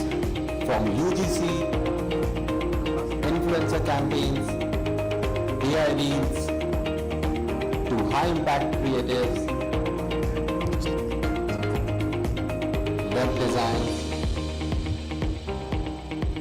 and celebrity endorsements.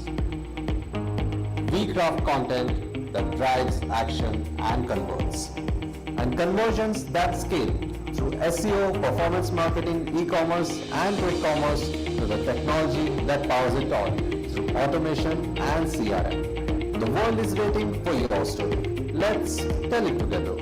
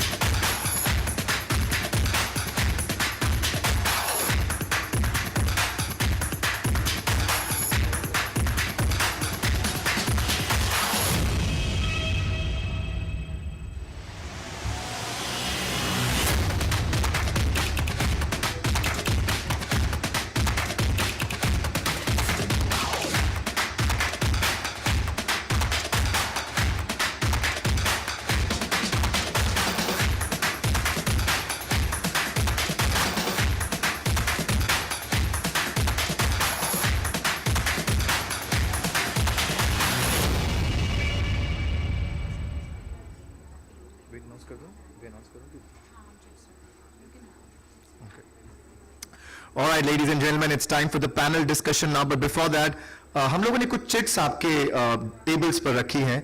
अगर आप उनमें अपनी details fill कर देंगे तो हम कुछ ही देर में वो चिट्स पिकअप कर लेंगे और फिर हम एक बड़े ही इंटरेस्टिंग और एक एक्साइटिंग लकी ड्रॉ कॉन्टेस्ट की तरफ भी जाएंगे. And I really wish somebody get lucky and win an award from here as well.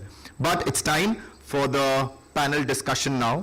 As audiences become more fragmented and consumer expectations continue to evolve, brands today face one critical challenge.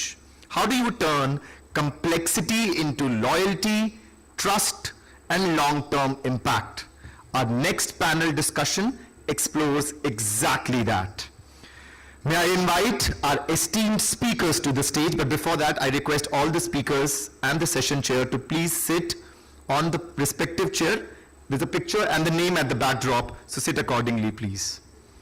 Deepti Sampath, Vice President Marketing and Digital India. Pawan Jagnik, Head of Marketing, Pladis India. Prateek Gaur, Co-Founder, Footprint. Ritesh Sood, Chief Marketing Officer, India and Far East, LT Foods. And also joining us during the session will be Ipshita Chaudhary, Marketing Head, Motorola India. You're here. Oh, perfect.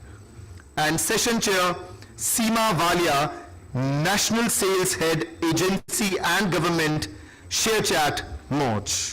Over to you, Seema.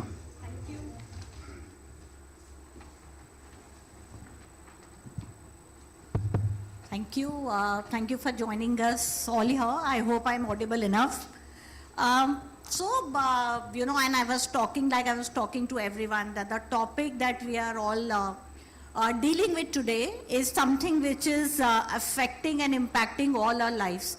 It's a life which we at ShareChat and Moj are living every day, and it's right up our alley, you know, wherein we are talking about audience complexities in, you know, every single day. And it's interesting, because today the consumer journey is no longer linear. Before I buy that mobile phone, or even if I buy an edible or anything, I will go do my research, go to 10 different platforms, compare the prices, compare specs, and then make the final buy. So everybody is talking of, this complexity. We know that our users are there on internet. We know that our users are there in tier 2 and tier 3 markets. But my question is, and that is how I want to start the panel, and, possibly, Ipshita, if you are okay, would love to start with you. What do you think? Are we oversimplifying the problem of, culture versus language, personal versus relatable? How do you see the entire thing? Thank you. Good afternoon, everybody. Thanks for the lovely question, and I think very, very relevant topic. I fundamentally believe that the word culture itself gets misused, right? A fad or a moment in time is not culture. Yeah. Culture is very, very deep-rooted. It is pivoted in the fundamental socio-economic histories of communities, right? So I think we do at some point oversimplify when we look at tier 2 as one cohort. Tier 2 is not one cohort. Tier 2 of East is very different from tier 2 of South. Their sensibilities, their purchasing powers, everything is different. What is common is perhaps aspiration. Everybody aspires, yeah? That's the common thing in India today. It's a young aspirational country. The point from where they start their aspirations may be different. And that, I think, is deep-rooted into culture. We need to understand that. And that has to determine our language, the tone of voice, the way we talk, the grammar of our storytelling is very important. And it cannot be the same across all tier 2 or all tier 3s of the country. So I do believe at some point we oversimplify. I think one needs to dig deeper and understand people and consumers and histories better to arrive at cultural nuances. Absolutely right. I think it's not only the language, but also the dialect that matters today. Absolutely. And if somebody would want to just pick it up from where Ipshita just to left. add to what Ipshita said, I think she's right. I think what is happening is the briefs are getting written in metro towns by teams who are from metro cities, and the consumer research typically happens in a Delhi or a Mumbai, and we're all guilty of it. I mean, I don't remember, in fact, when the last time we did a research in rural India. So, it's a thing. See, the consumer, a 28-year-old in Gorakhpur or in Delhi might be using Instagram. They might be buying into the same category.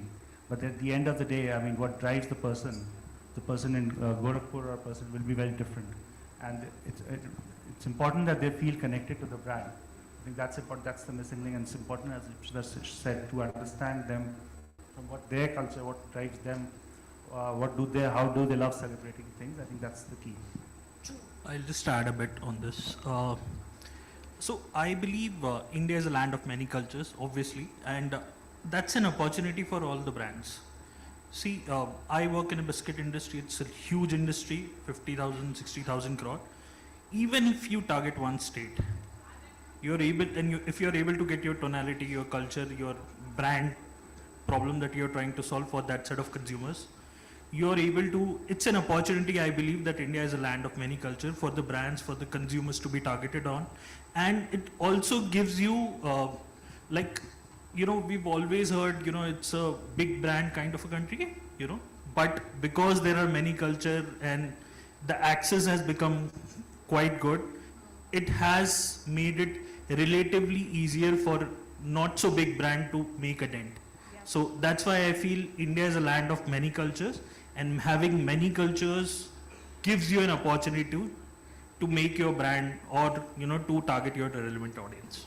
So what I understand is you are saying that it's actually very imperative for marketeers to understand it, because it always means an extra moolah if they're getting it right. Yeah. And whenever we are talking about culture and especially across India, one thing which really pops into all our heads is the food, and how deeply culture impacts our food habits today. And Ritesh, interestingly, I wrote this question while I was on trip back from Hyderabad. And I think everybody in the room would truly believe that biryani is something very close to our heart. And it means a Kolkata biryani is very different from a Hyderabad to any other different state. So when you are dealing with such a sensitive and important product, courtesy LT food, so how do you deal with it? And how do you build essentially those cultural nuances, in your campaigns? Is we would all love to hear, and we all are aware about the amazing innovations that you do. Yeah, we do have them in the portfolio, Hyderabadi biryani, Kolkata and Lucknowi biryani. The fact is, the simple truth is, biryani is just not a food item. Yeah. It's a regional identity. Rightly, Ipshita is right, it's an emotion. And I mean, if you take a case of Hyderabadi biryani or Kolkata or Lucknowi, these are, cultural identities. It's like asking a RCB fan to celebrate using a Delhi t-shirt. So these are coming, and food is very, inherent part of a regional culture. And so what is happening is we're moving from a demographic segmentation to a cultural segmentation, because if you see what demographics will tell you who the person is on paper, age, income, etc., etc. But culture is what will tell you what the person, feels like, what she loves doing, what he or she loves doing, what inspires them, how they celebrate things, and what they look up to. And I think it's when you do that, you are connecting with that first consumer at a heart level, and that's where those purchase decisions get made. So I think that's it's important to connect, and that's why you see how we are trying to build a portfolio which caters to regional needs. Yeah. So, one follow-up to that is, Ritesh, how do you ensure, and it's again a very thin line, between not becoming stereotypical in your ads and, getting very stereotypical? So what are the measures you take for staying away from that? There's a fine line to that. I think what happens is you stereotype when you assume and put an assumption to a certain cohort of consumers. I think it's important, as I said earlier, it's important to, go there in the market. There's no better place to learn than being in the markets, and you get these local nuances not through research reports, etc., but through food rituals, how communities celebrate festivals, music. The Punjabi music is very different from one in South India. So I think these are the places where you look for those cultural nuances and then build your brands accordingly. Brilliant. So music, food and culture is what brings us all together, and that brings me to you, Deepti. You're part of the industry from quite some time. Culture is today fragmented across the country. As a brand, what do you think, how are marketeers supposed to pick up those right cultural signals? How do you guys handle it in your industry? Yeah, thanks for that. Can you hear me? Yeah. Okay, so I think apart from storytelling, which is what we were talking about. So of course, the consumers are kind of segregated across the country. There are different cohorts, etc. But if you look at food, for example, on different sectors, if you serve food of that particular region, there is a certain familiarity that you're bringing with the consumer. So an instant connect is built. And hence the connect is built, right? So one is the experience. So large part of the country flies on Indigo, and then there are different kind of, these, whatever food we serve. If you look at aviation across, that's what it's getting to. So there is a connect there. So that's one thing. And then the other is, of course, how do you advertise and storytell around this? In fact, there is international cuisine coming in and things like that. So how do you connect to that? So that's the connect that you bring at an experience level, apart from storytelling. Right. Prateek, just a follow-up with you. How do you help brands pick up those right signals? And what do you think are the nuances that are to be kept in mind? So I was listening to a very, I don't know how many of you listen to Teen Tal, which is, it's basically made, is not urban. So there's an individual over there, he's called Tao. He said something very interesting, I heard it only last week. He said that we are living in 2026, but a district in Jharkhand might be living in 1996 or 2006. So when we look at culture, we mentioned food, we mentioned music, we spoke about those particular things. We also need to realize that despite of the fact that internet is in everybody's hands, we are seeing the same kind of content itself is a mistake. You yourself know that, Seema. We were discussing it. The content which we are consuming today, the things which we are consuming sitting in this 30 square kilometer of area is completely different from 150 kilometer down south towards Manesar.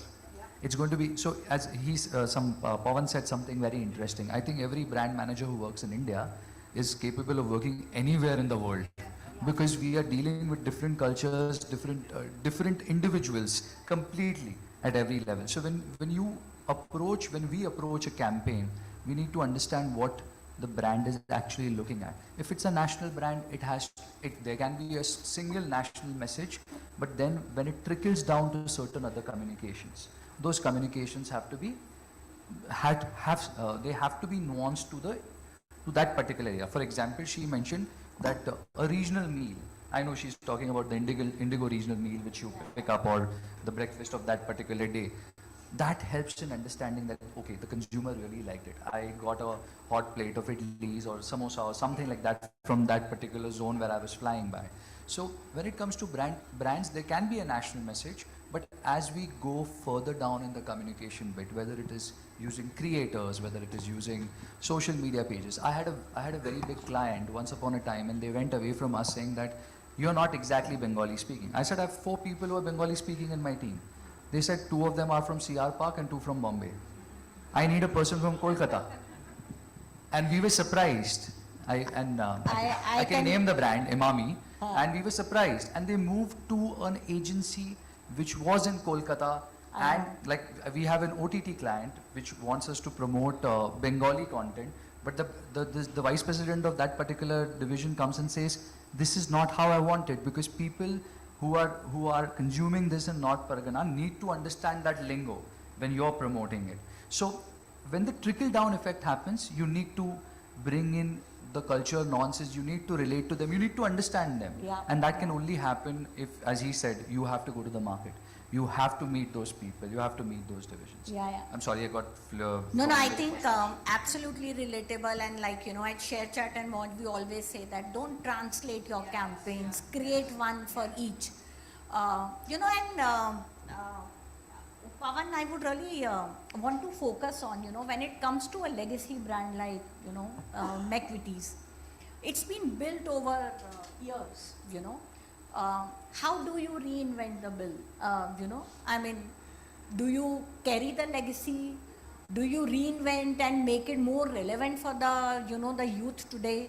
Especially keeping in mind, the tier 2, tier 3 youth is very different from, the one in the metros. What are your strategies for that? Okay, thanks a lot. It's an interesting question, because we were we asked this similar question to ourselves about 1 year back. And I'll give you a context about it. McVitie's for the longest time was not advertising for about 8 to 10 years. And then 2 years back, I came in and, there was this thing about building brand awareness for the McVitie's.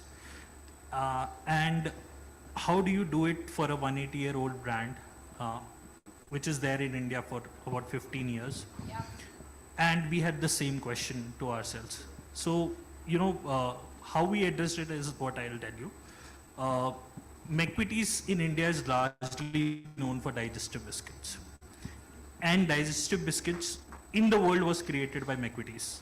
So, last year in the month of December, we went ahead with a campaign called Shuru Kisne Kiya. Yes. So, the insight behind that campaign was very simple. And we tried to make it as Indian as possible by saying, हमें नहीं पता कि दही चीनी खाना किसने शुरू किया, हमें नहीं पता पानी पूरी के साथ वो एक्स्ट्रा पूरी मांगना किसने शुरू किया, ये सब हमें पता नहीं, but digestive biscuit McVitie's ने शुरू किया. And शुरू किसने किया was the hook. We sort of did it everywhere, like, there are hundreds of things, we don't know who started it. So we keep, we always had, and there's a Shuru Kisne Kiya moment everywhere. Like whenever we see Sachin Tendulkar, he sort of does a certain thing when he goes inside the ground. he touches the soil and all of that. Who started? I mean, there are so many things that we don't know who started. And the ad that we made was about that there are hundreds of things in India, we don't know who started it. But digestive biscuit was started by McVitie's. And we were very clear that we wanted to own the space of digestive, yet make it Indian. So we made the ad which is full of Indian things, where there are, like I said, dahi chini, bade buzurgon ka pair छूना किसने, हाथ जोड़ना किसने शुरू किया, and all of that. And we sort of took that शुरू किसने किया moment across the consumer cohort. Gen Z के लिए, Gen Z languages, who started it? Similarly, whenever you go to eat pani puri, you always ask for that one extra puri. Whenever you in Maharashtra, you do a certain thing. In North, you do a certain thing. In West Bengal, you do a certain thing. Yeah. So that's how we sort of address the fact that, McVitie's started the digestive, but we are as Indian as anybody can be. So that's. So you actually picked up a lot of habits which we probably follow as hygiene and converted them into the language today's youth speaks. I would say rituals. Yeah. So talking of habits and rituals, Ipshita, coming back to you, we all started, few years back with influencers, and everybody wanted to get the biggest of the names in influencers and get the campaigns going, which has taken a dramatic shift towards today. When brands come to us and say that we don't want an influencer but a regional content creator, get as regional as possible. And I remember I was sitting with the government of Gujarat, and they said we need influencers from the tribal community in Gujarat. So what is your take on that, and how do you think the mobile industry is moving from influencers to these cultural ambassadors? No, absolutely. Great question. And I think that's what a smartphone does, right? It democratizes this for everybody. We all know as Indians how much we love to tell stories and to listen to stories, right? And that's what the phone does for you. Anybody today who has a good story to tell can potentially become an influencer, and is today an influencer. I'll tell you a story of a Bengal. I'm Bengali. I was in a market visit in Kolkata, and I was meeting consumers. This lady was using a Motorola device, and we don't realize these things when we create campaigns, how empowering something can be. She's a housewife, and she loved cooking. So with her device, for her that phone was not just a phone. She was creating, she had become her regional influencer within her community. She was doing cooking videos every day, and she has now a YouTube channel where she was very proudly showing me that I have 35,000 followers, ma'am, and it's all because of this device. So in her own right, she's an influencer. So I think that fine line between celebs whom we look up to and that next door girl or guy who has a good story to tell, who will you relate more with? And I think that's what is driving today's creator economy. And it's fantastic. I think for brands, it's absolutely fantastic because they bring in those regional nuances. They bring in those insights. And the magical part about this is how real they are. And that's where your brands can actually leverage this fully. So from just the names to relevancy and relatability, absolutely. How is LT Foods working in this? So just to add to what I think, I fully agree with what Ipshita said, and I think just to add to her point, I think what celebrities can bring you is reach, but these regional creators and influencers can bring you belonging. At the end of the day, what is the consumer asking? Seeking validation. Are there other people like which are the brands? Are there other people like me who are trusting this brand? I think what is equally important is, and I think we always wanted our brands to feel more human. Here are human beings, and I think it's important to give them the freedom while you convey to them, instead of writing scripts for them, you convey to them the message that the brand core, and let them bring it out in their own way. I think that's important. Otherwise, you see the same reels everywhere. I think that would be key. And the minute they do, there's an instant connect with the brand. It should feel authentic. Yeah. Yeah. Seema, I would like to add over here. Please. This is 6 years back when micro-influencers or smaller influencers were not so much in fashion. And Asian Paints, we were working with them and they forced us to find micro-influencers. So we were doing some fancy campaign and they said, not this, we want something else. Where we found painters in different parts of the country. Yeah. And these were just YouTube videos. These were very simple videos. They just wanted some color palette, and they would just keep painting walls. These were 45 minutes videos, and there were painters in other parts of the country who were consuming this content. Asian Paints actually forced us, and they continued this for very long, and they had their machines, these smaller equipments, how to use it in the Hyderabadi slang. Yeah. And an individual talking in Durg, yeah. An individual talking in Husur, in Tamil, and with a little bit of where do you find this product locally, and that's when we realized 5 to 6 years back that, as she mentioned, that regional creators belonging, as he mentioned, the regional creators gives you that sense of belonging. Okay, Asian Paints is working with an individual I can understand. So even I can choose to work with Asian Paints, or I can choose to work with that specific brand. So they not only add value to your campaign, but they also bring that connection, which may or may not your complete, maybe an ad campaign might not be able to do it, or maybe even for instance, a direct communication might not be able to do it at a distributor's place. But couldn't agree more. I mean, I think the minute I hear someone talking in Punjabi, I absolutely, I'm compelled to connect with them. Prateek, we were talking about changing formats. We all saw the media campaigns evolving into the influencer campaigns and so on. And today we're all talking about microdrama. That's the newest baby in town. In fact, we launched our app called Quick TV with all the microdrama in it. But if I would want to hear from each one of you, how as marketers you think how important it is to keep evolving, with the newer formats in the market, and how quickly, how increase the pace of that evolution has to be. If Deepti, we would love to hear from you on this. Absolutely. So as marketers, firstly, I think it is our job to experiment, right? Music to our ears. Whether it is content or whether it is the campaign or whatever, we have to experiment because the consumer cohort is changing, audiences are becoming micro audience as we spoke, etc. So very, very important to do that. So I think the strategies that at least we look at is where is that cohort, and also what is that strategy today. As a business strategy, I may want to promote business class, which is stretch, or I may want to go after a first time flyer, which is sitting in a tier 2 tier.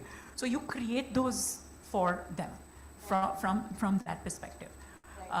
Even from a creator perspective, it depends again to whether to get connection from that perspective or to create microdrama series, etc. So that's how we are currently thinking of. So from a single hero format, to a integrative microdramas, what are your takes on it? All three of you are representing very different industries. So in addition to what Deepti mentioned, I think not only we need to experiment, we need to be where our consumers are. Yeah. So if our consumers are lapping up microdramas, so we have to be there. And the good part about microdramas is that, especially for FMCG products, food products, brands can seamlessly integrate into the format. It's not, a 30-second ad is more of a one to many, but here you can get that connect better and you are able to engage consumers better. I think from that perspective, I think we need to be there, and it's a very interesting format. I personally, as I was sharing before the session, I personally got hooked on 6 months back. I'll just add to what Ritesh was saying. I think it's important where your consumers are. It's important to know if they're watching this. Also, as brand owners, we also have this thing about adding more people into your brand. So if the next set of consumers that you want is watching microdrama, then you definitely need to allocate some amount of budget to get them, because as we all know, in the normal thing that you keep losing consumers, you need to keep adding consumers. So if you need more and more trials, you need to reach those consumers through newer mediums. So if microdrama is the thing that your next set of consumers is going to come from, then you definitely need to sort of advertise. That's how I take it. If that's not the strategy that you are currently following, then there's no point in going there. But if you want your next set of consumers to come from that particular audience who's watching microdrama, then you definitely need to invest. So for an ever evolving, we need to be updated and You stay need to with keep the trends. bringing new consumers into your brand, and that's where Yeah. that will come into play. Yeah, I would just like to add, we need to understand where the growth is coming from for our industry. Yeah. And that's where you need to focus on and maybe experiment it at that level. Yeah, agreed. I think growth is something which is common to all our, each one of us. But Ipshita, some last words on microdrama from you. Yeah, also I believe that that singular hero narrative is, look at what's happening around us. We may want to drive one narrative from a brand, but brands are getting deconstructed and decoded by everybody. Absolutely. Yeah, and at Absolutely. very multiple levels. Yeah. So I think, look at simple things like, why only micro content? I mean, all the forms and formats are evolving. Look at how popular podcasts are becoming. Different kinds of formats. You get newer audiences. So I think it's imperative for brands to experiment and get into where audiences are. Absolutely. So while I have you, Ipshita, I have one specific question for you, and it quite often intrigues me, and I was talking to you a while back. In this entire, gamut of specs versus prices, especially the mobiles, how do you, ensure the sustainability of the brand?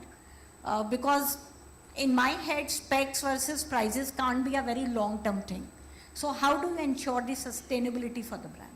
Yeah, absolutely. I think in a category like ours, which is very commoditized now, right? And there is that pace of innovation. Yeah, it's there, but it's not, like there's no disruption. Everybody is kind of having a very similar, solution for the consumer. I think one critical thing which is important is to understand and make choices in terms of what you want to own. We know that for this category, design, whether it's, design, form factor, camera ability, speed, performance, these are category codes. Everybody is playing around them. But you kind of pick up one and say that you want to own that. So for us, what we do, we obviously tap into our legacy of the brand, which was built on design. Motorola as a brand was built on design. We all remember our, very first phones, which used to be the flip. It was a revolutionary design. It was so aspirational, edgy at that point in time, maybe 20 years ago.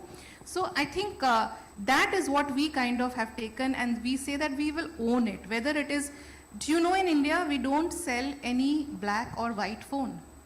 We don't. So for us, color, material, finish are representations of design, and that is what a consumer will hold and how it will make them feel.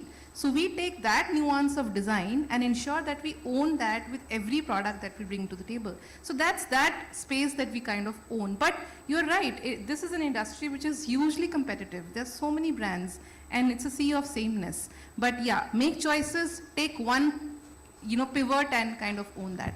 So you're very interesting, and I have a personal story to tell you here.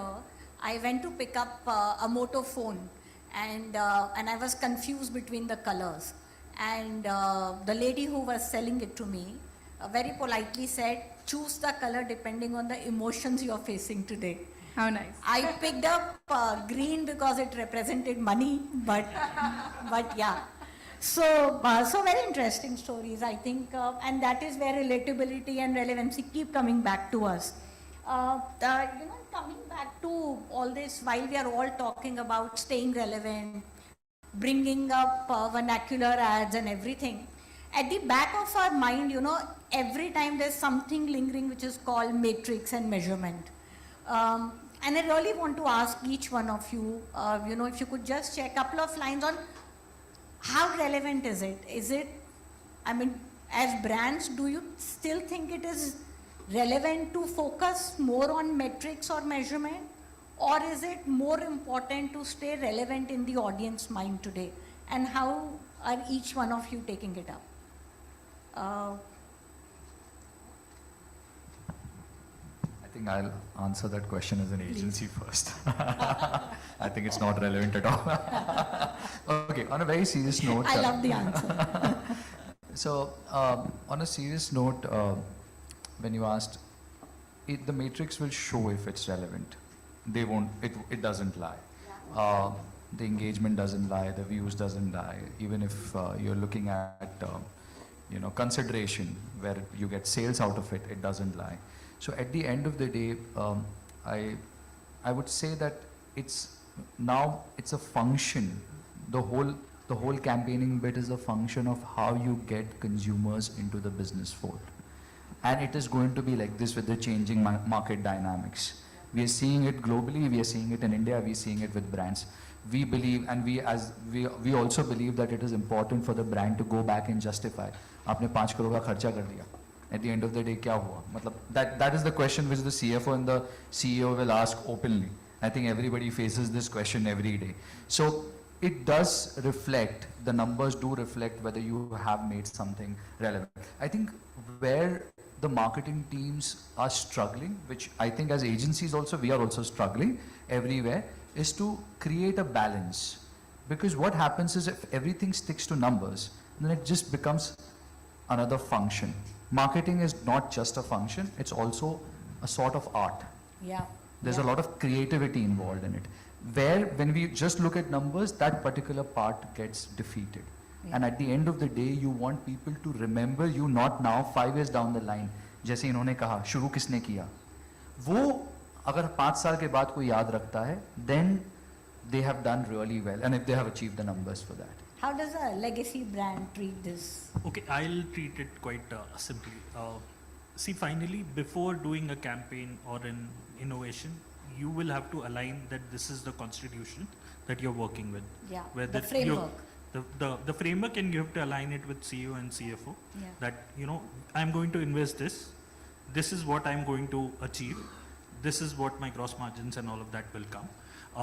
If that's not aligned before doing all of that, I think you cannot, because a lot of times I have seen in past and in a lot of cases that you don't align it, and then you will have to commit to a particular innovation or a campaign that you're going to invest it for 2 years, but I'm going to see my jump in market share and sales in these 2 years from year to year. And we'll keep sort of checking it after 6 months and all of that, whether we are on track or not, and then take a decision. I feel the ultimate thing is revenue. I mean, I see it that way. And if you have defined that in next 2 years or next 1 year, this is what you're not achieving, you should take a call. So Yeah. that's how I think I can see everyone nodding on this, but Ipshita, what's your take on this? No, I followed by Ritesh? totally agree. I think at the end of the day, I think the discomfort happens where that linkage with business gets compromised, and I like what you said, that it is all about the balance. I don't think the two are distinct. I think science and art, creativity, along with accountability, should work and can work. I think if our briefs are clear, if we know our strategy is clear, where we want to go is clearly defined, I think we can get there creatively. So measurement is important. It will always be relevant because we have to drive business at the end of the day. No market. And what I struggle with some of my teams also is that it's very important to understand the P&L of the business. Even as a marketer, you could be only doing the marketing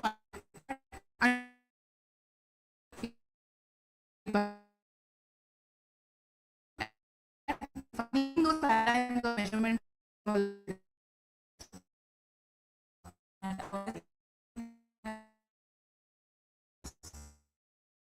Not making an impact. Right. So you have to understand the business. You have to understand exactly what you said. You have to understand the business. How are you making a dent? Of course, it is about alignment, and as he rightly said. But even if you're doing a large brand campaign, you're moving some brand matrix, which you will measure, even if it is not specifically about a certain small business objective. So if I'm doing a large brand campaign, I would like to see how many people did the traffic increase on my website. There are things like that. But yes, absolutely, it's very, very critical. Otherwise, how will we evolve to do things better and impact the business? Right.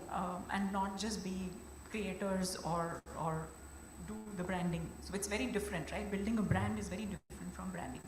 So yeah. Ritesh, what's your take Yeah, on I that? tend to agree with my co-panelists that, you know, at the end of the day, the only successful campaigns are which deliver business. Otherwise, you can win awards, do many other things, but at the end of it, it's about business. And I mean, when you look at different KPIs, as Pawan mentioned KPIs, it's important to predefine, and also it's important to not only look at one or two, but the whole gamut. I mean, it could be brand tracks, it could be marketing mix modeling, it could be incremental studies, etc. Because I mean, if you pinpoint it to one single attribute, you know, it's like rewarding a chef for rewarding a waiter for a dish which chef made over 3 hours. So I mean, and the decision making from a consumer lens, the moment of truth could have happened at multiple places. It could be in a WhatsApp message from a neighbor or a creator's dream. So it's important to look at multiple things, but in the end, it's about business. Right, right. You know, and with that, I would come to the last and the most important question. Consumer loyalty. You know, we all talk about the audience complexity. I would love to talk about the loyalty factor and what is that key thing? One, whether the loyalty comes before the buy or post the buy. And what is that one key factor? You know, I have multiple options here. Is it culture? What is that single biggest driver of loyalty in today's fragmented consumer landscape? Is it culture? Is it trust? Is it community? Is it consistency? Is it experience? Or is it relevance? What do you think drives that loyalty today? If we could start from you, Deepti. Okay, so in the service industry, at least, I think it starts with the experience. Of course, the discovery part is separate, and from a marketing standpoint, it starts from there. Where are you, you know, when the person is kind of looking or searching for a destination or whatever? Because today, there is product parity and price parity within the aviation, right? So yes, discovery and all of that is important. But as a consumer, I will come back and it will become a preferred airline only if the experience is good. Right. So it starts, for me, it starts with the experience. Then comes the consistency. So the delivery of the brand promise at every touch point is what the consumer will feel or experience or will remain. Right. And hence it will build the trust. Right. So these three at least are important as far as the service industry goes. So I genuinely believe with the reduction in attention span and everything, it's not just one, it's two things. The first impression and the last impression.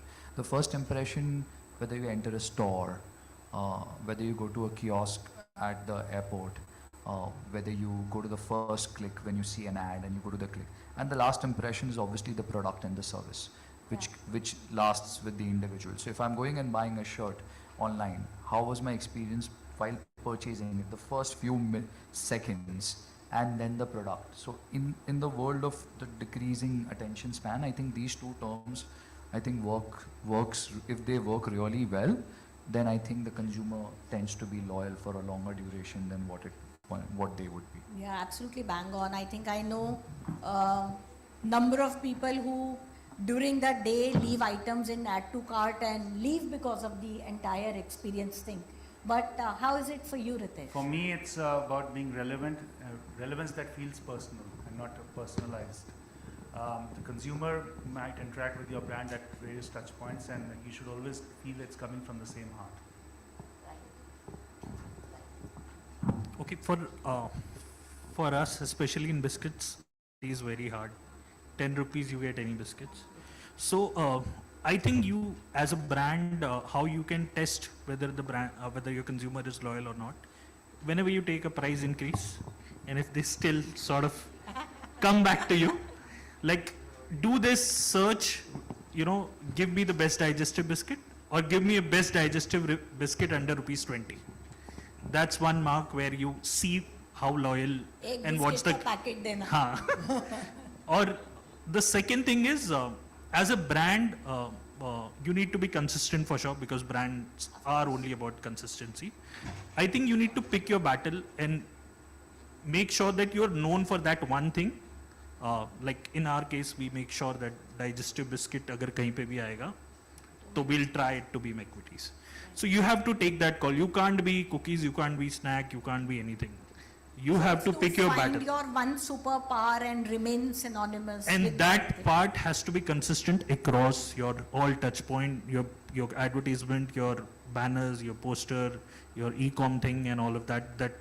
So I think that's the only way in this kind of a market. You need to be known for at least that one thing, and you need to make sure that's a big enough TAM to work with. Right, So right. that's why. And last golden words from you, Upshita.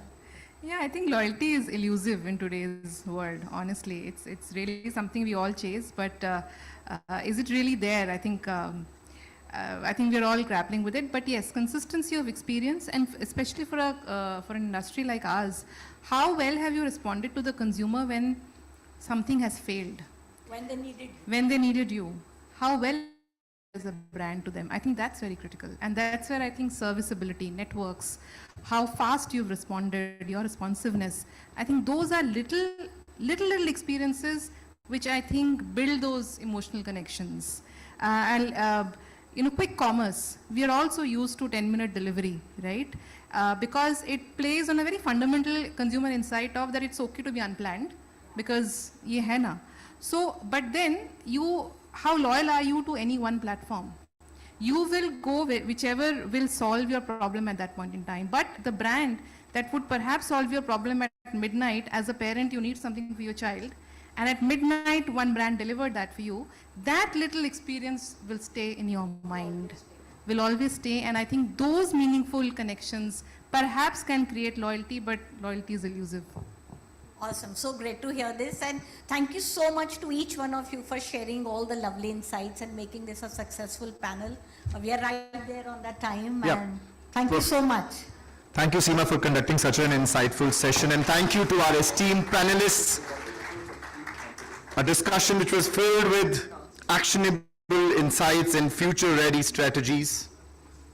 And now I request Monica Gandhi, founder and CEO of Nuance, to please come up on stage and present token of appreciation to our session chair and esteemed speakers.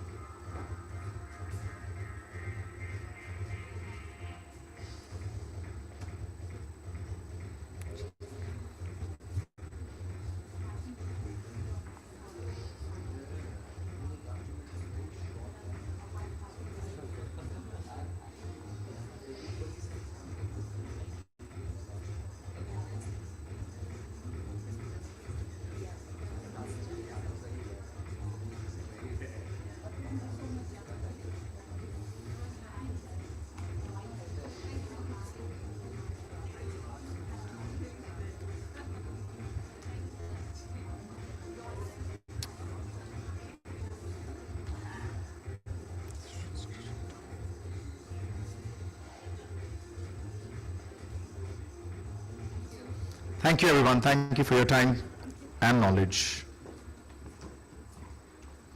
बिल्कुल सही वक्त पर उड़ान भरी इस session ने और एकदम सही टाइम पर खत्म हुआ. Just like an Indigo flight.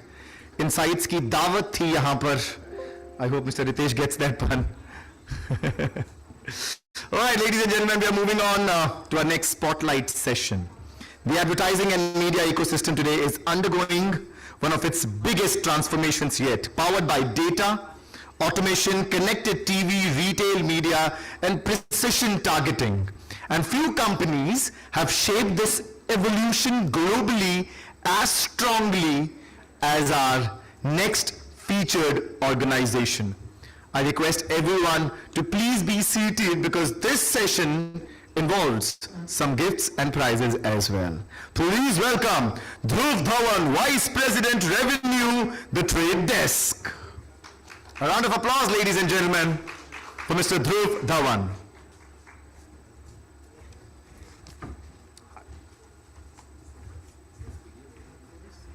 clicker is right here. There's no video playing. Is there? No. I don't No, think during so. the show, you I can don't just think so. I command. don't think so. I'll check. Can you hear me? Right at the back? Can't see people though. Everyone's left the room. Now. Okay. Yes. Thank you. Okay. So thank you for getting me on stage. Before I get to my introduction, this is how we're going to start today. We're going to start this session with a quiz, and we're going to end it with a quiz. And the quiz leads to prizes. So just because generally some of these events can be a little boring, so we thought let's just energize them a little. So the question for everyone, are you guys ready? Some energy? More from behind? Okay, no, okay. No, sir, you, I'm sure, sir, can give us a lot of energy. Thank you for being here. Okay, so the question is right up front, and there's no Slido, there is no real way in which you can answer, but raise your hand and shout out the answer. There, but I still have to do that part. And once, and I choose the person who wins, right? Okay, question number 1. What is not part of the open internet? 4 choices are OTT connected TV, digital audio podcasts, mobile apps and news sites, or social media platforms. Sir had already put up his hand, so I will not go to you because I told you. Like, okay, last gentleman right at the back. Oh no, sorry, you're wrong. Grr. Sorry, yes sir. Thank you, sir. Can I have your good name, please? Debashish. Can we have a big round of applause for Debashish, and can we also have a gift? These big rounds are very, very low and. Debashish, if you can come up on the stage. Oh, come on. Debashish, come up on the stage. Come up on stage. Come up on stage. No, no, come up on stage. I'll be walking. I want you to walk a little. Come. Okay. Yes, thank you. Thank you, sir, for raising your hand before, and please. Thank you so much. Opportunity for a photo. All right. Thank you so much. All right. Okay, can you give it up for Debashish, guys? And please, the reason we did a little bit of this is so that you guys stay attentive for the next 15 minutes while I'm on stage, and we wrap it up with another quiz, and that quiz has 2 gifts. So just saying. All right, moving on. My name is Dhruv Dhawan. I lead revenue and the VP for revenue at the Trade Desk, and today we're going to be talking about a very interesting topic which is very important for marketeers as well as brands who are in the hyper growth stage on how do you grow in this fragmented world. All right, so we just to go a little deeper on who we are, Trade Desk is the largest independent media buying platform in the world. And today in India, we cater to almost 700 million users through our platform. But what we are not a platform that owns any media. What that means is we do not own a YouTube, we do not own any video platforms, we do not own any publishing platforms. We are just a pure play tech platform, and hence we look at objectivity and technology at the core. What that also means is that that is integral to us, and it's not just something that we just kind of drive towards media, but it's more just about making sure business outcomes drive towards that goal. And our technology is really focusing on simplifying this vast and fragmented open internet. And it really is focusing on driving meaningful growth for our brands and the partners we work with. Let's think about the consumer today. Where is the consumer? Today there are 1 billion plus internet users in the country. Think of smartphones, feature phones, connected TVs, outdoor homes, it's just all over. And think of a user today who is actually starting their day from their phones and ending their day on TVs, right? So there is a whole day in which attention gets to each consumer in multiple parts, right? Even right now, I'm sure there are people, I'm glad, usually I find someone on their phones, maybe the lights are too much, but yeah. The point being that at every given point in time, there are people connected to devices, and that's catching a lot of the attention. And did you know this stat? Consumers today, every one of you actually see 1,000 ads a day. That's insane, right? 1,000. How many of you even remember the last 5 you saw? No, we are sitting in an E4M CMO marketing event, and people here don't remember ads. I think you do, ma'am. Do you remember? No? Yes? Last ad? You do. See? So there are some who do. By the way, I hope they do, because we're all here selling ad solutions or marketers who are investing a lot of money in ads. But the point really here is that because this is such a large number, you need to have that attention that you get with the brand at the right moment at the right time. But what's really happening is 70% of the consumers are actually tired of seeing the same ad again and again. And I'm one of them, because I do get chased by a few brands a lot more than the others. And this really is, we as India are actually number 3 in terms of ad fatigue. So this is the definition of ad fatigue that we worked with PA Consulting on as a research work that we did last year, where basically after US and Australia, India is the 3rd country where ad fatigue is really something that is bothering users. And this whole playbook, right? What is this playbook? This playbook of going about reach, but not really going after attention, is really harming the way your brands are showing up today in this 1,000 ads a day environment. So what are we really talking about here? Before we get to what Trade Desk offers, I think let's take a minute to really understand the consumer and where is this consumer today. The consumer is not on one channel. So why should your campaign be? What that means is, if you see this lady here on the screen, and it's self-explanatory, because she in every single part of the day is in a different, she has different access to different screens and in different moments. But she is the same, right? She is the unique person who is connected. But every brand is trying to catch her in different moments. And the real piece is that what today is happening is something called basically it's not omni-channel, but it's basically where you are planning for individual buys. So while you saw a lot of the channels there was outdoors, there was connected TV, there was audio. Today what's happening is people are buying just these channels as is. You are not really connecting the dots on that. What really should be happening is something where the same audience moments with less ad fatigue is actually driving impact, and that's really what omni-channel planning is all about. And that really leads, so when you think of omni-channel planning, that's saying I as a user am actually planned by an advertiser to show an ad in the right moment, not too often, which basically makes sure that I'm not as impacted by fatigue that otherwise I could be if I was just getting bombarded by those ads. And I'll talk a bit more about that in the next few slides. But if you do plan in an omni-channel way, fundamentally what's happening is you're more persuasive, so which means that the chances of you engaging with the brand are far higher and less fatiguing, right? So 1.5x, this is some of the research work that we have done, and almost half of fatigue that happens if you plan in an omni-channel manner. I'll talk about 2 case studies in different markets, one in Australia, where we worked with IKEA, and IKEA fundamentally worked on our platform. So Trade Desk has a platform called Koa, which is our AI performance engine, and we were able to decrease average time where consumers were converting when we added an extra channel.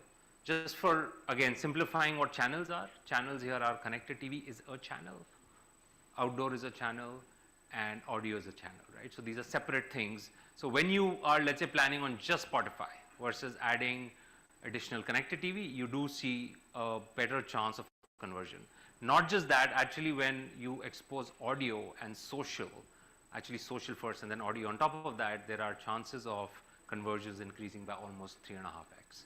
So that's what the work we did with IKEA in Australia kind of threw out as key results when you really plan in the omni-channel manner. I'll take 5 to 7 minutes to really talk about CTV and the playbook on CTV, the way we're looking at it in the country, where, while omni-channel will be the answer, CTV is really the cornerstone of that whole omni-channel experience today. And if you think of what's really happening with connected TV versus the phones, today connected TV is actually 72%, these are all India data points, 70% of subscribers are on ad-supporting streaming services, and almost 73%, which is 3/4 of users, are discovering new products and brands on the connected TV. And these are actually driven because of the storytelling experiences that 30, 60-second ads actually offer, which is very different from other platforms and experiences that are out there today. But again, great storytelling, if it's just the same ad, and we were just talking outside on some publishers today, where you just see the same ad again and again and again and again, right? That doesn't help. That's more irritant, very lower chances of me actually buying that again. So what do? You need to make sure it's not 40x. So think of 10x on one publisher.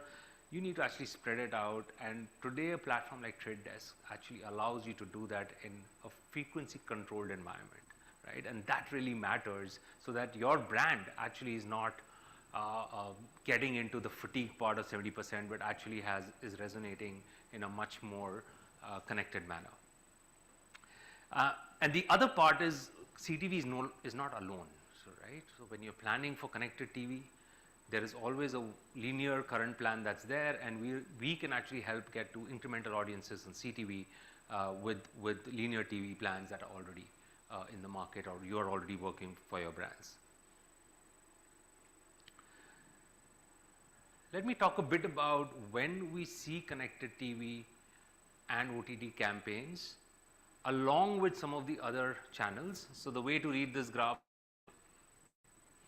data driven, but think of I today plan on just connected TV versus doing connected TV, audio channel, audio outdoors, up to, let's say, mobile video or gaming, so 6 channels in that manner.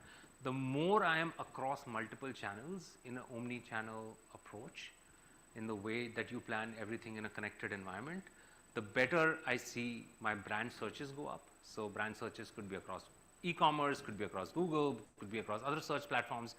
My own sites, again, this is research that we did across a bunch of campaigns in the US and other markets, almost 6.5x brand visitations. And again, shopping itself went up when I not just plan on connected TV, but I go across planning multiple channels, right?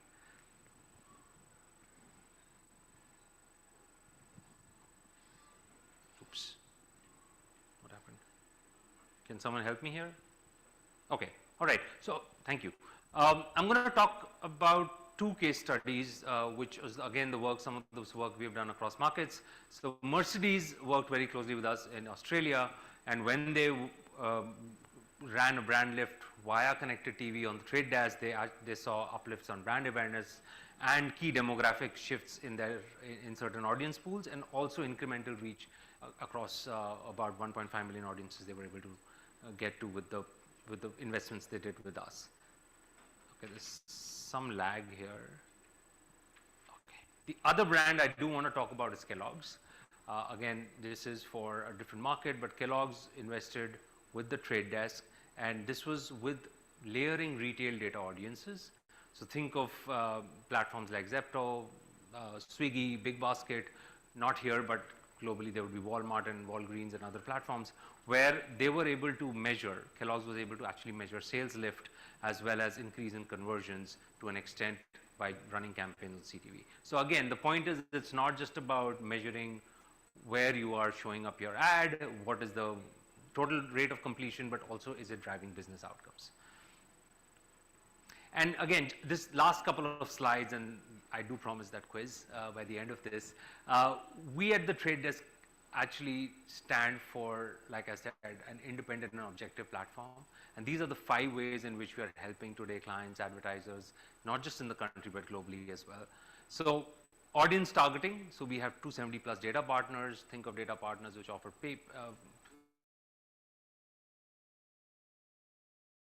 travel data.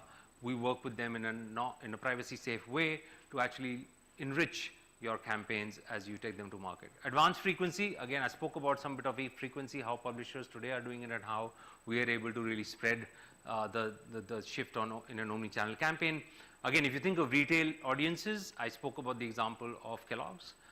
We are working with 3 partners in the country, Zepto, Swiggy, and Big Basket, where today there's a full funnel view we can bring in for the open internet when you work with us on some of those campaigns. Again, audience retargeting is a big part of how we build the message and increase frequency. And finally, all this is meaningless if you do not have data, insights, attribution, and the right kind of measurement. All right, so as I promised, I have another question for everyone. Let me just see who gets this one. And this is from what you saw as slides. Oh, come on. Now I need a little more. Services or products through the CTV platform, 53, 63, 73, or 83. Yes, ma'am. 73, all right, ma'am. Why don't you please come on stage? That is the right answer, 73. And I know there was someone there who also raised their hand. Maybe I'm going to, since there are, yes, sir, please come up. Please come up, please come up.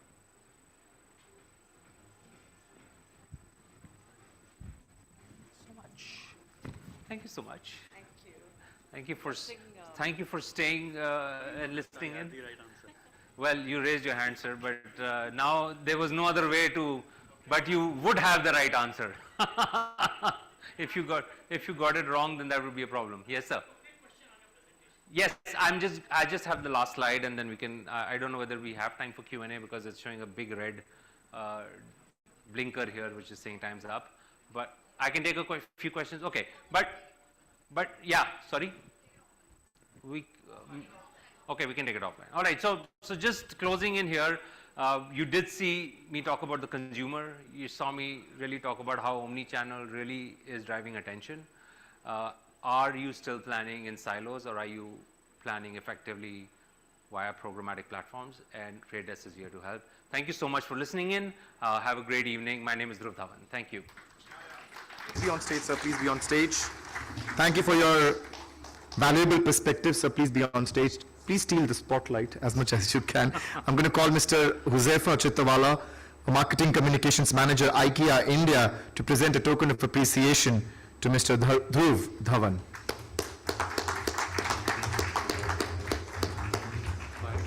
Hey, hey. Thank you.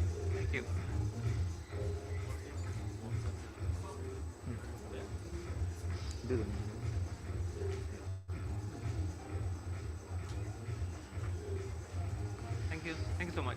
Right. You were there. Yes. You with IKEA? Yes. Oh, okay. Sure. Thank you. Yeah, we had a slide. Thank you so much.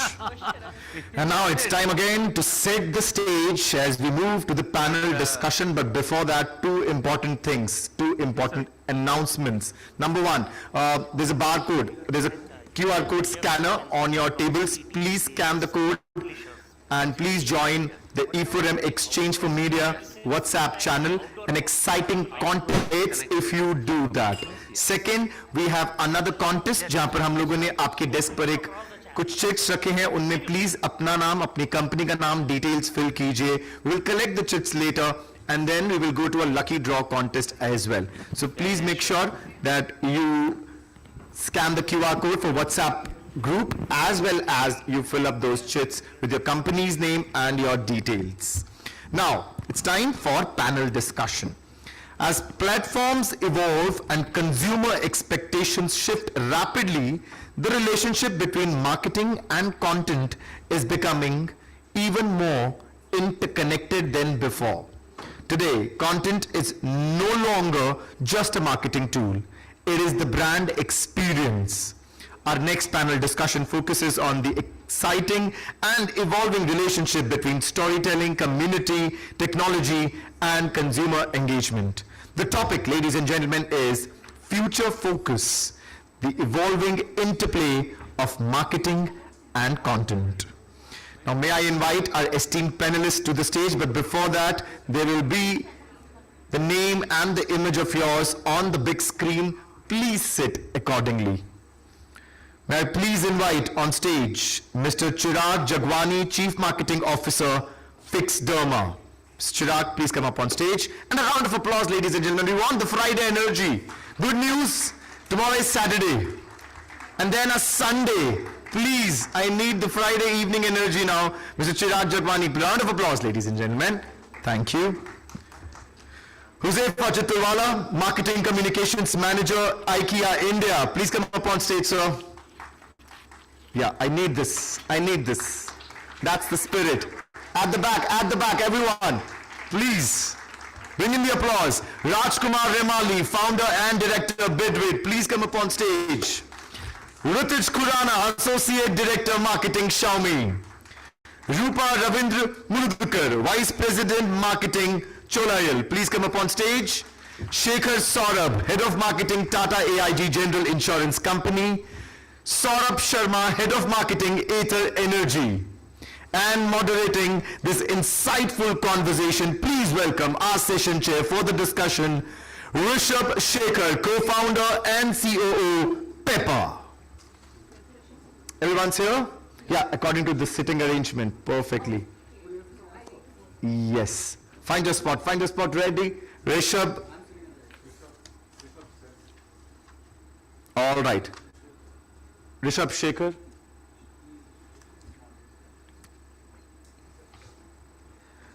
You guys can sit in the meantime, please. Once again, I repeat, the topic for discussion is future focus, the evolving interplay of marketing and content. The session will be moderated by Mr. Rishabh Shekhar, co-founder and COO, Pepper. Currently, still looking for him.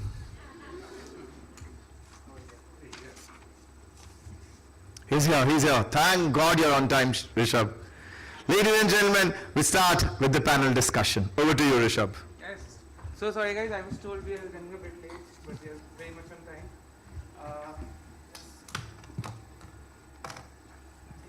Hi. It's been a long day. I always hate doing panels in the second half of the day because till then people are zoned out. They've had their business done. And so it's on us to make it really work. We'll start with a quick round of introductions, folks, although we have the names and the companies there. But one thing that we do in our roundtables that really resonates with everyone is, whoever has attended it here is, we start with the name, just a brief about you and one humble brag. So, for example, you would have met a movie star, you would have met Shah Rukh Khan, you would have done like a climb or a Mount Everest thing, right? So, for example, I'll start to give you a cue as to how this works. I'm Rishabh, founder and CEO at Pepper. Started this company in college, been eight and a half years doing this. My humble brag is that I ran the world's highest altitude half marathon, which is the Ladakh half marathon, right? So that's a humble brag for me. We can start with you probably, and yeah, let's go. Hi guys, I'm Chirag. I am the CMO at Fixerma. It's a 15-year dermaceutical skincare brand where we are prescribed by doctors. I wouldn't have anything for humble brag, so I'll let it pass on. Hi guys, my name is Huzaifa. I work as the marketing manager at IKEA India. I'm not sure if it's a brag, but I finally got to see the Northern Lights last year, so that was amazing. I'm Raj. I'm the founder for Bidwit. It's an AI-led, AI-powered tool which helps you bring efficiency and transparency in the media space. One thing that I really cherish is I started my life as somebody who worked in adult literacy and child immunization in a tribal area where people don't wear a lot of clothes. They used to not wear a lot of clothes, but they wear now. That's the thing I cherish most. Hey folks, I'm Ritij. I look at marketing at Xiaomi. My humble brag is that I made it here today, so that's why I'm humble brag. Hi everyone, good evening. Can I have a good evening back, please? Good evening. Hi.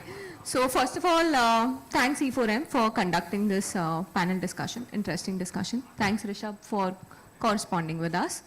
I'm Rupa Murudkar. I'm Vice President Marketing with Cholail. We manufacture Medimix. And my humble brag would be, I am a licensed snake rescuer. I love snakes and I rescue them. Yeah, thanks. Hi everyone, this is Shekhar. I head marketing for Tata AIG General Insurance Company.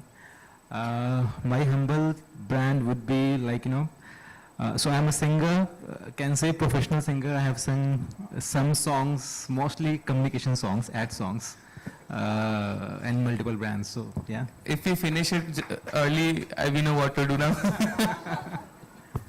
वो budget बचाने के लिए ad में खुद ही गा देते हैं. Hi guys, I'm Saurabh. I handle marketing for Ather. My humble brag is that me and my wife have represented in Tango Asian Championship last year. Crazy. Now, this format we love because what this does is this gives you a story to talk about when you meet over networking. Nobody will remember when you read through your LinkedIn that I worked at so and so companies, but they will remember that you represented India in Argentina, right? Whatever. So I think that's really good. Thank you. Hope that was interesting. We'll quickly start with quick rounds of, right? Just one-liner answers because you guys manage one of the few of the largest companies in the country with the highest marketing budgets. The first question is the 30-second TV spot dead or alive? One line answers only. Almost dead.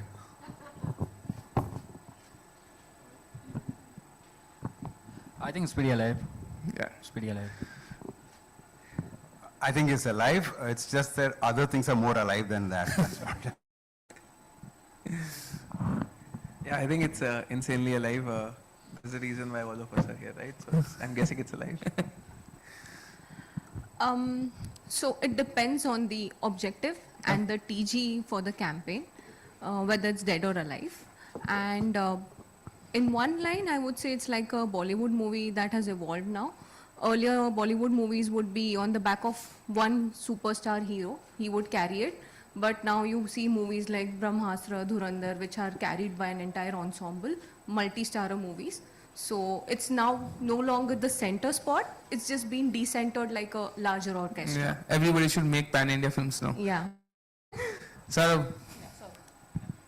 As a marketeers, we love complications, and here is one another layer of complication now that along with TV, there are other mediums who can do the job for you. I strongly feel it's still alive, and actually, my colleagues here said, insanely alive. It's actually insanely alive and kicking, doing very well. But yes, other mediums are also sort of coming up. So yeah. Agree. I think definitely alive. In fact, 30-second video 30-second video storytelling was alive, is alive, and we stay alive, will stay alive for longer time. The medium has changed to digital, but can you tell your story in 30 seconds? I think that will still be a very, very relevant skill, no matter what the medium is. TV as a medium, I think continues to be still an important medium for a large part of the country. There are other mediums that have come up. There are alternatives. You can manage your media plans without TV. But yeah, the skill of 30-second storytelling is still important. Right. Now because you have 6 versus 1, right? And so that you get a chance to defend yourself, I'll give you another 2-3 lines to tell why do you think it's not alive. So I think it depends upon the brand also, but at least for my kind of a brand, I would not say it's alive because the TG, as you mentioned, is not there for me. We are not very popular on offline yet. It's developing, but we are more driven through a channel which is being prescribed by dermatologists. So over there, the dermat is only the influencer or the storyteller or the prescriber, everything. I think apart from that, the rest of the TG is online. So for me, 30-second storytelling, yes, that is alive. But the question, as mentioned, is a 30-second spot on TV not there for me? No, I think that's great. I think we should hear contrarian opinions. That was the whole point of asking this. I think one interesting question that I think defines a brand today is what was the best content about your brand? The best performing content about your brand, right? This past year, did your own team make it? Or did it come from a customer or a creator? right? So was it an in-house content piece that kind of blew up and gave you a high ROI, or was it an influencer collaboration? And the question is just to see whether there are patterns emerging, right? Whether it's all creator, all in-house. We can start from there. Sure. I think it'll be very difficult for me to point out one content piece that has done well. I mean, it's a world where now every company is making a lot more content than they were making 5 years back, 10 years back. So like everybody else, we also have a pretty strong content team that generates content themselves, and there are a lot of collaborators we work with, content creators we work with, and last year or last 2 years, 3 years, I think that it has been a mixed bag for us, from very small, simple, in-house made content for a Father's Day kind of occasion, which touched, and it depends on the purpose. So there we wanted to reach out to fathers and pitch the product in a way that it is endearing and touching for them. Made in-house, worked really well for that objective, right? To, let's say, going to a big show like Tarak Mehta or some other big regional show and integrating and making content out of that, that has massive reach, so it does that thing really well. To collaborating with a celeb. Recently we did something with Sonakshi Sinha. Earlier we have done it with Farah Khan, and so on and so forth. And reaching out to their people. I think it's about understanding what your purpose is, whether the content creator can add the right kind of value, whether the content creator can give you right kind of reach, or do you want something that is true to the, true to the brand, and storytelling can come only from your team. It is important to understand that. I don't think there is one shirt-fit-all solution of whether this can work or that can work. As long as your what's, whys, and hows are clear, anything can work, and that's what has happened to us in the last 1 year. Got it. Ritij, you would want to chime on this? I don't think so. We have a very clear view on what works, what doesn't. And so all of these answers are really nice retrospective answers, because I think you want everything to work when you're kind of solving for it. But one cool piece I think we did was we actually did our first micro drama so-called series.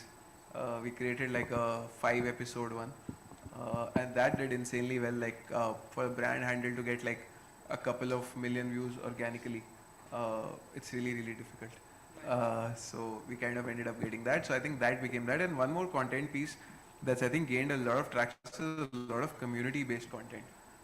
So a lot of Xiaomi consumers create their own content about how they use the device, and that is what we've seen. You'll see at least 2 or 3 of those reels even popping up in our feeds without us knowing, with like 2 to 3 million views, about 100k shares, and so on and so forth. So I think these are the 2 pieces that I would say have really worked well for us. Right. I think one content format that I think every brand should dabble with, which can, right? There are a lot of guardrails in which a lot of brands operate in, but micro drama as a whole, right? Across US, across India, I think that whole industry is blowing up at a pace that was unimaginable. In a cohort like ours, there was a company called Pocket FM, and they have like scaled up from 100 million to like $400 million in revenue in like 18 months, right? So that's a crazy piece, right? But moving on, Rajkumar, the question is for you, right? You sit across a lot of advertisers, brands, right, that spend money, hefty money on media and paid, right? What do you think, if you have to tell them, what do most brands get wrong? Where are they like wasting the most of the money in? It's not the brands which are wasting money. I don't think most brands or the CMOs, the KRA is never to save money. For them is to get the message across, right?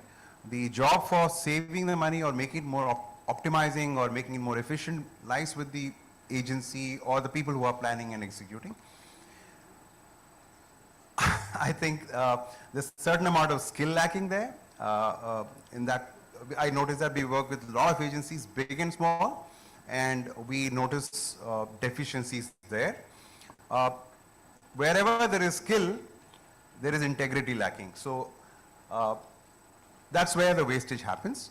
Not really from the brand side. The brand is they're pretty honest. They want to get the message across to as many people, the lowest amount of money spent, and use that money again somewhere else. That's how it is. Got it.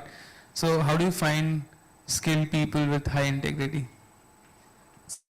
Skilled people with high integrity. That's a rare find, but what's the question there? Where do you find them? Where do we find them? Or probably we can, all the brands that what are recommendation, you can take that offline with Rajkumar maybe. It would be wrong to say there's nobody like that. There are some people, and they're brilliant people. They're brilliant because they have the intelligence and the integrity. Got it. Whatever next to you is, you have built brand in like content, fast settings, right? Now you're working in IKEA, which is like a slow, giant, patient, right? Utility-led, right? What did you have to unlearn, right? What are the things that you had to, like, which was like P0 in your previous roles, but it doesn't work in IKEA? What was that? That's a really nice question. I think for me, coming from the high-paced startup world, me and Ritesh were actually together in Cred for a bit. And then I was in Zepto, and then I joined IKEA, which is a mammoth of a company. I think the biggest change, the appreciation for processes came to me quite early. And for a company like IKEA, who's in so many markets and has solved so many problems, there's a lot to learn from there. And we usually shy away from, following processes or understanding them. But I think there is merit in kind of knowing why the processes are and seeing how they help you, rather than looking at them as something that's going to come in your way. Got it. As a tidbit, whoever is interested in reading or learning about company histories, I think one company that you should definitely read about is IKEA, and how it was started. The whole journey from like $1,000 or something to whatever they are. It's one of the largest private entities which have never raised any external capital, and it's all self-funded. So you should just read about it. It's crazy. It's very inspirational. But yeah, moving on, Rupa, I have a very interesting question for you. You have been clear that e-commerce isn't your priority one channel, and that general trade still leads, right? That's a very non-famous, in a way, thing to say in a digital forum, in a way, right? So make the case for someone that largely assumes digital first that it is not a right strategy. Very interesting question. So I'll start by opening it up for audience. Thankfully, there are women and I am men with partners. So women, have you done shopping in sari matching center? Do you know this concept of sari matching center? So do you think that can ever happen online? करवा लो ये वाली shopping online. So there are categories which are very sensorial dependent. Okay, so for example, sari matching center which needs that type of cloth or that specific color. वहाँ पे Pantone shade नहीं काम करता, जाके देखना पड़ता है physically. In foods, for example, you need to taste. Unless it's like a standard product like Kaju Katri hai and a reputed brand like Amul Trust hai, so you know this will work out well. Products like services, for example, you go to a bank or for insurance, people will still want that physical touch, which gives that credibility, which gives trust in that product and that service. So coming to the point that e-commerce / offline is very, very category dependent. First is that, depends on the category. Second is, as marketers, we have to always remember, we remain very, very anchored to our consumer and our TG. In India, you see now a lot of D2C brands have started launching products for retail market. Because they don't want to crack India, they want to crack Bharat. So this is about India versus Bharat. So अगर भारत को crack करना है, जहाँ पे सबसे ज़्यादा जनता अभी तक रूरल tier 2, tier 3 में बैठी हुई है, so it will be still dominated by GT. And that's where the story of Medimix comes in. So for a brand like Medimix, we are dominant in national segment. We have 80% plus weighted distribution in our general trade channel. So that is why right now the focus would be to strengthen volumes and drive revenue out of GT. And hence, GT first approach. Got it.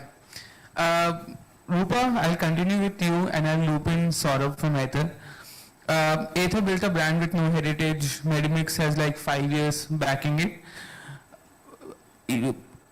Which is the hardest starting point? And make a case that yours is the one that is harder. Sure. So yeah, I'm assuming all of us are marketers here, and everybody has studied the Keller's brand equity model. Okay. So at the bottom of the pyramid comes salience. And for heritage brands like Medimix, we win on salience. But where the task comes on hand for us is as you go above in that pyramid to build resonance, to build feelings, to build judgment. So as consumers evolve, for us, the biggest challenge comes when it is about expectations of the younger audience. Evolving with them with agility. They want speed. They want quick results. They want faster products, newer products. There are so many categories that are evolving right now, and they need Ayurveda in that format. So hard is actually depends on which lens. There is no linear answer. It depends on the dimension. So for a brand like Medimix, for us the task would be how do I still remain culturally relevant and appeal to the younger audience which is now coming in. Whereas for a brand like Ather, it would be to build a bottom of the pyramid wherein you still have to garner trust, you still have to drive awareness. So hard is actually very perceptive right now. Yeah.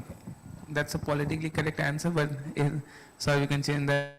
I think, see, I'm with Ather, but I used to work for Mahindra, so I can tell you both sides. Yeah. Where I've handled an established brand. There are different challenges, different thrills, different skills required on both sides.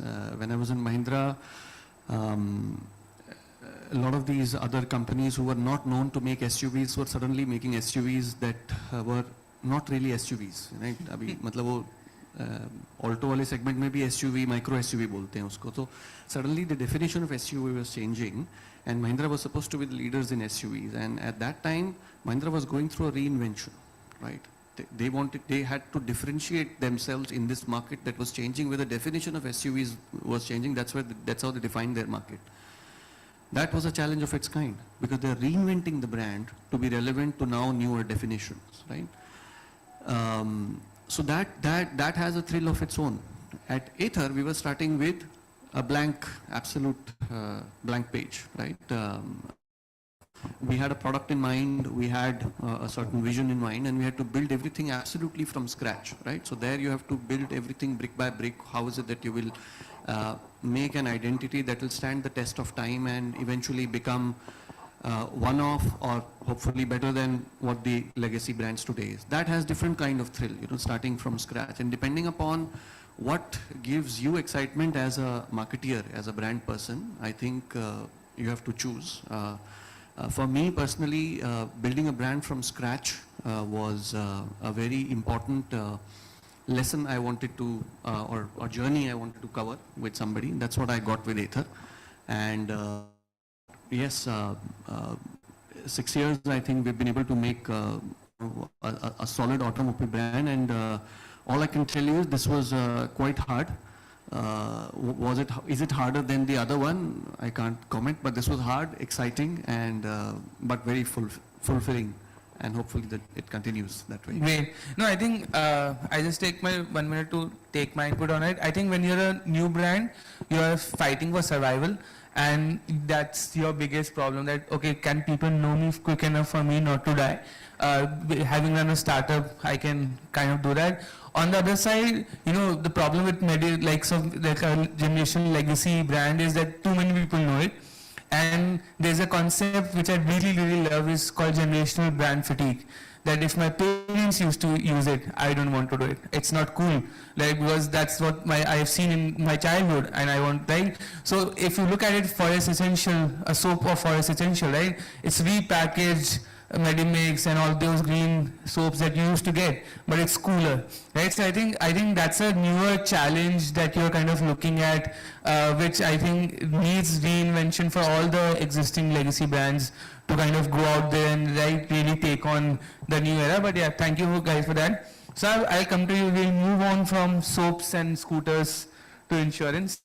I think all other brands here, are categories that you can be fun about. You can be, you can enjoy talking about, right? You can have a good debate, but insurance is something that people tend to put off till you actually need it, right? It's till date, most of our parents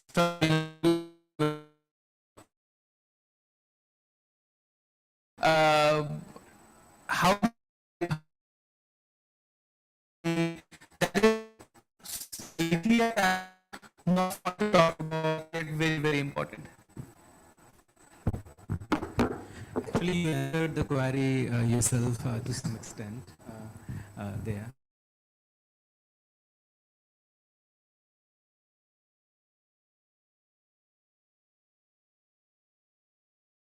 For me, it's not needed right now. और like अभी ज़रूरत नहीं है. जब बुढ़ापा आएगा 40-50 साल आएंगे तब हम शायद बीमार पड़ेंगे. The people in general in India, they assume that everything is fine and it's going to continue to be fine. Like even 5 or 10 years down the line. So that's the normal perception. So that's where the task of building the category comes, and to some extent, like all the players. I don't know whether you have heard of the campaign of Acha Kiya Insurance Liya. The way we are doing, likewise similar the way mutual funds say they did it for the mutual fund category. So the government has realized that, and they have started this campaign, Acha Kiya Insurance Liya. In the meantime, like the brands are also sort of building on top of that. The idea is to sort of connect to that human emotion, through which you can ignite the need of insurance within your family, so that your loved ones are protected. So that's the key task which we have taken from a communication perspective, and we are using all the possible mediums to communicate that. And TV plays a critical role. Going back to the TV question, but yes, that sort of stage, it's a very, very crucial thing for us that we sort of establish the relevance of this category in the mind of consumers. And touch wood, things are growing quite good. It's growing quite fast, very, very one of the fastest growing category in India, and should continue that kind of growth. Yeah, thank you. And moving to Chirag, right? You came up through e-commerce and performance, where everything is measurable in a way, right? And now own the brand too. Where does the performance mindset help, and where does it start to get in the way of building one, right? The brand itself, it's like left brain versus right brain conversation that I'm trying to hint towards. How does it work in here for you? So I think the line between performance and brand has kind of diminished or kind of not existed in today's environment. You're always either doing awareness and brand and performance all together in one sync in certain cases. So that line has kind of diminished. I still feel the top funnel awareness is important, but depending upon the age of the brand, they would want to adapt to what is the kind of requirement is for the brand. So for a new age brand, they would probably, let's say for Atta, probably, they would first build on creating awareness because people need to be aware for the brand, and then only they'll also parallelly push for performance, I mean for conversion as well. But after a while, I think once a brand becomes popular, let's say if we have to go back to his own brand, Mahindra, probably then I think it's purely performance and awareness. Right. So it's kind of an overlap that happens more or less. Got it. Cool. Related to you, your recent work lean into entertainment over features, right? And I think that's the thing that we have seen across the phone category. The Diwali pronunciation film, the kitchen chaos launcher, all of that stuff, right? You have said people want content that entertain, not ads, and I personally love that. How do you square that with still having to sell phones on specs and price? I think price is something people have already made up their mind on before they even buy a phone. So I don't think so we can convince them otherwise on that. I think when we are all selling phones, or as a matter of fact any other brand, we are selling a small thing that probably is missing in my life, right? Like for example, like I wear some really cool shoes because I don't think so I have a really good personality. So the shoes solve for that. But when it comes to phones, it's a lot more, starts a lot more functional in nature, and then it evolves emotionally. And when how we are always kind of trying to pitch is that a Xiaomi phone is actually a smarter choice. And if the protagonist in your communication is probably cracking a joke on someone else, is coming across as like the smarter person in the room, and that's the feeling we're going for, because ultimately you're also buying a feeling. People need to believe that if I buy a Xiaomi product, I am a smarter person in the room, and that's what we're just trying to do through all of these things. And as a matter of fact, we even did that today about how a bunch of legacy brands are selling some really, really high priced products, but they don't really match up to any sort of a performance that they're supposed to deliver on. And we just want to kind of change that. So we see ourselves as communicators of, hey, this is in your benefit. You can take a call later on. So we don't want to force ourselves onto the consumers either.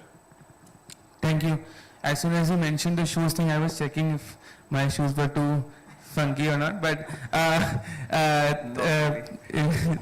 thank you. Cool. I think we'll move between Chirag and Saurabh. So marketplaces, quick commerce, AI, and AI assistants increasingly sit between you and the buyer, right?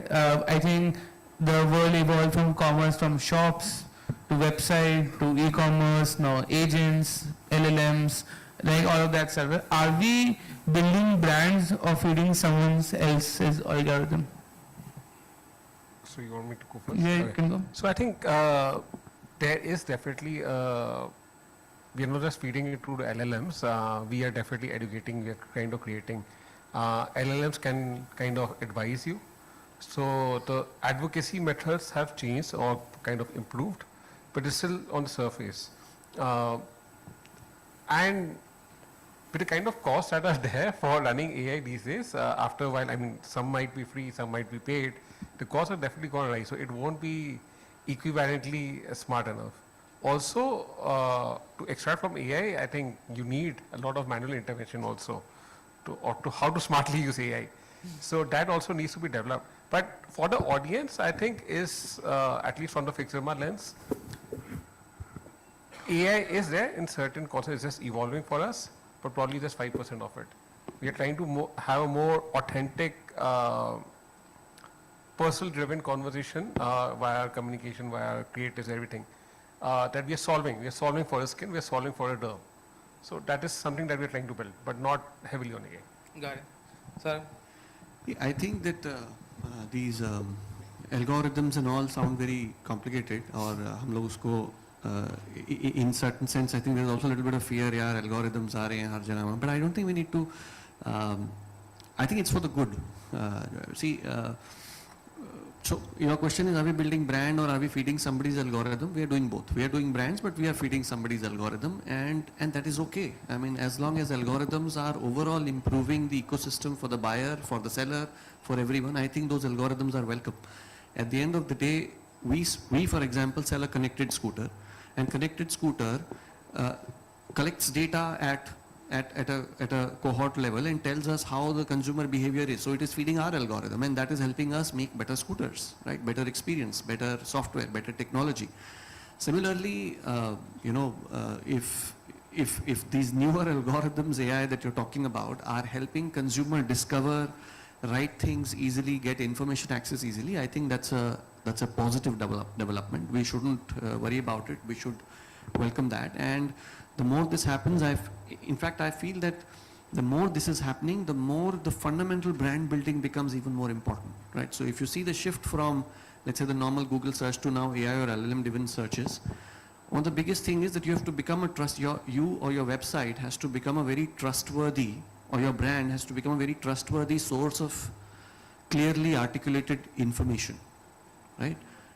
You break it down, trustworthy source, clearly articulated information that is relevant to consumers. That is what good brands do, right? They have great, clear positioning. They understand their TG well. They structure their message well. They structure their website is a sort of a representation of that. That's what you do. So the moment you start doing your basics one-on-one, right, I think LLMs and all support the ecosystem. So I don't necessarily feel they are, we need to see them as competition and worry about them. We need to utilize the technology, use it for the betterment of everyone. Great. Subtle pepper plug. Who all here is actively and focusedly working on AI SEO? Going from the AI algorithm piece. Who, like, can we have a raise of hands in the panel and the?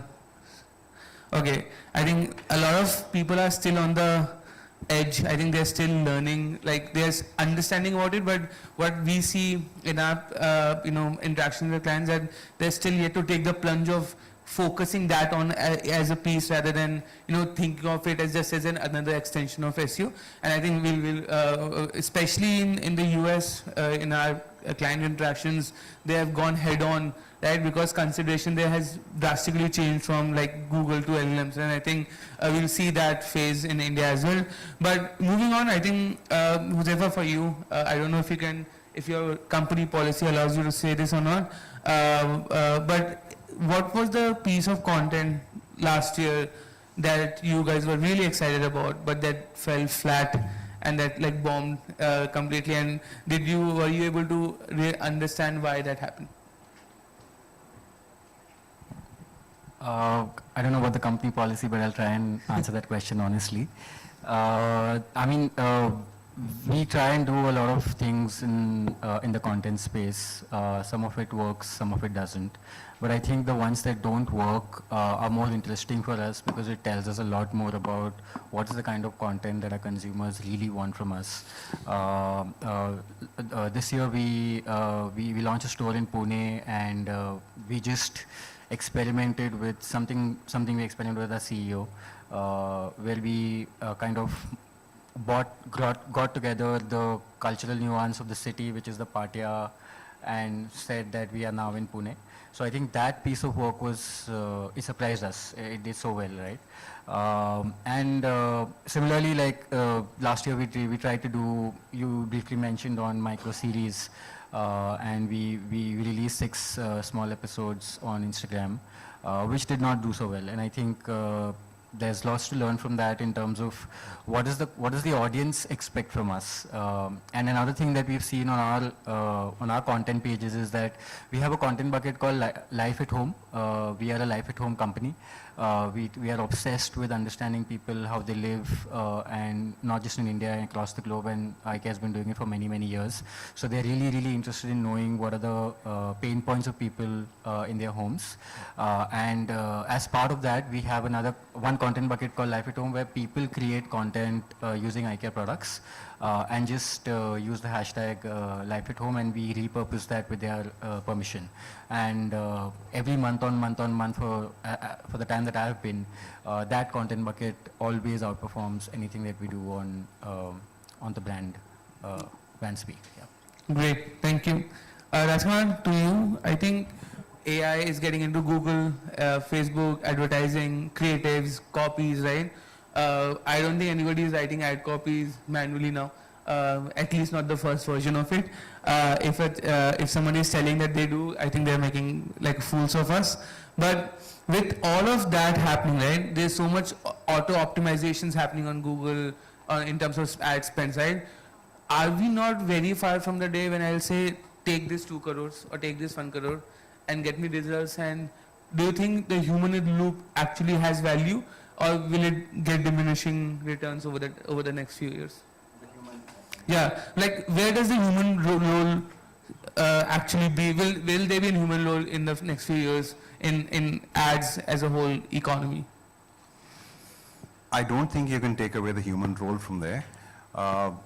In fact, I think a lot of content gets demerited if because just as there's enough content coming out of that place, there's enough mechanism coming in to say to credit or discredit the content which is there. So you can't take the human element out of that. Sorry. No, I think I think that assumes that AI content can't reach a level where humans are already creating content, right? The point is in the entire loop of a performance, right? From strategy to copies to creatives to audience setting and then going live. I think each of these independently, I feel there are tools, there are optimizations already available, and the Moore's law tells that whatever you think is possible will happen faster than you probably will imagine.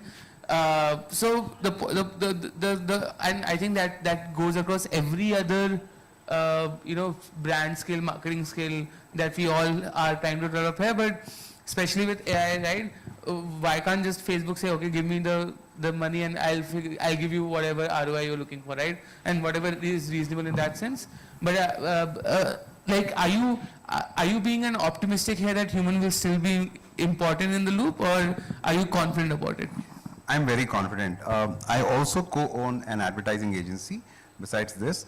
So there's enough creative work that happens there. And I see that people depending more and more on that part.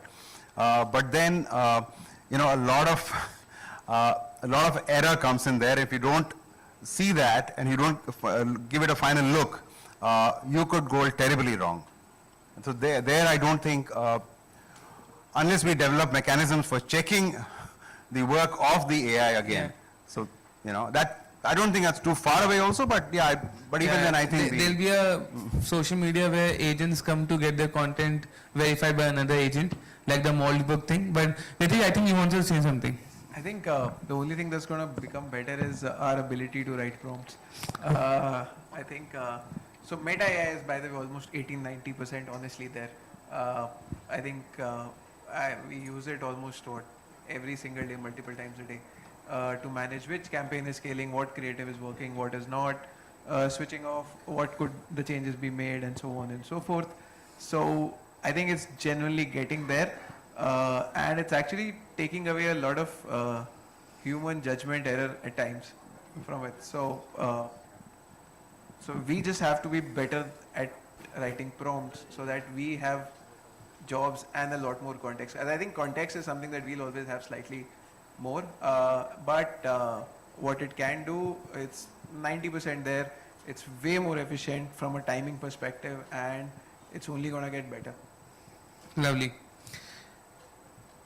I think I would want to ask this to Shekhar, Rupa, you guys, right? Legacy, big brands.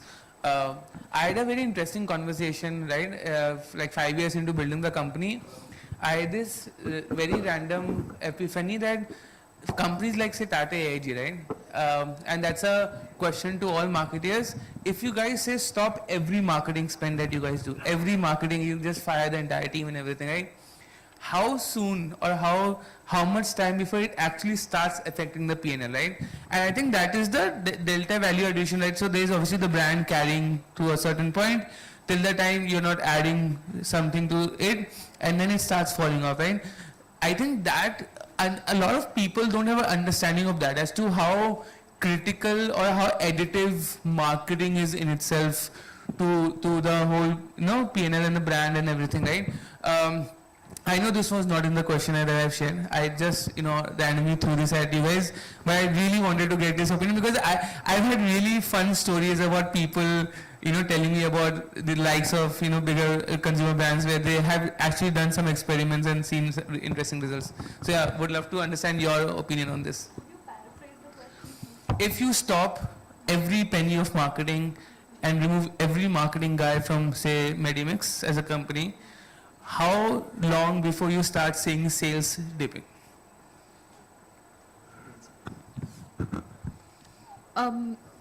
This can't be answered in a time frame. Okay, Medimix talks about timeless legacy of Ayurveda.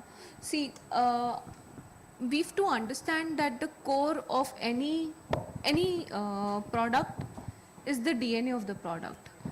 As long as the product of the 4 P's, the product is delivering to its promise, consumers will always come back. Okay. So yes, there will be depletion, but as long as the product is delivering, it will not erode to an extent that it will just go bankrupt. So Medimix, for example, I'll give you. No, obviously I'm not saying it's going to zero. I am saying, but when it's a listed company or when it's a big company, like few BPS points also makes a major difference, right?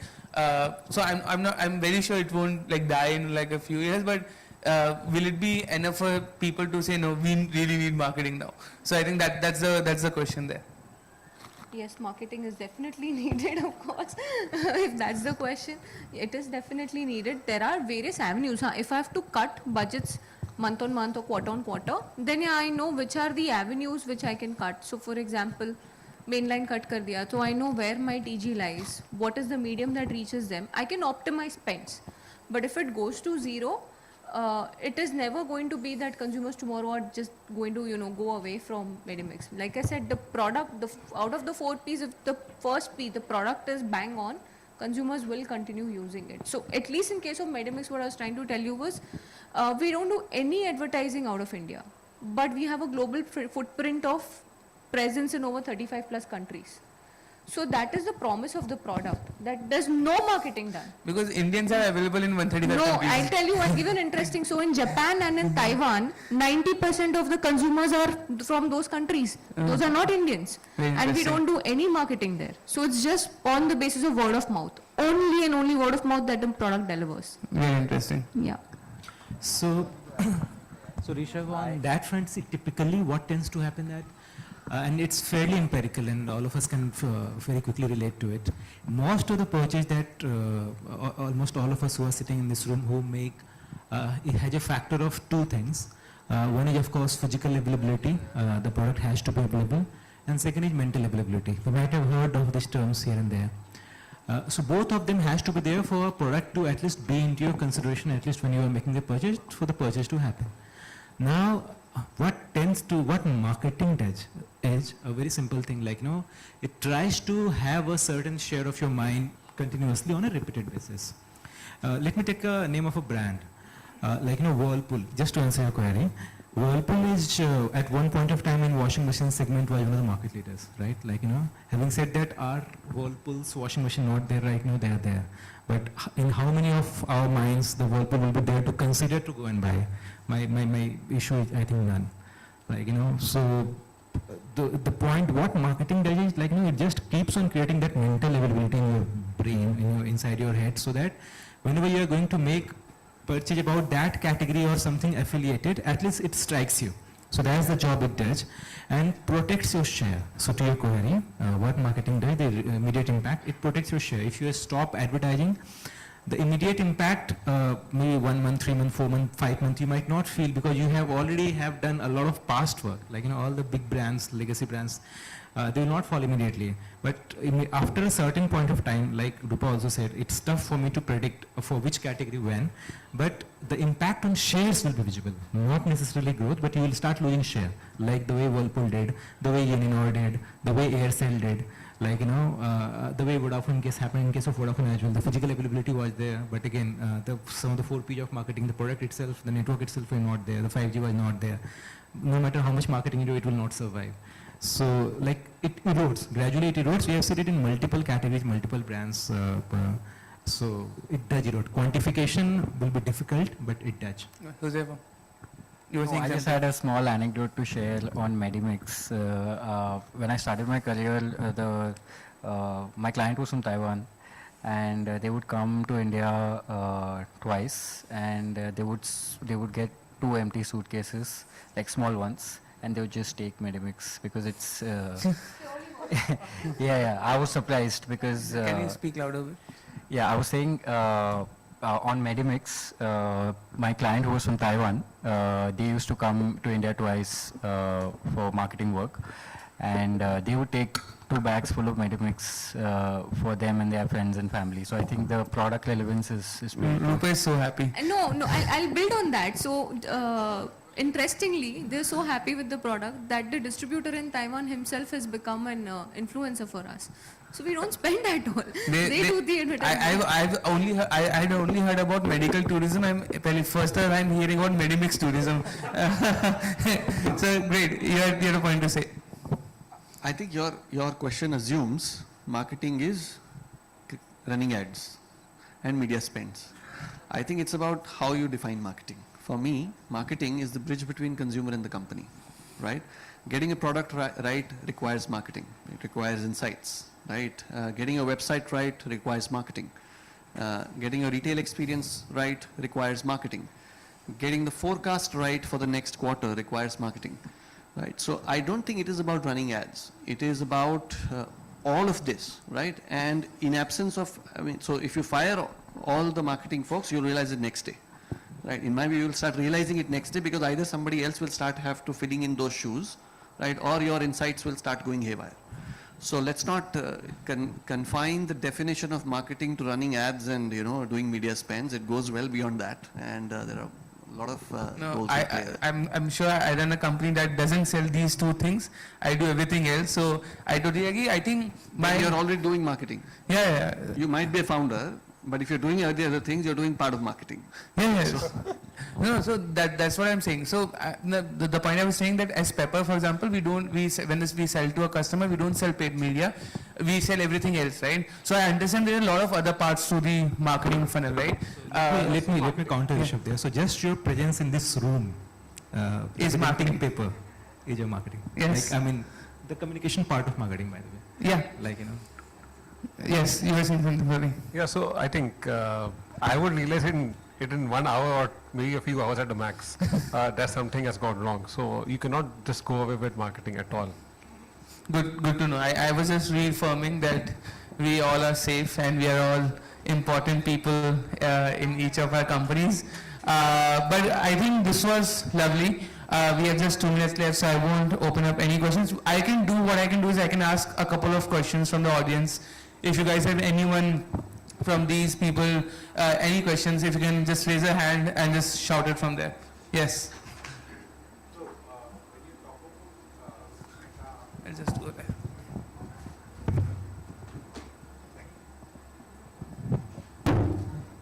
Sorry. When you talk about meta ads, doing a lot of things on the analytics side and also on the AI side, but don't you think so? These are Meta and Google are the walled gardens, and the attribution is everybody claims a lot of things about attribution. We don't believe, but so I'm from Brand Velocity. We built a marketing OS actually. We're trying to address certain problems, but what do you think about that? And are you rely only on the Meta and Google attributions? Not really. I think attributions are a lot more third party in nature. I don't rely on so what you're checking for is, hey, how I am performing in terms of, you're just tracking something till somebody clicks on it. Then you're not tracking it actually. What you're tracking is if my communication is really, really good and if a lot more people are clicking on it, are people searching for it on Google? We are keeping it that basic. Are people searching for it on an Amazon or a Flipkart? Or now we've started quick commerce as well. So you'd see that trajectory. So what is your organic growth happening over a period of time? You will not want to, ideally last click attribution is slightly, I would say, not the best articulation of what you'd like to achieve. But you just start to see organic growth over a period of time. Because again, I can click on an ad today, I may not be interested, but I'll remember it. I'll come back tomorrow, I'll search for it. The last click attribution doesn't factor that in. Maybe it does for some cases when you do those 7 and 14-day cookie pools. But yeah, you just look for that. You just look for markers. Very honestly, there is no clear one indicator, but there are broad markers around it. Cool. We are 3, 2, 1 and the time is up. Thank you folks, thank you for, I hope this was helpful and this was interesting for all of you. Sorry? Can you take it offline? I think we are out of time, right? So sorry. But thank you again. Round of applause for the panelists here. Really, really awesome. Thank you for engaging with me. I tried to make it as controversial as possible, but they were really, really safe in their answers. Just one anecdote. Whoever had registered from companies before last week, we may have a custom AI or SEO audit for you guys at the Pepper booth. You may just drop in from if you're from the brand side. But thank you again. Thank you for spending so much time and being patient with me. Over to Thank you so much everyone for the vibrant, insightful and non-controversial conversations. Thank you. And I request Mr. Raghu Khanna, MD and Director, Cashier Drive, to please come up on stage and felicitate our panelists and session chair Rishabh Shekhar. A round of applause, ladies and gentlemen.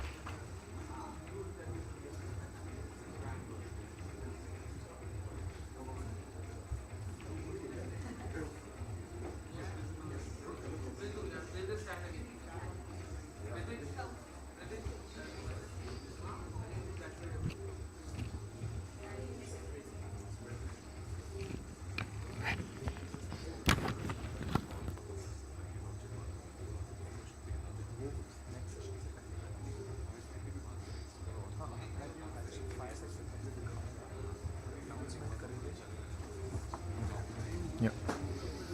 All right, thank you so much. Thank you, everyone. And I'm still surprised we didn't make Shekhar Saurabh sing at all. All right, ladies and gentlemen, we have a lucky draw contest. Everyone fill the chits with the name and the company's name. We will announce the lucky winner in some time. But the time right now is perfect for our next session because it is the snacking time. Food habits may evolve, trends may come and go, but snacking remains deeply emotional, cultural, and personal for consumers across India. And understanding India's diverse snacking culture requires brands to think hyper-local while scaling nationally.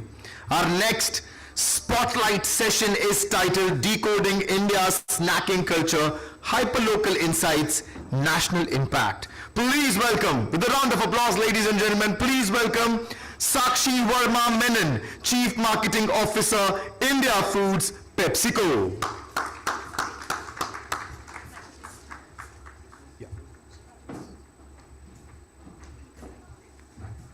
Yeah.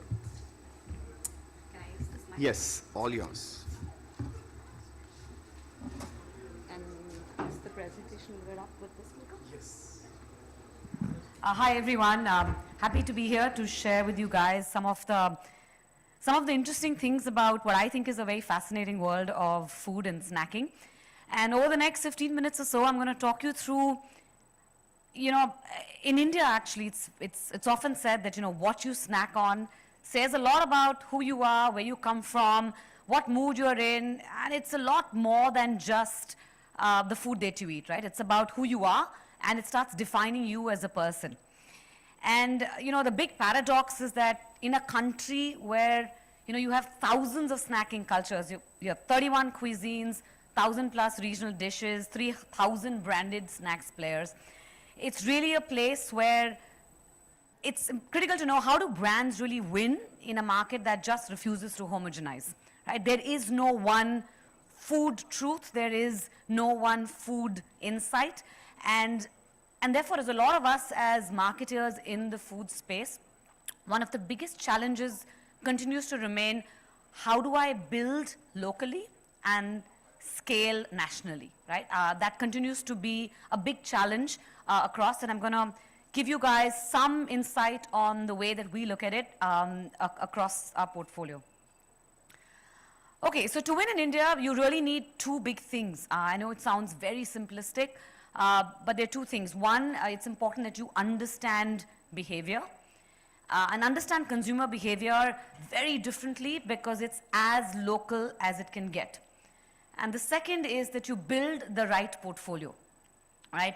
I'm going to talk about understanding behavior first. You know, every snacking choice, and all of us are consumers, all of us consume snacks multiple times in a day, and every snacking choice in India is really it's a dynamic equation, right? We're all trying to optimize this, and there are three key things in it. One is culture, one is context, and the other is needs.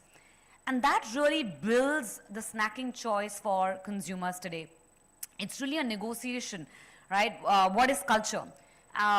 Across the north, west, east, and south, the culture of our country is extremely different, extremely diverse. And you realize that culture has such a strong role to play on our food habits that, for example, people in the north and the west, there is a strong Mughal reign, there is Rajputana, Marwari culture that comes in. In the south, you look at, you know, it's very local, very regional, there is Pandyas. It just becomes so culturally different that your food habits, the taste, the palate, the spices, all of that changes. Overlay to that, the context, right? What's the day part? When are you looking to snack? Are you going to be doing an activity while you're snacking? Are you going to snack in home or out of home? Are you snacking alone or are you snacking in a social do? What life stage are you in? The context really adds another dimension to this already complex equation of culture, which is very, very nuanced, specifically in India. And add to that the third piece, which is needs, right? Why do you want to consume a snack? Are you looking at it because you're looking for fuel? Are you looking at it because there's an activity that you're doing while you're eating? Are you looking to get just a mood shift and I just want to kick? I want to change the mood state that I'm in. Do I want to do it socially? Do I want to do it alone? Do I want to build it as, okay, let me get all my friends together, let's all connect, and I want a snack to go with it? The need that you want is very variant.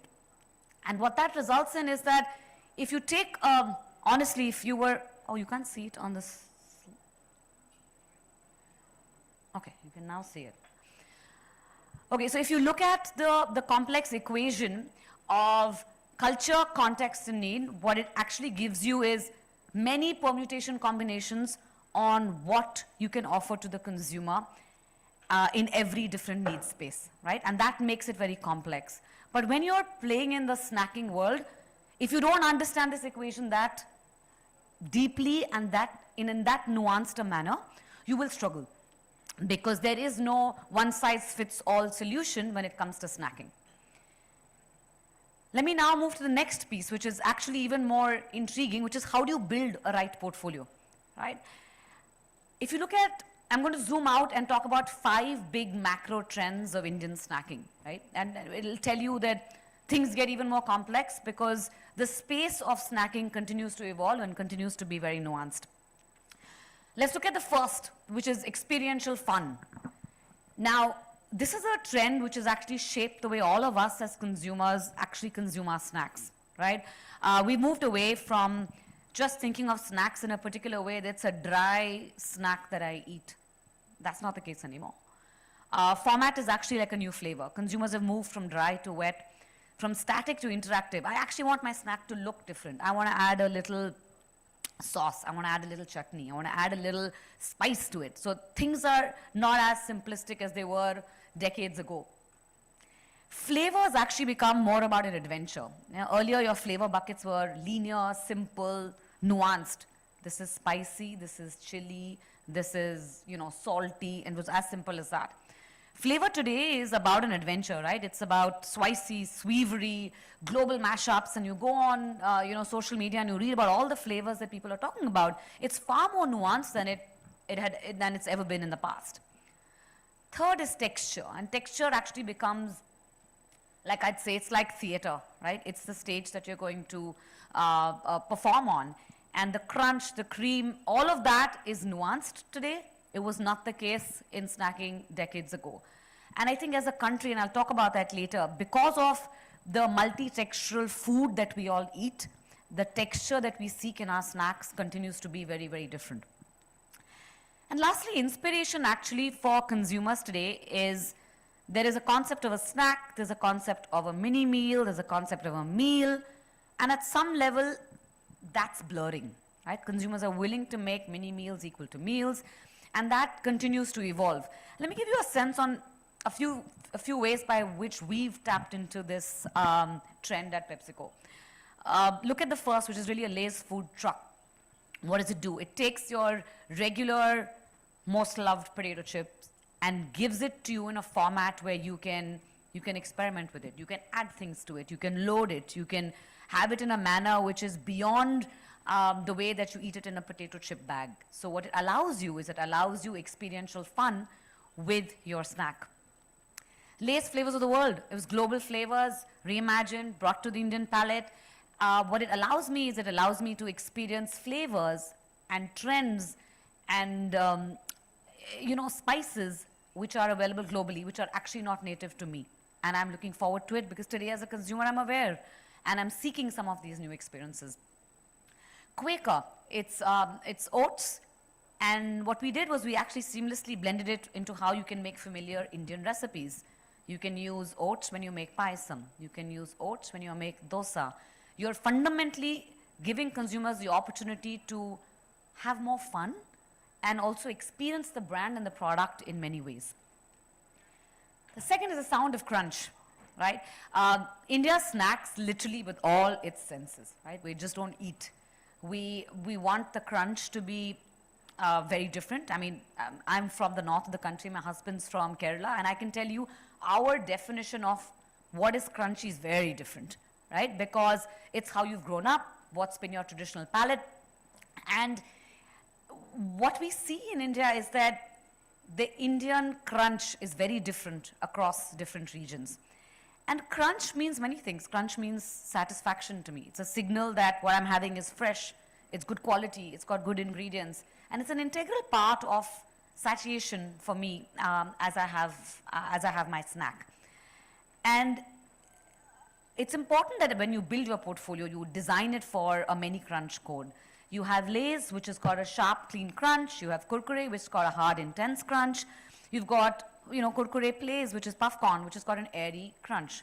Because the consumer, depending upon, remember what I told you in the first slide, depending upon my culture, depending upon my context, and depending upon what need I have, I'm looking for a different kind of crunch. Flavor stimulation. I mean, I don't think anybody in this room will debate the fact that India is a land of flavors. But many of us may be surprised to know that there are 400 distinct chili varieties in India. So when any of you in this room say, yes, I need something that has got chili in it, as a marketer, I should know that you could all be meaning very different things, right? And the reason behind this is that as a country, we actually have grown up having a very different, nuanced understanding of what chili, for example, as a flavor is. And in a start of flavor, taste is a cultural code. Every time you taste something, what it does is that it triggers memory, belonging, nostalgia. I was just meeting someone outside actually who just said, I don't live here, and where I live, I actually don't get Uncle Chips.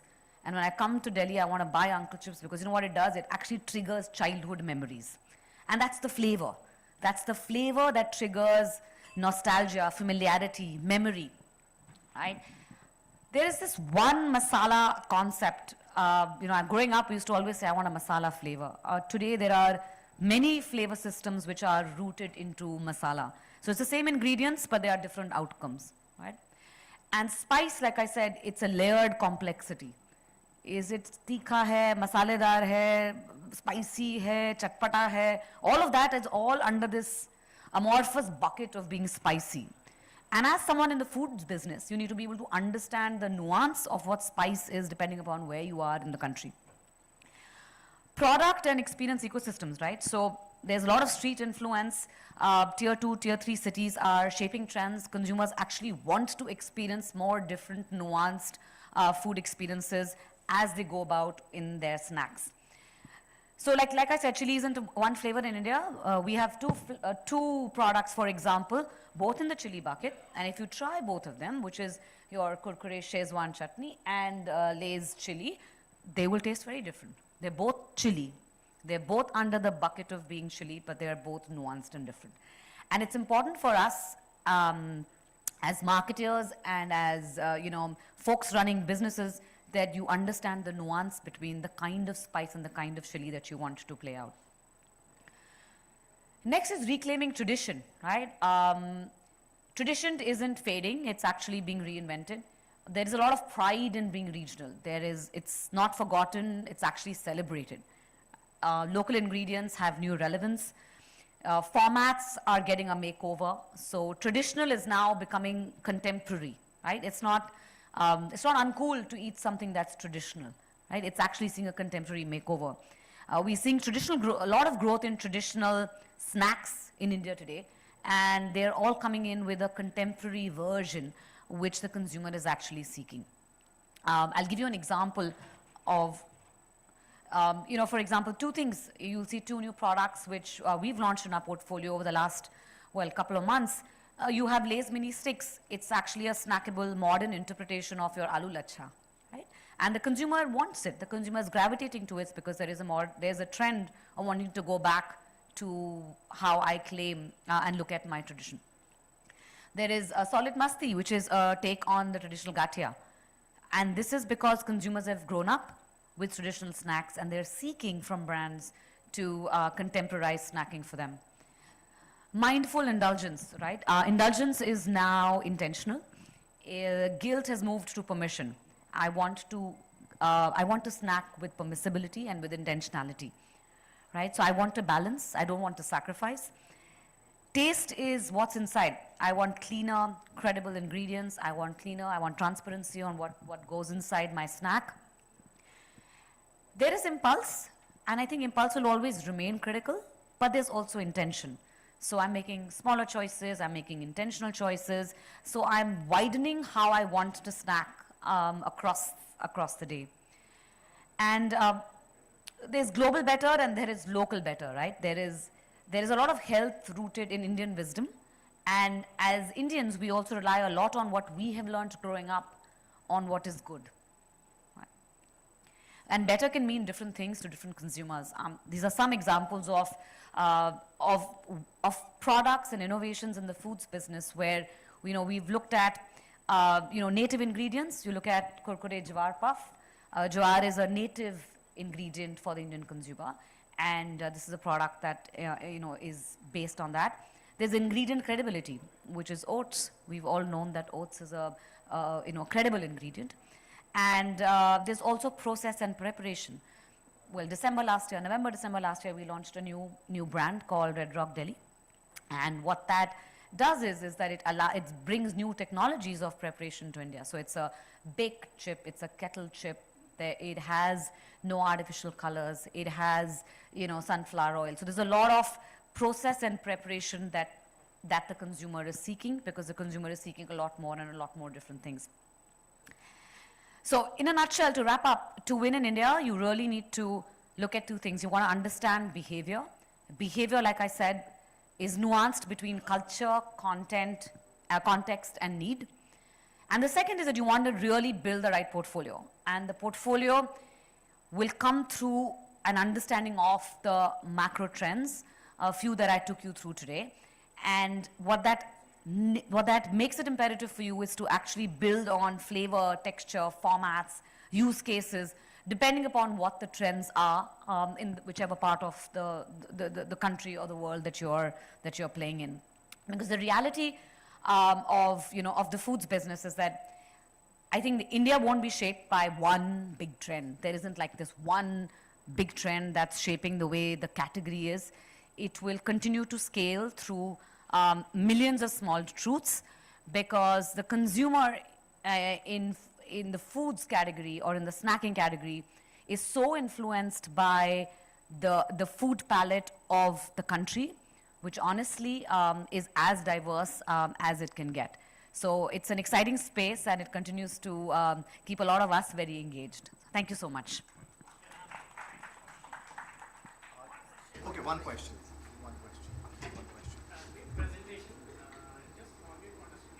Yes, I can.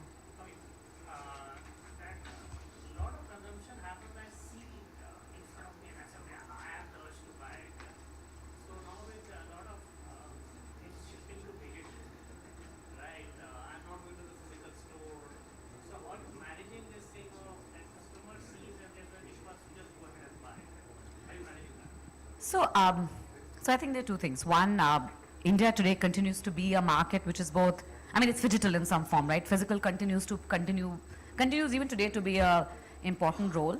And when you look at digital, right, I still think that there are ways for us to bring the product to life to the consumer in the digital form. So honestly, the consumer's evolved, and like you're saying, you see somebody eating it and you want to eat it. But I think in the digital context, a lot of the content that we generate allows the consumer the same experience. And so we're not seeing that as a challenge. I think honestly, digital is allowing us to target you very differently from her sitting in this room, depending upon who you are, what kind of content you've consumed. So I don't think that's a challenge, because the kind of content that we're creating for digital today is very different from the kind of content that we created in the pre-digital era. So I think it's fine. It's working well. Yeah. Thank you so much. Please be on stage, as I invite Mr. Dhruv Dhawan, VP Revenue, the Trade Desk, to please honor our guest, Sakshi.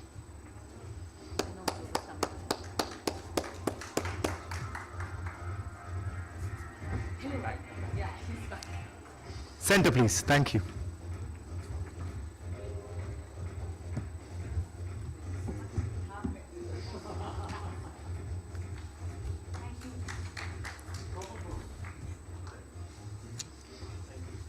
Thank you, Sakshi. Thank you, Dhruv. Thank you so much.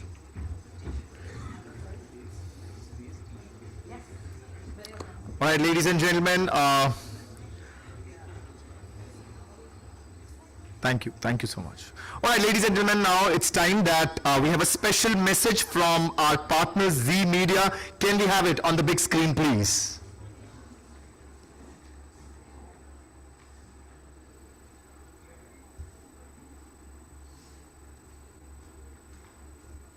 Audio.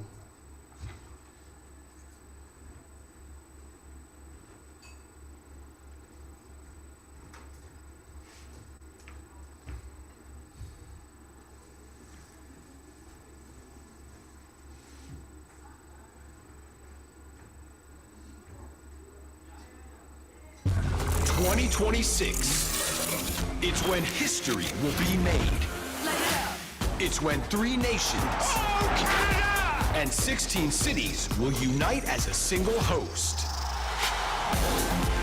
The FIFA World Cup is coming, and we can't wait. Watch the greatest show on earth, FIFA World Cup 2026, 11th June onwards, live and exclusive on United Sports and Z5. FIFA on Z, finally it happening. All right, ladies and gentlemen, we will announce the lucky draw winner in a short while, or maybe after this last session, which is the fireside chat. And as we move toward the final knowledge session of the evening, we focus on one of the most defining priorities for modern brands: customer centricity. Today's consumers expect more than products on services. They expect trust, convenience, personalization, speed, seamless experience, all at scale. Our fireside chat today explores the new rules of customer centricity, trust, convenience, and personalization at scale. Please join me in welcoming our distinguished speakers. Milan Shah, Head MG Select JSW NG Motor India. Mr. Milan Shah, please come and have a seat. Right here. Mr. Varun Sethuraman, Head Marketing Communications, Nestle India, please come up on stage. And moderating this conversation, please welcome Mr. Vivek Malhotra. Good to see you, sir. Good to see you. Group CMO and COO Strategy, India Today Group. Ladies and gentlemen, a warm welcome to our session chair and our guests.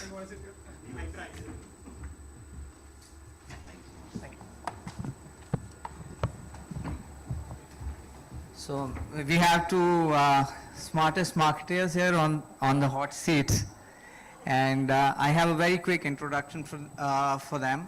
So these two gentlemen today are stalwarts in marketing. They're leading the most amazing brands. On to my right, we have a gentleman who's actually brought in technology to an extensive sector like auto, and things like personalization, things like data, things like playing with retail, opening up new channels. So this sort of gives you a totally new, younger way of thinking about a legacy sector like auto. Varun, on the other hand, has been working on very strong legacy brands, and he understands Gen Z like no other marketer. He's been creating a lot of innovation. He's been working on some campaigns which have been recognized on the national stage. So I look forward to a very, very interesting conversation, and thanks for having me here. Some opening remarks, I think, from the two gentlemen about customer centricity. I think, how is this sort of playing out in your business? If you could just give me some opening remarks, and then we take it from there. Good evening, everyone, and thank you, Vivek, for being so kind and just an introduction. When we talk about customer and customer experience or customer centricity, any segment, they are the king. Why are we here doing any business is because of customers, right? The only way to being a distinct is to focus on how do we really have a conversation with customer. Once we have crack in not doing a sales but doing a conversation with customer, that's where you as a brand have a unique point to win among your competition. And there are many strategies, obviously during a day we will talk about it. Thank you. Thanks for having me here. And yeah, I mean, like nothing extra special to add except that all of us are dead without consumers, and so is the cash register. So. Fantastic. So we've got clarity of thought there, I think, as a starting point. Milind, question for you. I think the consumer is buying a set of values. And how is, I mean, those set of values were different, say, about 10 years back, 15 years back, and you straddle across various segments, so right from entry to, let's say, lifestyle. Now, how are you modernizing marketing? How are you really reading the behavior signals to give you a different playbook? How does that work now? Interesting. So 10 years back, let me talk about the auto segment because that segment which is my specialty. 10 years back, people used to, when you talk about the luxury segment, people used to buy a badge. Irrespective of whatever the product is, I want BMW, I want Mercedes, I want Audi, very clear. They used to, irrespective, many of the customers, when you ask, they didn't even know the product name. They know it's a Beamer, they know it's a Merc. In this, I would say, a decade, the customers have evolved, and thanks to the digital era as well, the knowledge is in fingertips of customer. In today's time, when customer walks in my showroom, he is much or she is much aware and knowledgeable about brand, about product, maybe more knowledgeable than my consultant standing on the floor. In that case, what becomes really important is how do I treat them? So with a new proposition called MG Select, we have redefined how do we really do the business. The atmosphere matter. What kind of environment you are creating. So we have made MG Select as an art gallery environment wherein everything is minimalistic. There is no big banners, there is no fancy logos, there is nothing. There is just a good, decent ambience where the person feels I'm at home. And what we have taken a concept from our history is Atithi Devo Bhava. So how do you really treat the person who walks into the showroom? How do you treat him as a guest and not customer? So what is your welcome note? How are you treating them a refreshment? It should not become forced. And when you're talking about a product or a brand, how are you having a conversation rather than saying that, so this is the product, take a test drive. So that is more critical because when customer comes in, he just wants to have a conversation with someone and want to have a tick box that the decision which I have made, it's correct or not correct. So that's the difference which I think will make a precedent. Are you seeing a shift in a way that, you know, the earlier automotive buyer had a certain amount of comfort with a brand? Are you seeing customers asking you more stuff about performance, connectivity inside the car? I mean, that's one of your differentiators and other things. I mean, is that change happening that if they're not coming with a brand comfort and deciding this is what I'm going to buy, they're actually asking you about features? Is that happening? Yeah, so it's a good question, Vivek. The consumer in today's time, they're not looking only a car with the engine. What they want is a new age technology. And touch wood, we've been kind, and we were the first brand to bring internet inside the car. We were the first brand to bring autonomous, electric cars, all of those technology. Consumer value that. And when consumer comes in, he's saying engine and the space inside the car is given. What is that unique thing I will get? What is that another bragging right I will have among my peers? And that's where when more and more consumer gets evolved with the knowledge available, they want today's technology. They don't want grandfather's technology. Yeah. So that's the reason we are having an edge among competition. Yeah. So Varun, very interestingly, I'm expecting a slightly different perspective from you because your brands, you have mega brands and they're based on relationships. I mean, the very long relationships with a few of your brands, and it's far more nuanced than, say, technical features. How are you seeing things differently? Is there something changing there? Is there a different way in which the relationships with the customer are getting formed? Is there, unlike a very small feature set or a new feature set, you have a lot more loyal, multiple repeat customers. So how does that change things for you? It's like a relationship over a long period of time. The one that you have with brands, especially well, legacy brands is not the right word because the brands are reinventing themselves, but Yeah. it's a little bit about also brands being able to have that kind of a relationship as consumers evolve. Yeah. There are new sets of consumers who are coming in, and even the existing ones, like Maggie, I'm sure across the room, you had a Maggie a decade back, you'll have a Maggie now, you'll possibly have a Maggie a decade later. It's about saying new stories in new formats, in ways that are a little more meaningful to consumers. For a Gen Z, that could be entertainment with a passion point. For someone who's a Maggie loyalist, who's consumed Maggie forever, and the memory is always one of hostel, you talk about a Hostel Valley Maggie. Across, you might have visited the hills as a young person, as a college goer. Today, you might be going with your family. It's always going to be a Pahado Valley Maggie. Yeah. So some stories are evergreen. You keep repeating them to a new set of audience, looking at the messaging as being the same, the platform and the medium differing. But in newer cases where you're bringing in newer experiences, although not significantly different, but coffee, today's consumers' experiences with coffee is very different. The expectations that they have out of their coffee cup in the morning is very different. So for us to be able to evolve with technology to say that we have a product that today gives you better granulation and therefore better aroma, stronger cup, and therefore a great morning, things like that. So it's, the consumer remains at the center. The relationship is one where we try to maintain consistency over a period of time. The medium and the storytelling changes. So then a lot would be based on consumer insights, I'm guessing, because these have been sort of been shaped by the environment outside, the ecosystems changing. So how important consumer insight for you, and are you like always on? Do you have teams? Are these interactions from social media? How do you pick up these insights? And So as with a lot of large organizations, we have a consistent track that keeps happening. We keep measuring retail measures, consumer measures.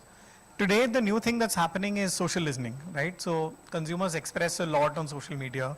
In fact, some of the best entertaining features are not on the YouTube video, but in the YouTube comments. So when you go there and start looking at what consumers say, when you look at ratings and reviews on a platform, what do people say? Those are a rich source of listening, rich source of information as to what consumers are saying and resonating with. But listen, ultimately, it comes down to hearing what your consumer is saying, whether you meet a consumer in a consumer group, in a focus group, or you listen to what they're saying on a rating review or comment. It is about just keeping your eyes and ears open to what the consumer is saying. amazing. So you have new insights here. On the other side, you're operating purely on technology, and I understand that luxury is a space where people have not traditionally been selling technology. It's very tough in a way for brands that are embedded. They're always there. Now, how do you break and capture this attention? What's the marketing key there? So there is something called, consumer behavior called brand fatigue.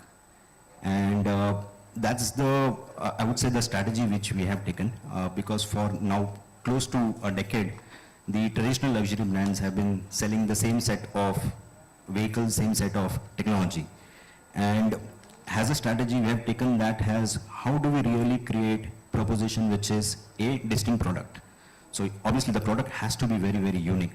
The second strategy which we have taken is distinct experiences. I spoke about environment, facility and having a conversation, but at the same time, what more? How as a brand I am giving him more attention? How as a brand I am creating more experiences for them? That takes a larger precedent, because in today's time, consumer is not just buying a product, they want to live the product. When I say they want to live the product, they want multiple brand engagement, touch point experiences, which is the part of the ownership journey. And that's where we want to keep focusing on and curate unique experiences where we keep bringing them again and again with us. So that's the approach we have taken. And another approach which is minimalist, if you see about when you are talking about the facility, people are loving going away from loud shouting logos and loud this thing. In fact, Gen Z also, they are more care about what is minimal, what is valuable, what is meaningful for them. That what matters, and we are going towards that journey as a brand. So I'm going to come to a central point to both of you. In fact, I've been following your campaigns. I know, they've been basically very, very noticeable. So I would request both of you to, give us one idea of a campaign. So for example, I would maybe the Spotify relationship you had on Kit Kat. I mean, that's something that really comes across as a very good sort of audience overlap and a new way of doing things. So that sparks an old product or a legacy product, gets you a new spark, and people get into conversations for it. And similarly, if Milind, you could give me an idea of a good campaign that you think has been able to strike the right chord. So starting with you, Varun, you've done a couple of them, and especially very Gen Z targeted. So we would want to understand the Gen Z angle of them. How did you pick up that insight, and how did the whole thing come about? Yeah, again, it's a reflection of your core consumer, what they're doing, right? And listen, half the brands in India are either targeting the Gen Z/youth or the mothers, if not all of them. So the passion points are what makes it common, and then to try and identify for a brand, what is the common passion point that you can pick. In the case of Kit Kat, it was clearly Spotify, because there is music, there's a lot of time being spent on music, and consumers have a very strong choice. In the case of Maggi, we did something recently which was about tying up with Uniqlo to put out a Maggi into Uniqlo merchandise. There are different associations. Kit Kat did another one with One Piece, which is again anime, where there is deep consumer passion point and where the brand has a point of view where we can integrate. And so a Kit Kat did a break the loop, and it's a simple idea of being able to say that you listen to a lot of music. Kit Kat is here, and the whole proposition of Kit Kat is about a break. So why don't you take a break from what you usually listen to, break the loop, do something else. We're doing an association with Formula One globally. So things like that, I think a lot of great brands do this spectacularly well. But it comes down to being able to just looking at the passion point, looking at what the brand relevance is, and then just marrying the two. So how do you measure whether it's been successful or not? Because you're a very mathematical mind. So what metrics do you usually use? See, brand equity is a score that we keep checking consistently. There's a lot of relativity in that as well, to be able to say versus a certain different time, how is that performing. But brand imagery statements are important. So for us to be able to understand that when consumers think about, when they do think about brands, which is very less, much lesser than what marketers want them to. When they do think about a brand and our brand, what do they think of? Or if they have a certain need out of a category, and is our brand sitting at the top of that? So we call it imagery statements. It's a fun brand, cool brand for me. It's a brand that gives me good innovation, etc. So these are ongoing tracks. Large brands typically do this. FMCG organizations do this very well. So we follow that over a period of time across brands, and then we keep measuring that movement, pre-campaign, post-campaign, what is the uplift. Then we have great partners who keep telling us brand lift studies as well. So combination of all of this. What about you? How does that work there? So you have a retail channel, and then I think you've done something different for MG Select. I think it's not the traditional retail. I think there's another channel, some differentiator there. Yeah, so last year we started MG Select. This is India approach. It's not there in the globe. We started in our country itself, because understanding the consumer, what consumer wants. So it's entering into a luxury segment altogether. What we did is, first we understood the segment. Then we said, hey, our approach has to be very different. Then we created an environment which is like an art gallery. And just not for the name, the campaign which I'm going to talk about, which became a proof of the pudding, is obviously we created the environment. Now we created a campaign called the Select Art. Instead of just going to any of the art exhibition and displaying our cars, we said, hey, we need to do something for the community. And that's where we created this campaign where we open up the entry for all the artists to come in and put their entries in terms of, please curate an art for us. And we will give you a space for a year to showcase your art in our showroom.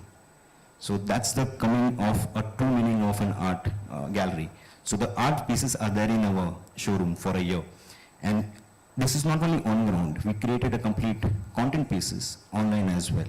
And year on year, we look at this campaign to grow bigger and bigger. So we start with 15 artists. We want to take it in a level where it becomes the largest community of art, where it's not about just, showcasing the car, but it's more about talking about why they are creating an art, what are their stories of their life and how they're projecting art in our place itself. Fantastic.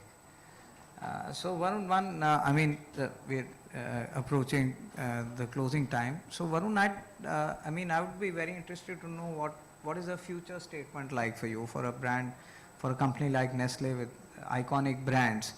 How are you seeing future? Because a lot of your brands have emotional signals. I think they get attached because there's a certain amount of emotion. There's a certain moment in time that you always remember that you shared with that particular brand when you were consuming it.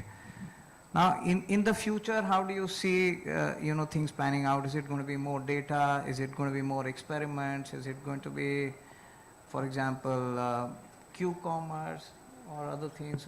How is it going to change? How are you looking at? Are you looking at more categories coming in? Are you looking at, for example, more experiences that you're delivering to them in a way? Maybe there are some properties, some intellectual properties that you're going to be building. How do you see, what do you see future having in store for Nestle? I wish I know the answer to that, and I wish I can use it in my everyday life, if not in the stock market. But listen, it's about brands that solve a certain role or play a certain role in consumers' lives. The consumer keeps changing or they keeps evolving, the brand has to keep evolving. So hopefully we continue that journey. Innovations are a big part of all large brands. Experiences are a big part of all large brands. Data is very clearly something that you keep reading a lot about, using a lot of, and it ultimately goes back to signals, right? I mean, at its core, marketing is relatively simplistic. There is a consumer, the consumer has a need, there are products that service that need, some do it very well, some do it very well with a lot of emotional attachment, and some keep doing it very well with a lot of emotional attachment over a period of time. And we hope that we stay humble enough and are fortunate enough that we keep having this over a longer period of time. Yeah, and we've seen some amazing campaigns and amazing sort of rebuilding of brands, and you've been able to very successfully handle crisis. So I think kudos to the brand managers and the marketing team to have such strong equity and built it over time. So my final one to you, Milind, since you're the youngest, and as the marketing tradition is, the youngest people now have the final word at everything. So we have to adapt to your way of doing things, because that's where I think most of the stuff is happening.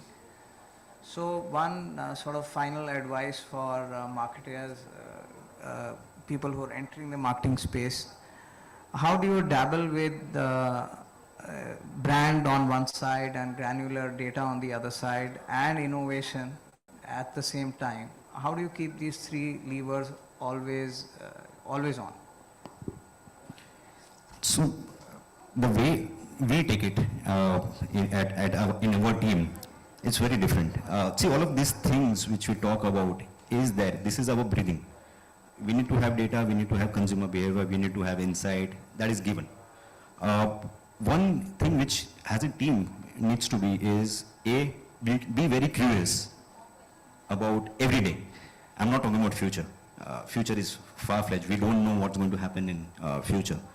You have to be very, very curious about every day in terms of what new thing I can do. Second, people talk about innovation, but most of the innovation remains on the paper. So there they need to wear a hat of practical innovation. What is that smart move I can do which is practically possible to implement?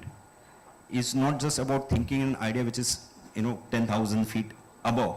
It is about, yes, it got arms and legs to execute. The marketer needs to have that today.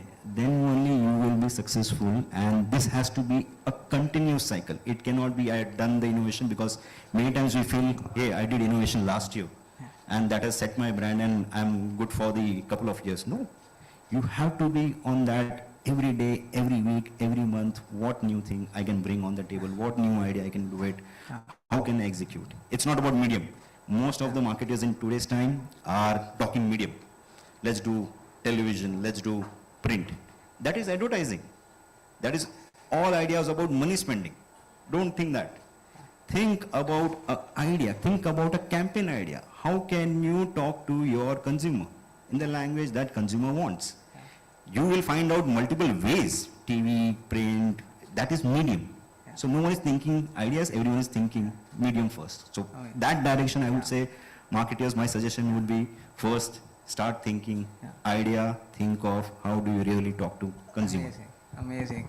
So, yeah, so I just wanted to make a closing statement, then maybe we can do a Q&A. So I sort of drew a lot of confidence from this conversation because it gave me a sense that our future of our brands and our brands are held with some very, very strong hands. So from Auto on one side to Nestle on the other side, we actually have people who are adapting to AI, who are adapting to technology, but I think both of them really came across as people who are very empathetic in what their brands are communicating. I think that's something that I really drew from here. So round of applause for the two very, very bright gentlemen. And sir, you may please go ahead with your question. My question is to Varun. So looking at personalization at scale, can you hear me? Yeah. So how is Nestle doing personalization at scale in the current digital stroke AI world? Because it gives a better opportunity to do so. And where is it doing, how is it doing in the product area, how is it doing in the advertising area? If you can throw some light on that. I mean, very similar to what a lot of large organizations do, but see, when it comes down to product, it's not so easy to personalize at scale. There will be a lot of mini personalizations that will happen, but we call it regionalization. We call it what works in the south versus the east versus a certain cohort, etc. So to that extent, product will be limited. But personalization, of course, when it comes down to media and media choices is, I mean, we do very similar stuff to what a lot of the industry does, right? And Google and Meta today are pretty much leading conversations there. But I think somewhere personalization and interpretation of that is it has to be 1.4 billion only, then it is personalization. But then India's also many tens of hundreds of thousands together of clusters. So even if you're able to personalize for a cluster or a set of people or a region, I still think it works. And for that, I think we have enough choices today. Yes, sir, please go ahead. Hi, I come from the field of supply chain and operations management. So I would like you to ask that what sort of lessons you would like to give it to the operations team or to the supply chain leaders, which can really, together they can really build up the business.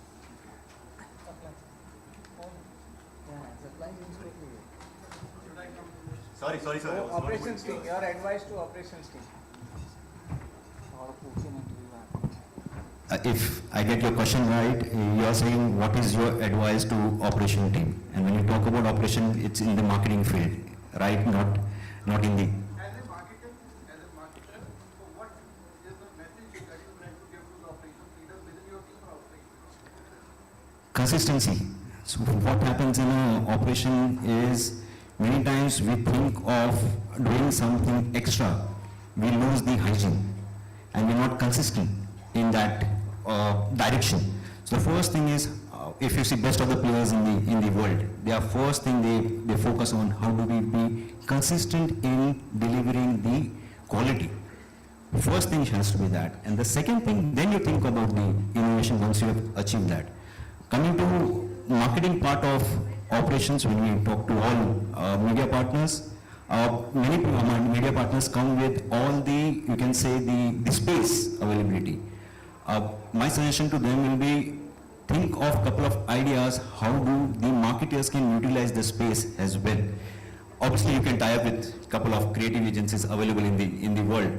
It becomes much more, I would say, reasonable, because then the marketers will accept the proposition first, and then we'll take it to a proposal stage. If it's only space, it's about we already have an agency in place. So they always ignore most of the communication. All right, I think that concludes our fireside chat. Thank you so much, Mr. Vivek. I give you one more responsibility other than conducting the session. Can you please felicitate our guests with a token of appreciation? A round of applause, everyone.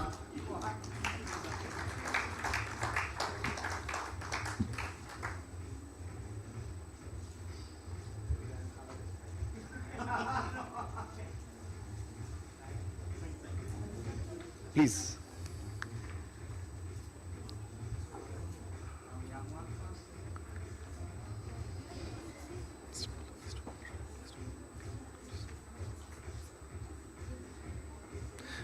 Are the mics ready? Questions in the public? कोई बंदा हाँ कोई बंदा public में रहो ना mic के साथ.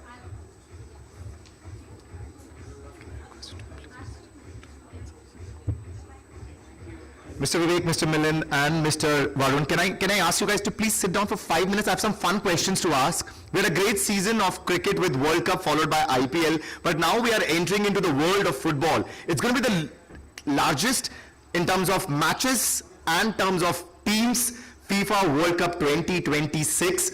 Mr. Varun, are you a fan and you following any particular team? If you can just give an insight about how much are you excited for FIFA World Cup 2026? Can we have the mic, please? Where's the mic?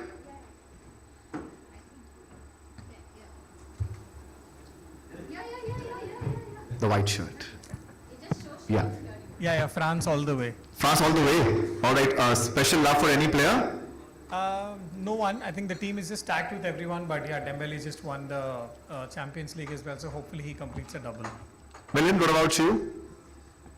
Not a fan of watching FIFA, only a fan of playing FIFA on a PlayStation. So, no team I follow, no player I follow, so only play.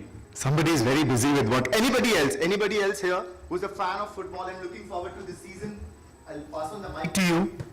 Anybody here who's a fan of football and looking forward to FIFA 2026? Please raise your hand. Anybody here? Yeah. Please can you take the mic to that person, please? Which team are you rooting for, sir? And I have a quick question. If you could tell me the number of nations participating in this World Cup. It's bigger than 32, which were the last years. I just only watch. Okay. Which team are you rooting for? Germany. Okay, nice, good one there. So someone in green is ready with an answer. Yeah. How many teams are participating? 48, that's right. And कौन-कौन से देशों में खेला जाने वाला है, क्या बता सकते हैं? नहीं, anybody? Yeah, here. Yeah, FIFA will be played in 3 countries, Canada, US and Mexico. Absolutely, and you will watch all the action on? Yeah, I would like to. And on which platform? Which channel? It's going to be Z. It's a big... Z. Yeah, it's finally happened that, FIFA is going to be telecast on the Z group. Anybody else here? Fan of FIFA football? Anybody? Piche, at the back. I really want to hear your opinion and your opinion, sir. First of all, the man in the blue shirt, tell me which team won the FIFA World Cup 2022? Do you remember? And if you could just introduce yourself as well. Hi, my name is Pranchu. I represent Z Network. To the wrong person, man. But okay, I need the answer. Which team won the last World Cup? Last World Cup or previous? The previous one, yeah. Last was Argentina. Before that, it was France. Yes, and you are rooting for which team now? Argentina. Again? Can it be? Okay, I don't think so. No, that questions my knowledge as well. So the analogy to that is anybody who has followed IPL or Champions League, the last 2 winners are of the same. Yes. So I'm rooting, though I've been rooting since 80s though.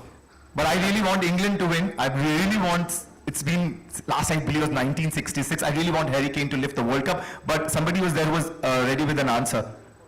Sir, you are a fan of FIFA football. Yeah, can you come ahead? Which team are you rooting for and why? Any special player?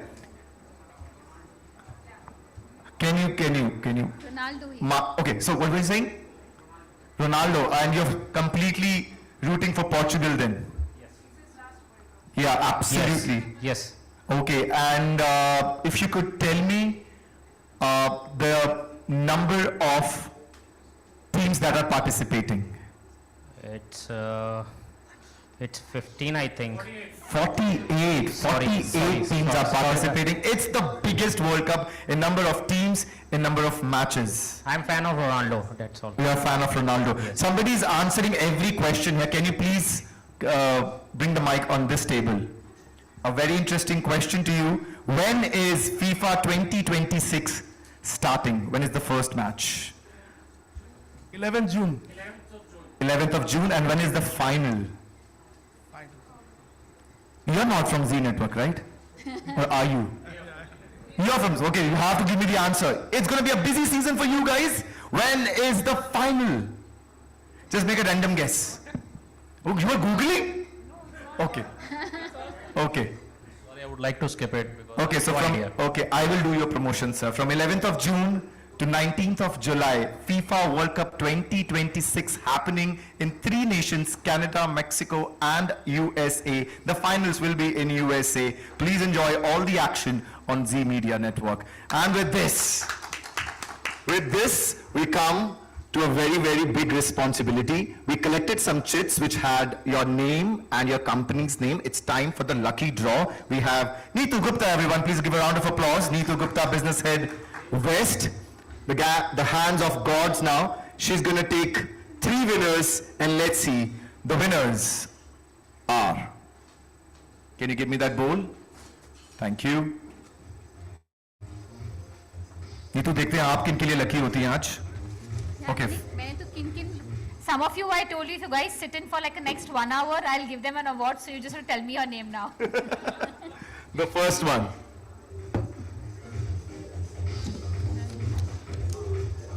Go for it. Ayush? Ayushi Manchanda, Strong Matrix. Ayushi Manchanda, is she here? Ayushi Manchanda, you just missed the lucky winner contest. Okay, we're moving on to the next one. We still have 3 names to give away. The next one is Mohit Sharma from Z Media. Oh my God! Come on, round of applause everyone. Mohit Sharma from Z Media wins the lucky contest. You are the lucky one from beyond? Yeah. You are the lucky one. Thank you. Thank you. 2 और बाकी हैं, 2 और बाकी. अगर कोई बाहर है जिन्होंने चिट को फिल किया है तो प्लीज फटाफट से अंदर आ जाइए. It's time that we are announcing the lucky winners of the contest that we participated in. Congratulations, congratulations. Next name. Next name, please.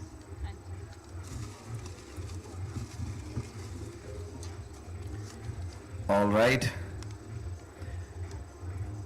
Shaveta Puri Singh, Gentry Green Mobility India. Oh, she's here. Oh, we have a winner here. Congratulations. Kya baat hai? Congratulations, congratulations. I hope I got your name correct. Shweta, okay.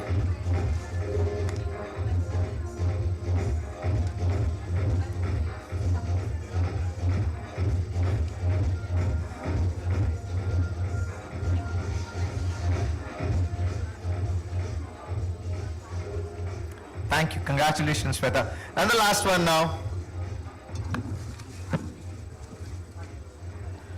Our last winner is... Neetu Gupta. Oh, really? It's Neetu Gupta, West Business Head. Thanks, guys. I was patiently sitting in the room.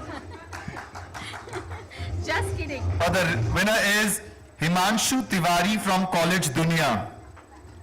Himanshu Tiwari is here from College Dunia.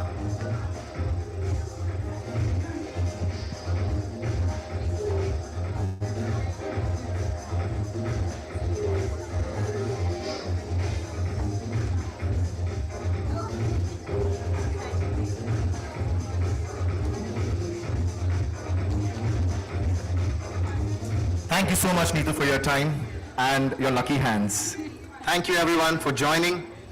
And now, ladies and gentlemen, it's time to conclude the Pitch CMO Summit 2026 Delhi edition, but we discussed a lot of topics from AI and omni-channel engagement to personalization, culture, creativity, content, and customer trust. Today's conversation have truly reflected the future of marketing and brand leadership. But the evening doesn't end here. We now move on to one of the most anticipated highlights of the event, a celebration of young leaders, innovators, disruptors and change makers redefining the industry. In a short while, we will proceed with Impact CMO 40 under 40, but I request everyone present here to please re-register yourself to be part of a beautiful evening. My name is Dheeraj Juneja. I'll be joining you all in a short while.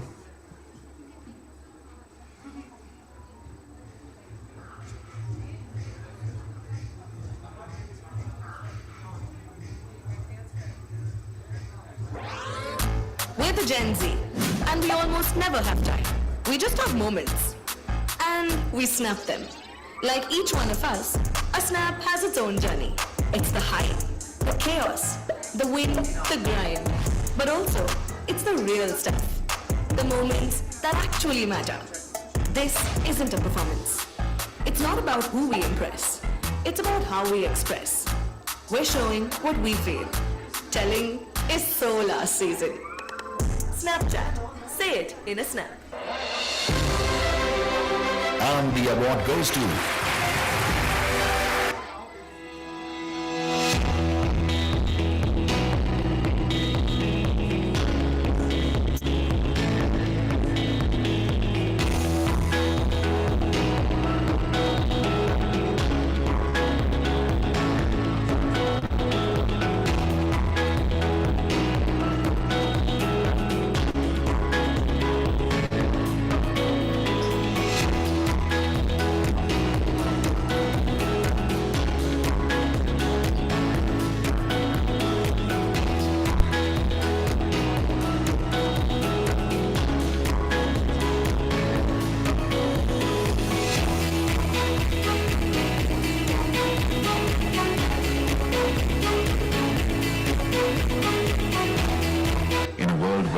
attention is fleeting and impact matters. Cashier Drive Marketing Limited is redefining how brands connect with audiences on the move with exclusive advertising rights across cabs and buses. Cashier Drive transforms everyday commutes into immersive brand experiences. More movement means more visibility. Our mobile media platforms take your brand to where your audience is, turning every journey into a high-impact campaign. Cashier Drive stands as India's premier company in maximizing revenue generation from emerging and new-age infrastructure. As the country's trusted media asset concessionaire, we lead the way in digital, sustainable out-of-home and transit advertising, merging green media with real impact.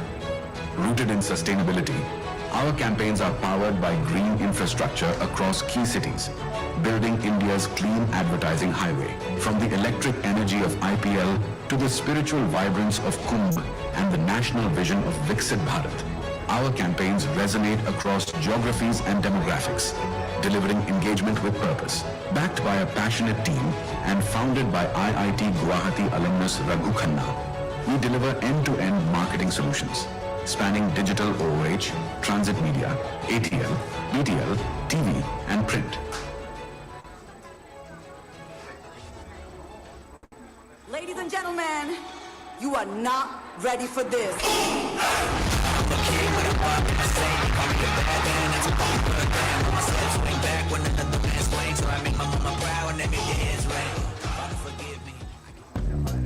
There's a lot of content on the internet, and we mean a lot.